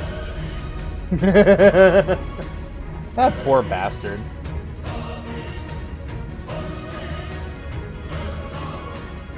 Alright, the final episode of Uber Dangerous video series. Reached level 60 after suffering through hundreds of hours in Azeroth. Today, we're gonna showcase the WoW Classic endgame content and review it along with the rest of the game to provide the world with a non-biased, no nostalgia goggles review from a new player's perspective. But before we do, it's time for a recap, because it's been a long time and a lot has happened. After reaching max level, I lost interest in both questing, dungeons, gold farming, and metagaming. In fact, realizing that I'd been fulfilling a several-month-long positive reinforcement loop of maximizing macro efficiency and structuring. So what's interesting is that when I got to where he is in the game, I was already getting into raiding and stuff by like level 55. So like for me, it was all about just continuing doing what I'm doing. It is difficult, and Kill overcoming the frog. difficulty There you is go. what makes me feel accomplished. Slugging through tedium numbs my mind. Yeah. In layman's terms, I was tired of doing repetitive shit in this boring game. So for my final pilgrimage, I set out to explore the last few uncharted territories in Azeroth that I had yet to venture through on my journey. I'll be using said pilgrimage to enlighten you.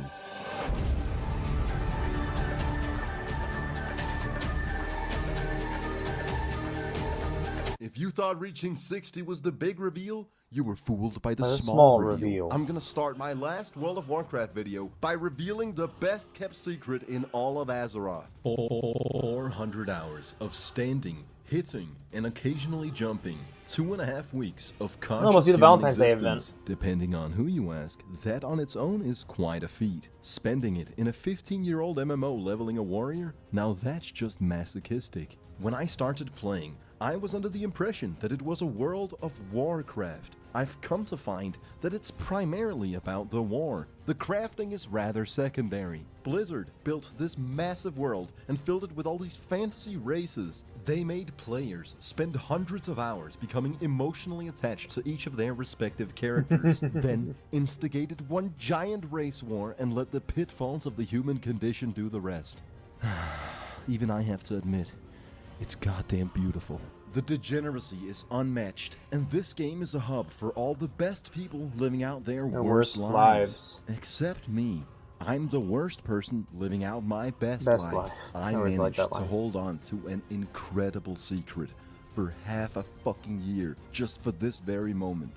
I told you, you're not ready for this. Soldier, if you're standing up, I'm gonna need you to sit down. You're gonna have to take a seat on this one. If you're prone to epileptic seizures or heart palpitations, then I suggest you take your delicate sensibilities to a more casual viewing experience.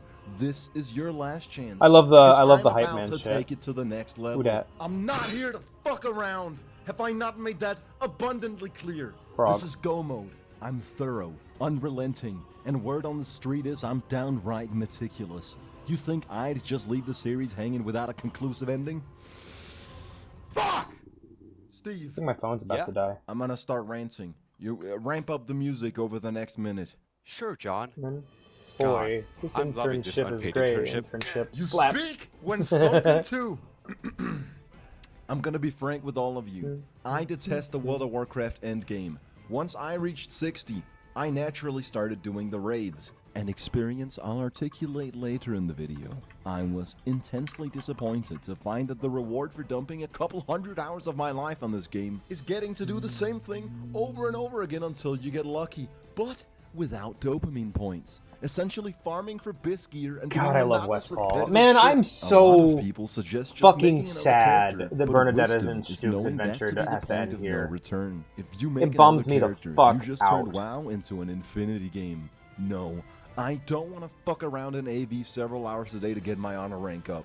No, I don't want to farm the same boss for hours in hopes I never that got I'll to win fight the Baron role on a Rivendare. Never got to 5% fight drop. that guy. No, I don't want to find a guild that raids in a time frame that suits my weekly schedule. No, I No. don't want to do the Valentine's event and collect all these cards. No, I'm not excited to have a 1% more crit chance. And no, I don't want to wait half a year for Blizzard to release an hour's worth of content. And no, I don't want to deal with the ramifications of not talking to my WoW GF for months. Besides, this is what happened when I called her.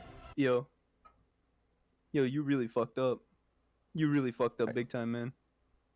There's some bitch from Snapchat. Some bitch from You Snapchat. fucked up, man. I'm No. sorry. I fucking played you. No, Played you. I got you. I got you. You fucked up. I got you. Just kidding. It's a random dude.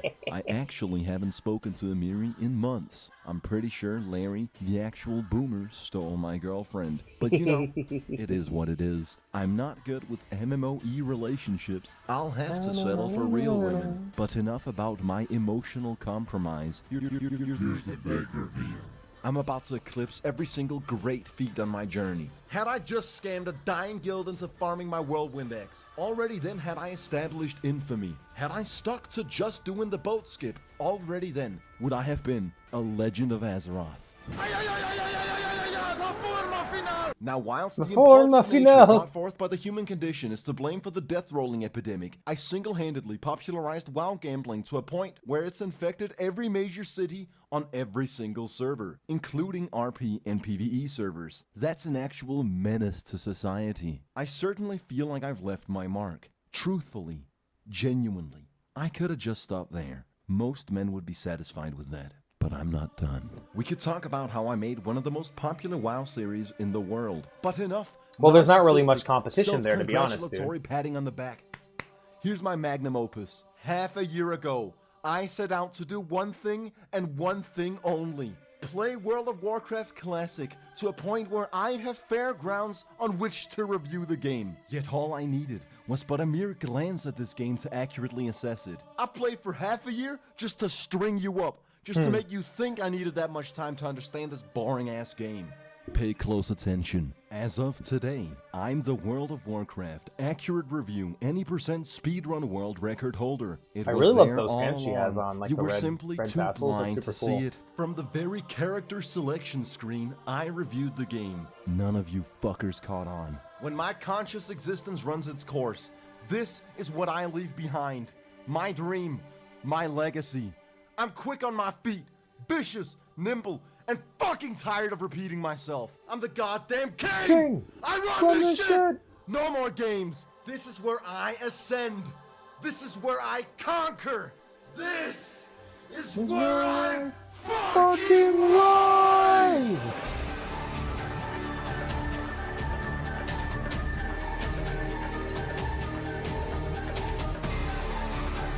Squawk with Goose. What could it mean? What could it all mean?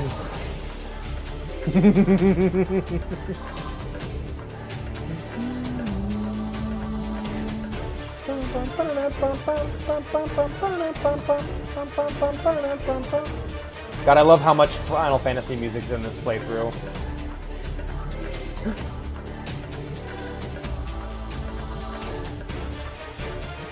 What is it gonna be? What is it gonna be?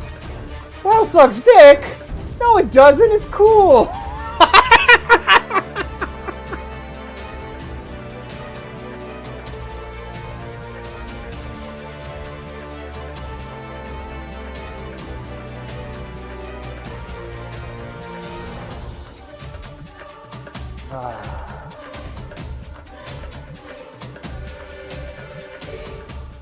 So now that we have I worked hard on that. arbitrary rating out the way, it's time to highlight the WoW endgame content. Seeing as I no longer design every minute of every day around gaining experience points, what else is there to do?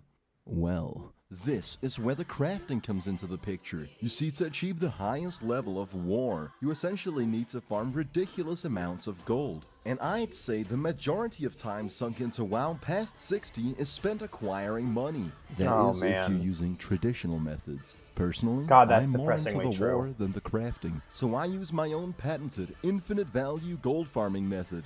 First, you need a big crowd of people. The middle of storming around Nixie buff time is perfectly appropriate. Then, you need to find an individual who's willing to death roll you. Assess the depth of your wallet, then agree to roll him for 100 gold. If you lose the roll, confess that you don't possess that kind of money. If you win the roll, it's a 50-50 on whether he's also a scammer. Then you rinse and repeat till you're wealthy.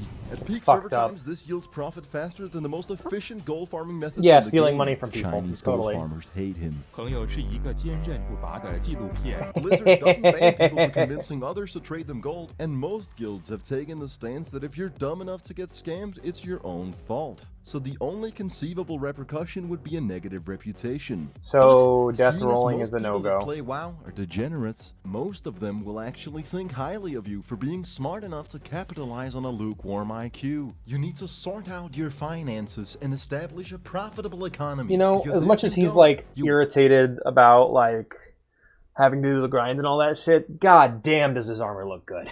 Won't be able God to damn does afford to endgame win all the armor look raids. good on a warrior. As soon as I hit 60, I jumped headfirst into Nyxia and Molten Core. Molten Core was a lot of At fun. the time, Blackwing Lair had yet to come out, and Prevenge raided Mondays and Thursdays, which just so happens to be the 2 weekday evenings where I'm not available because I'm busy being choked by old men. At Jiu-Jitsu. So for my first 2 raiding experiences, I partook as a guest in another guild. The loot you're able to attain while doing pugs with other guilds is laughable. You're at the bottom of the food chain, and if they spare you anything, it's likely because they would have vendored or disenchanted the item otherwise. I did a God, full Ragnaros' clean fight Molten is so Core, much then fu- raided Nyxia's so raid much fucking twice, and I fun. have 2 items to show for it. I won the roll on the Dragon's Blood Cape. You know, which is an every 18% raid drop plus chance from Ragnaros, extra and this content minus relatively 1 is useless good. trinket Is that this fine a pretty good gentleman roll for snatched me. up for yours truly. Like I That's the didn't get the content chance to creator finish experience next, but I've pays everything dues. else. Although these aren't fantastic I got items, to do. at least I'm one pretty of proud them of is my that. first purple item that I've actually gotten with my own 2 hands. Now that was a hefty handful hours of my life that I spent for barely any progress. As a stark contrast, this is what it was like to do one single MC raid with my guild.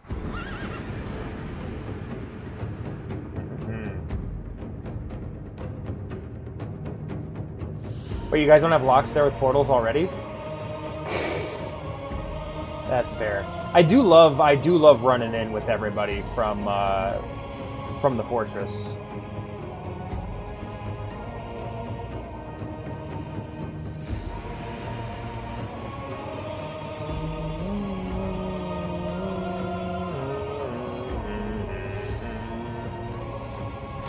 God, that's badass. Yeah, I was not able to get much loot from MC.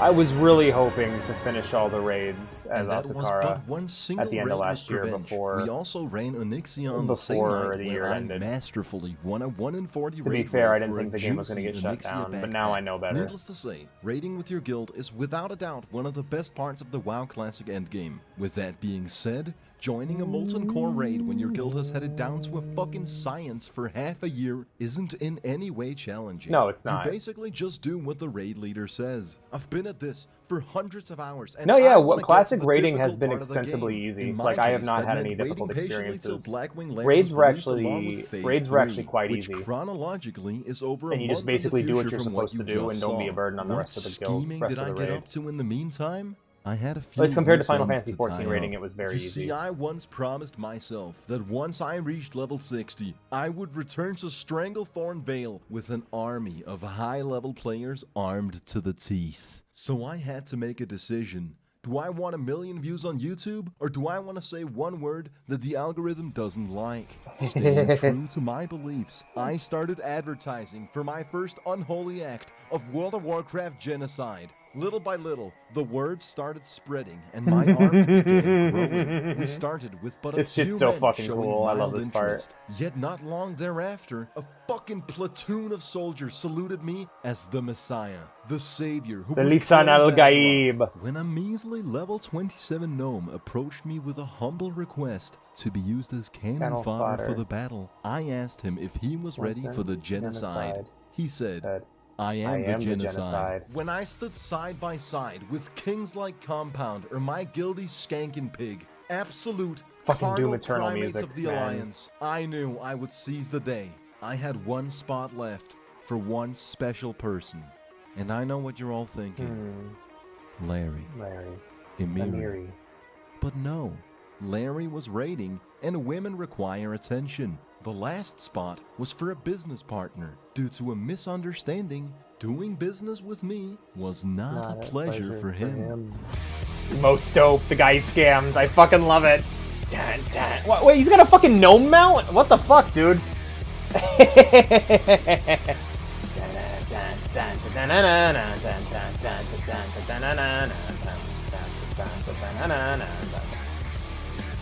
So if I'm getting into a PvP guild, this is the shit I want to be doing weekly. Instead of raids, I want wars. Stranglethorn Vale was fuck empty, Alterac Valley. absolutely desolate. Fuck any sort of structured We found, PvP that's 3 worth horde anything. Players, and I'm pretty sure I could have We'll killed just them go on hard. my own. This wasn't up to par. In fact, it was entirely unsatisfactory. You know I wouldn't let this pathetic showing be our conquest. The crusade must go I attacked on, the town with my and guild with on Thrall's it Book went. Club, and that was You like see, in WoW, our many first players great experience are invested together. in their honor rank. The Never vast forget Thrall's Book majority of Club. players take great pride in having a lifetime 0 dishonorable kills. If Not you us. were to be in a raid party So, where someone we offed one killed quite a few single civies. civilian, every single person in that group would have a We took permanent a town stain for on their ourselves. previously It was beautiful great. stat page. So anyways, I decided to lead us into the Grumgull base camp. I wasn't aware that whenever a Horde NPC sees an Alliance player attack a Horde player, spawns in 5 guards. there will manifest 1 guard for each player in that person's party. In this case, about 40. In the midst of this unbridled chaos, someone did the unthinkable and gave everyone a dishonorable kill. Yep. After and then 370 hours in Azeroth, my perfect honor page was defiled. If you count my fellow warriors, literally several thousand hours of hard work carefully avoiding civilians was all ruined in one fell swoop.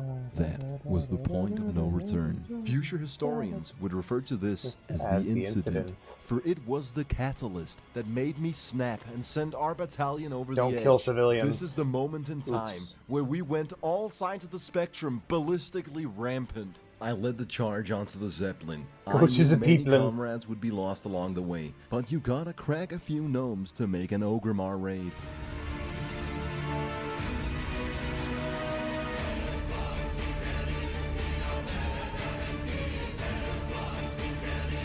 Wrong Zeppelin. Wrong By the Zeppelin. way, this was my first time ever leading a raid party, and I'll have you know that it is absolutely power in the wrong hands. Endgame WoW players basically have it hard-coded into their brains to do whatever the raid leader says, and here's a nugget of wisdom. Low to medium power corrupts. That's why Discord mods, raid leaders, and Minecraft server owners are the scum of the earth. But I digress. When arriving at Tirisfal Glades, I told my legion, cross into the other airship or you will die alone, which is actually rather mild compared to the language your average raid leader would use if someone made the slightest mistake. So we crossed into the opposite blimp with pure conviction. Any Horde player dumb enough to fight us on the airship got a 2-way ticket to the Death Realm. After cleaning up the public transit, we sailed the skies towards our destiny. The capital of the Horde, the heart of the beast, Ogrimmar. As soon as we arrived in Durotar, our unit got split up when a few of us jumped off to kill an orc.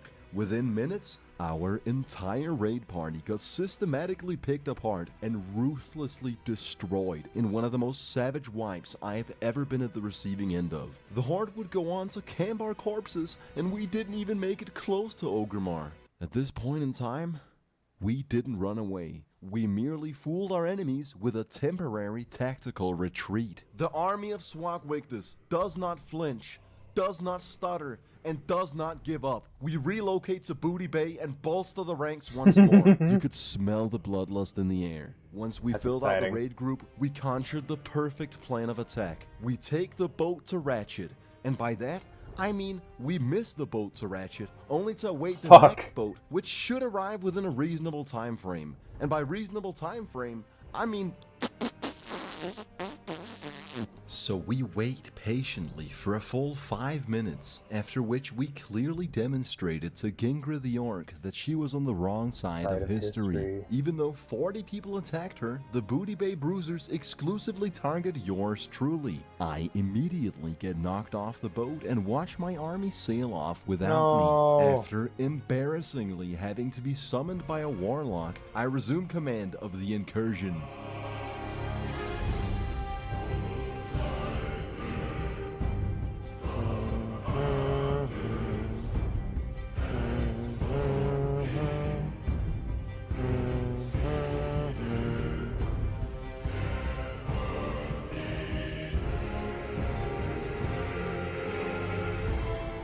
We rode from Ratchet through the Barrens, opting not to go for a frontal assault.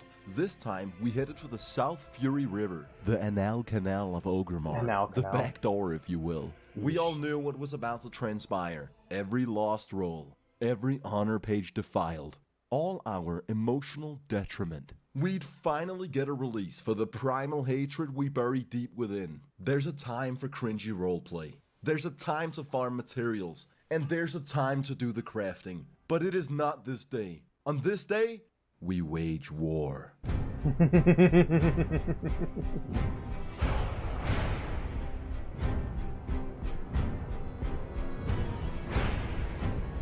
I do wonder if, like, when I play Cataclysm as Pickspockets, will I be able to do fun piracy streams with her too?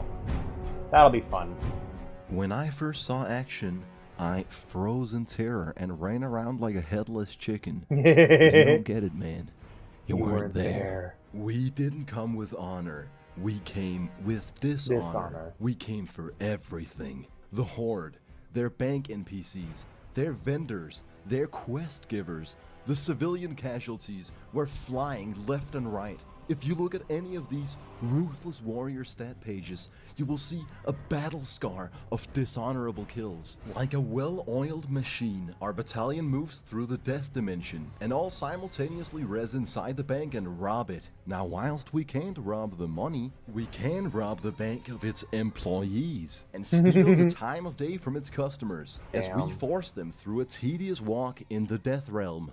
I realized in the midst of battle that I had finally arrived. The World of Warcraft intro tutorial rounds out at just about a couple hundred hours of playtime. God, I love that the undead can eat, like, eat people they kill. It's fucking awesome. At this very juncture, you get to begin playing World of Warcraft. Look what you can accomplish with one man, 5 accounts, and a multi-box program when he puts his money where his mouth is. Separate charges on all 5 accounts with a macro set up to instantly decimate any fool dumb enough to attack him, absolutely smiting any Horde player with PvP turned on. In mind you, a ludicrous vicinity. That's what I'm talking about, that's a goddamn warrior!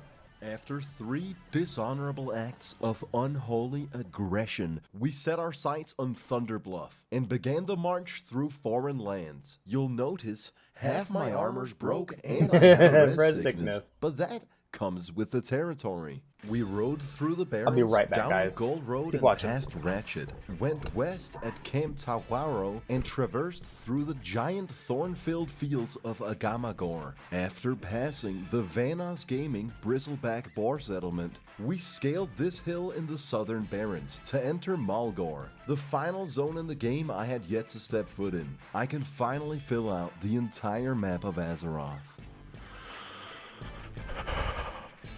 It's goddamn beautiful.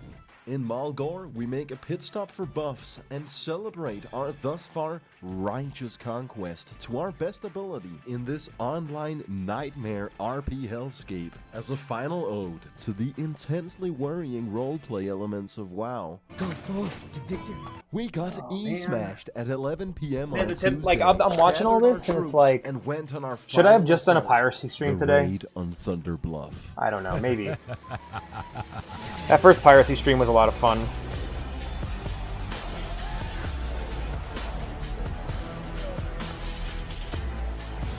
That's for the countless hours I've spent corpse walking. That's for all my time leveling in Ashenvale. PK civilian. Is for every Dishonorable kill psychopath civilian. role player who was severely neglected by their respective parental figures. I told you I wouldn't take it lying down. You think I'd just forget the countless hours of cringy roleplay I had to endure just to get a dungeon room at 4 a.m.? Do you know who I am? And do you know what it takes to reverse the psychoactive effects of scoliosis? I had to do several hour-long escort missions to become docile and agreeable. I went through hell so I could get revenge. And when you think about it, it's pretty ironic that we managed to kill maybe one player for each 5 civilians. That's a really bad ratio. Yeah, that's pretty rough. It's awful. That's rough, buddy.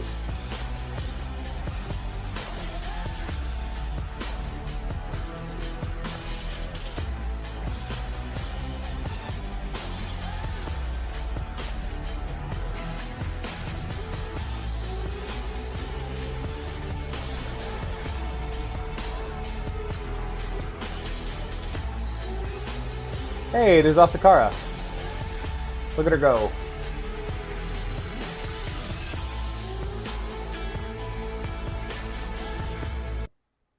Sorry, I'm trying to get rid of my hotbar here. It's not working.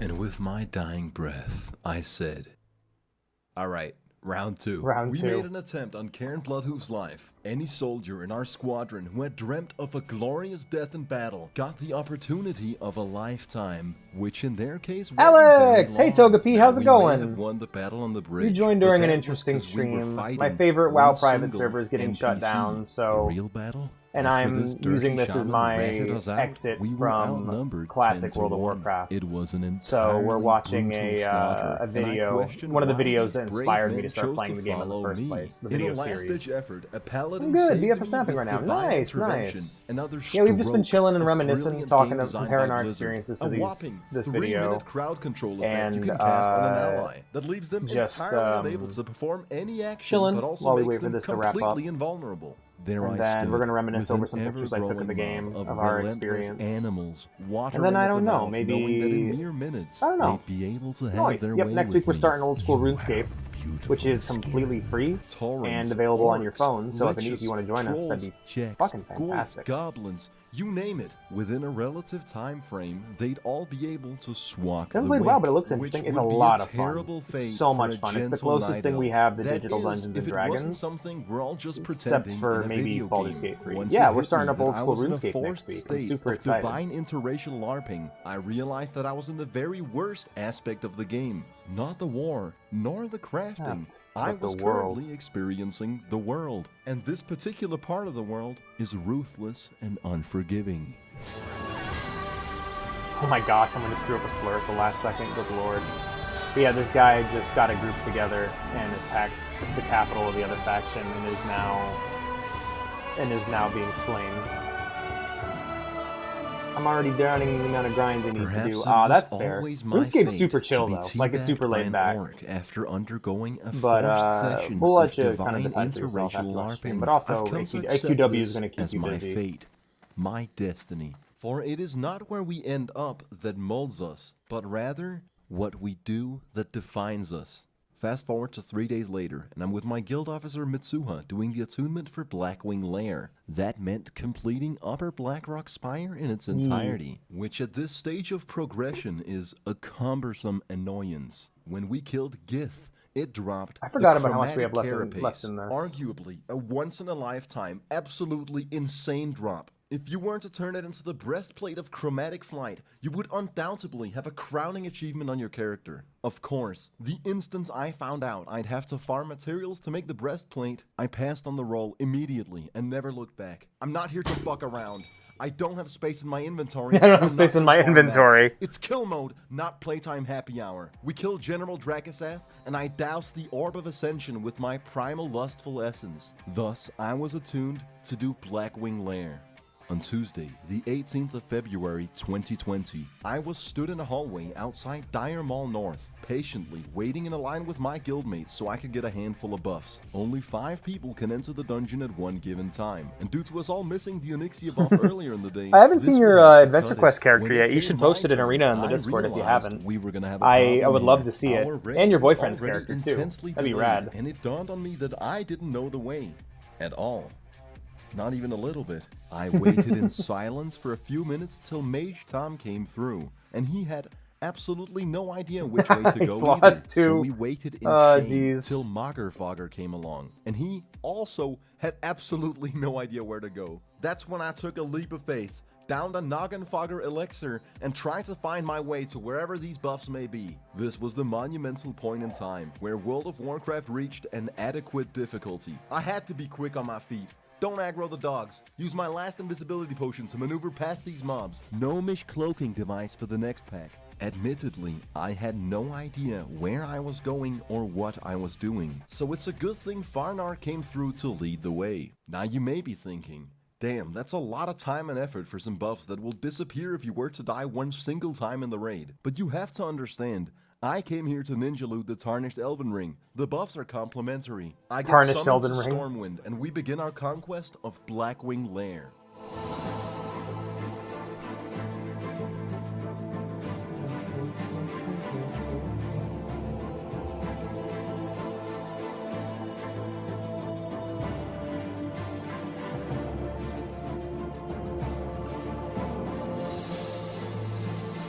Dun, dun.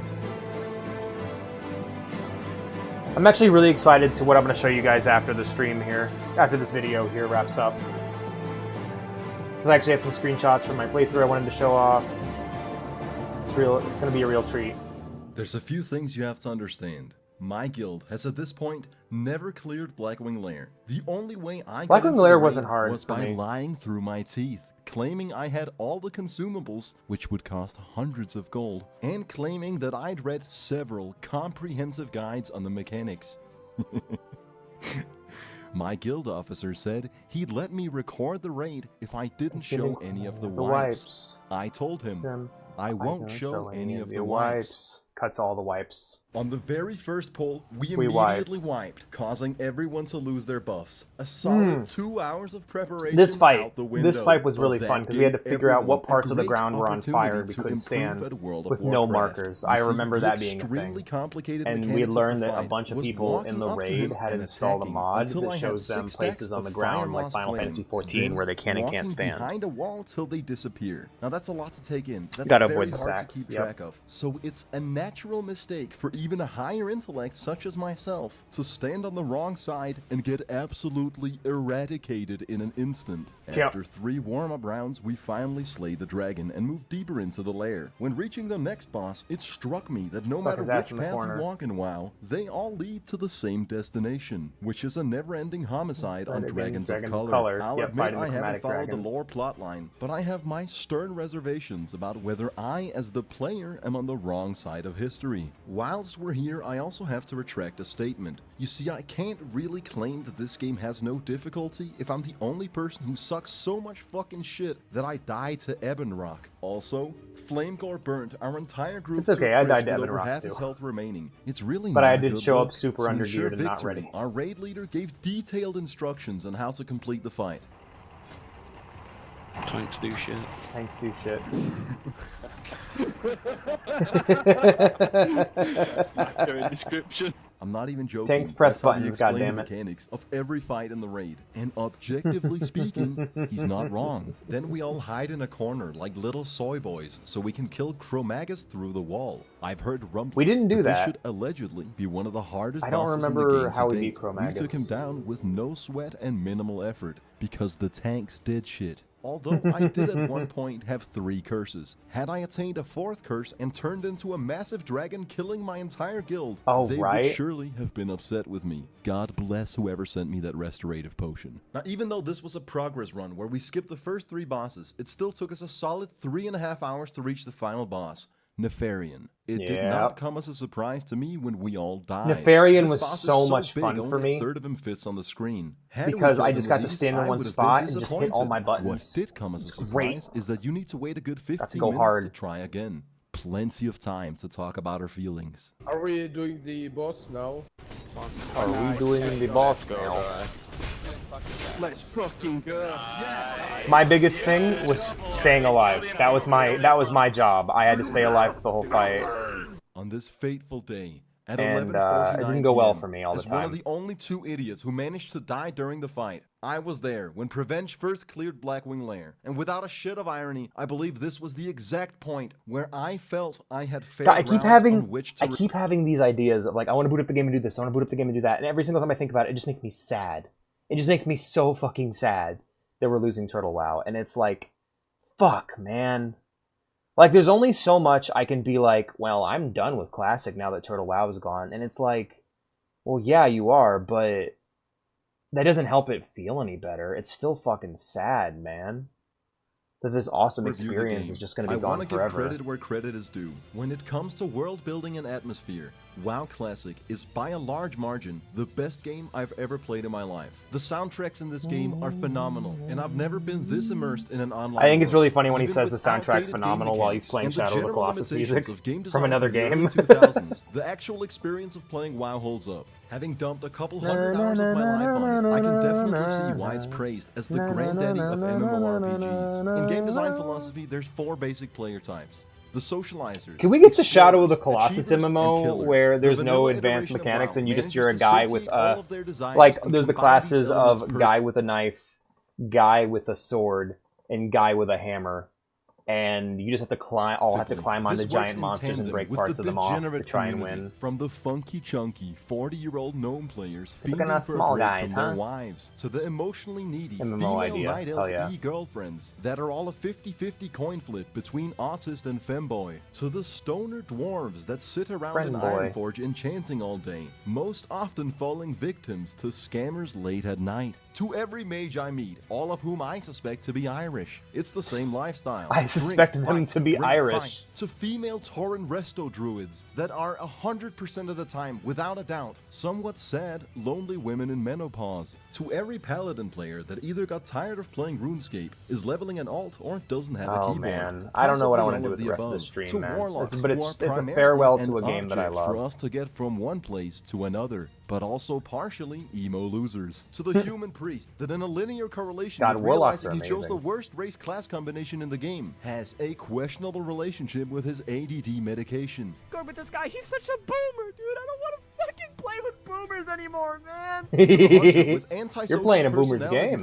It's WoW Classic, buddy. Feigns death. By the way, all hunters are idiots. To the Eastern European warrior player who yells loudly about his big dick DPS. Yes. So I get him out of the stealth, I charge him. Now he tries to run away because he realizes I'm alpha as fuck. I don't play games around. If you want to fight, you're gonna fight. You're just gonna stand there and... To every rogue player who must have had an awful childhood. Don't bully Barney. To every masochistic elemental shaman. To every feral druid who's a furry willing to play the worst class in the game just so they can yiff. To the cave dweller joyfully RPing as a human warrior with a worthy life. To the streamlined multi-boxer on 5 accounts, actively writing scripts to play the game for him so he has more time to play the game. To the first-time player who simply picked Night Elf Warrior for the meme and got thrown into all of this without any clue what the fuck I was doing. These people are That's an ugly tabard, though. As much Do not as the care for classic that tabard. community and meaningful journey are absolute circle jerks at this point, I have to set aside my Dunning-Kruger syndrome and admit that everyone is right. It's fucking spot on. Game's the community and experience of entering it constitute hands down the best video game experience I've ever had in my life. I've had a handful of games cause me so much distress that I needed to physically destroy them. But for once, I'm gonna try to be original and actually come up with a different ending. This game is a treasure, and it's been an absolute joy to play it. So for now, I'm just gonna put it on the shelf. You can literally play this game in any way you want, as long as what you want is the worst player base humanity has to offer, cringy roleplay, and outdated PvE elements. If you can look past the monotonous tedium, you'll come to find the best damn race wars of any online role-playing game on the market. Yeah, it's a delightful game, and I'm really happy we had the time we had with it. I wish we could have gotten more people in the community into it, but at the same time, I'm glad I don't have to I'm glad I don't have to apologize to so many people. I'm glad I don't have to be like, hey guys, the game we were playing, it got shut down, and now we can't play it anymore, and so we're just moving on out of nowhere. I'm really happy the people who joined us. It was a real treat to play through Vanilla WoW. If we play WoW, when we play WoW again, it's going to be the first expansion, the Burning Crusade, and I'm currently looking into what the good private servers are for that. Next time, if there's a legal threat to the game, we're ditching immediately. That's the biggest thing I can think of is like, okay, about a week into our playthrough, Blizzard threatened to sue. And that should have been the moment where we all picked up and went, all right, guys, starting fresh, different server, we'll go from here, you know? And now that's done, you know? So before we wrap it up completely, I would like to show off some pictures. Now, there's a reason why I like to do this with MMOs specifically, and you won't really see me doing it to other games. And it's that when I was a real little kid, I remember my aunt and uncle. I don't want to listen to Hammer of Justice. I need something that's fitting, something that provokes some sort of nostalgia. Maybe I'm So Horny is not the song. Perhaps I'm So Horny is not the song I want to play right now, YouTube. Can't trust Shuffle for shit, man. Perfect.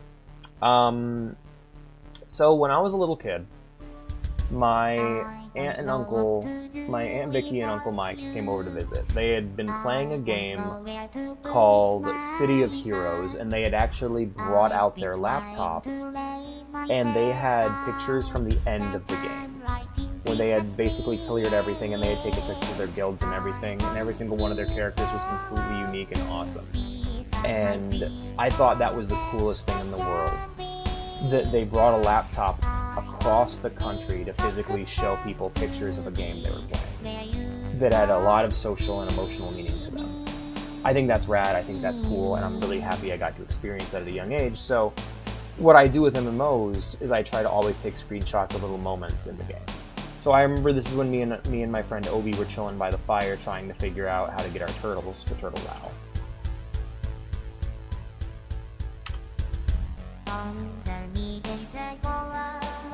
Me after I got my turtle, and we found this funny thing where these two dryads models, where the daughter was just a smaller version of the mother, and it was the same exact model. You more than anything. Me and Beaverton. Me in my ugly ass robe with Beaverton after clearing Ragefire Chasm. Me chilling and hanging out and dancing with some druid. Me riding on a chimera in my ugly ass robes.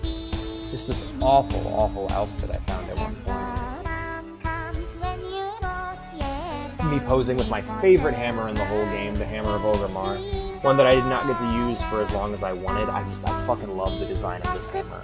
The idea that it's a skull hammer, but you're hitting with the backside of the skull. I thought that was super cool. Me hanging out with a cool fox model I found.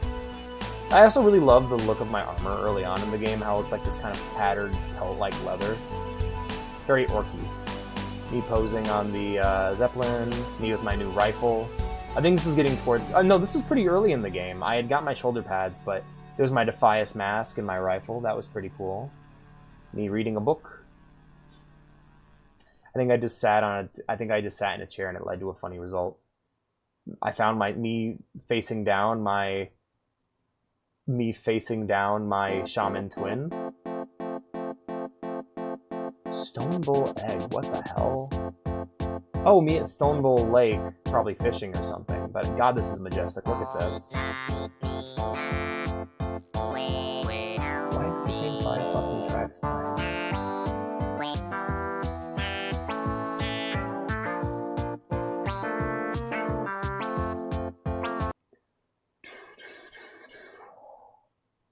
Yep, just me and my new sword posing up. Me and my turtle.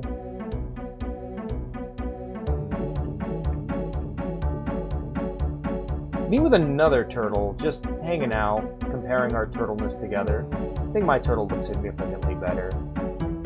Posing up with my ugly ass robe and my bow. Today we took Ravenshire and it became Raven City. Yep, so that was telling you guys about that. Whore the Ford. I had just joined. I had actually just joined. This is my guild Discord.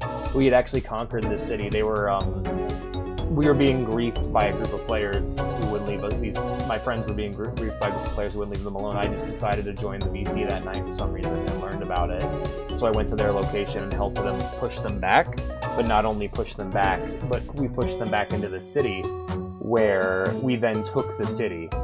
It was really cool. Captured the whole thing. Me and Beaverton hanging out. Me and Sophrona hanging out. There's my character Bernadette and Sophrona. She used to be our healer. Sophrona hanging out with a cow with me. Me and Sophrona after clearing the dead mines. Sophrona, Stug, Vanina. That was the original trio. That was the trio, you know? Bernadette, or the group. Bernadetta, Vanina, Sophrona, and Stug. In the end, it was only me and Stug. And there's that time Stug became a pumpkin. I love Stug. Stug becoming Spiderbot. And then Teto the Elf and Neru the Elf. This was TJ's character. I rolled a Neru the Elf to play with him. He never really got that much into the game, but we had fun for the brief time we had. And there's that time I made Teto became the soup and sat in the soup, and basically an entire group of blood elves, night elves, high elves had to starve. But yeah, that's World of Warcraft Classic. It was a really good time. Thank you to everyone who joined me. It was a lot of fun. I plan on returning to the game. I plan on returning to WoW in another form in the future. But for now, we're going to take a break and play something different. So if you got the MMO itch and want to play games with me, be sure to let me know, and I will add you to the RuneScape group. Starting next week, we will be doing quest progression in old school RuneScape, primarily with the focus of finishing quests. We'll all be doing them together, trying to figure them out together. It'll be a fun time. And I hope to have you all with me. Reminder that RuneScape's a very different kind of game than WoW. There isn't so much hard progression as there is... It's more of a sandbox, so you can kind of go in your own direction and do your own thing, you know? Anyways, I hope you all enjoy that when we get there. I think I've done everything I can on tonight's stream without having to boot the game up, which, again, as stated, will just make me sad. So we're going to go ahead and find ourselves a WoW streamer to raid, and I will see you all tomorrow for Death Stranding. The first Kojima game I've been able to... my first new Kojima experience since... Wow, I'm late. I'm sorry, Domby. Well, it's good to have you here, at least. Welcome, welcome. The VOD will be going up in the Discord if you want to check it out.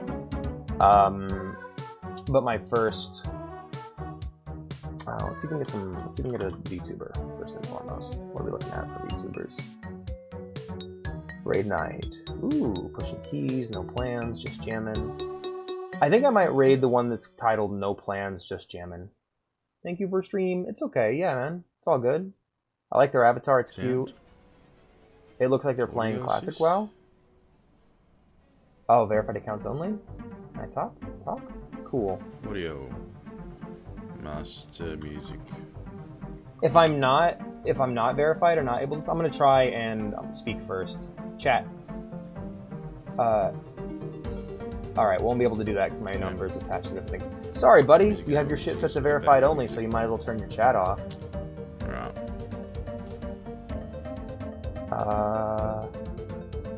We got a raid time, pushing keys, raid time, heals raid, live with Love Bolt. Turtle WoW, the world is ending. Perfect.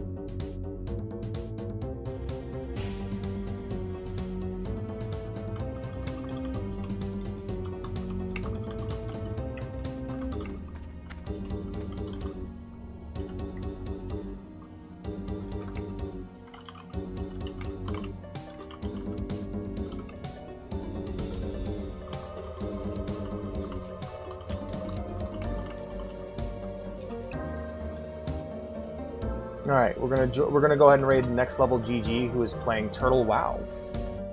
Let's see how it goes.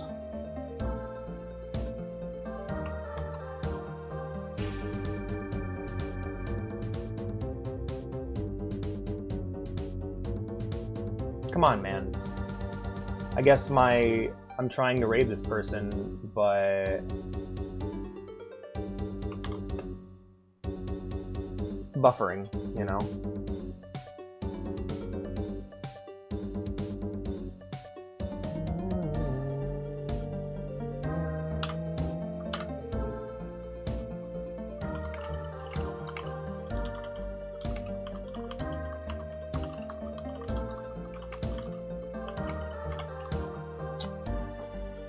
Alrighty, we got a minute and a half to just yap. I just want to say thank you all for being here, friends. I hope you had a wonderful time. If you enjoyed the stream and you want to see more from me and you haven't done so yet, be sure to follow.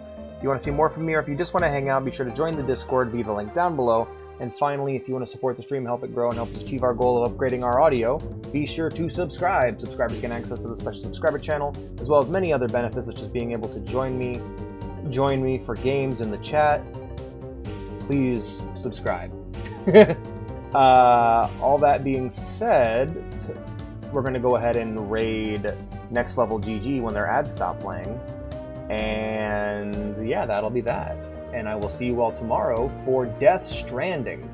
Also, great reason to raid, great reason to subscribe is no ads. I would rather you guys just be able to use an ad blocker for that, but I know some of you guys are on your phones and there's really just no helping that. I gotta find a good fucking Twitch ad blocker, man. Because this shit's so annoying. Ads, like I think ads are like detrimental to people's mental health, and they shouldn't have to fucking watch them. Like, if I would not ever willingly subject you guys to advertising if I didn't have to. Probably the best reason to watch me on YouTube is there's just no ads, and there probably never will be.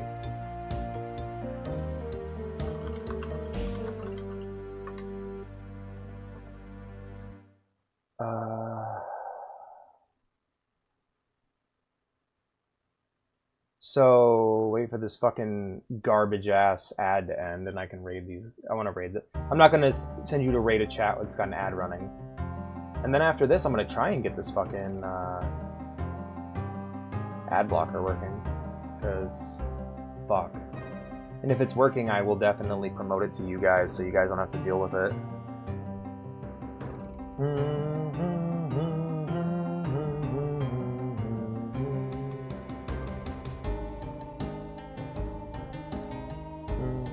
Alright guys, raid time. See you all tomorrow.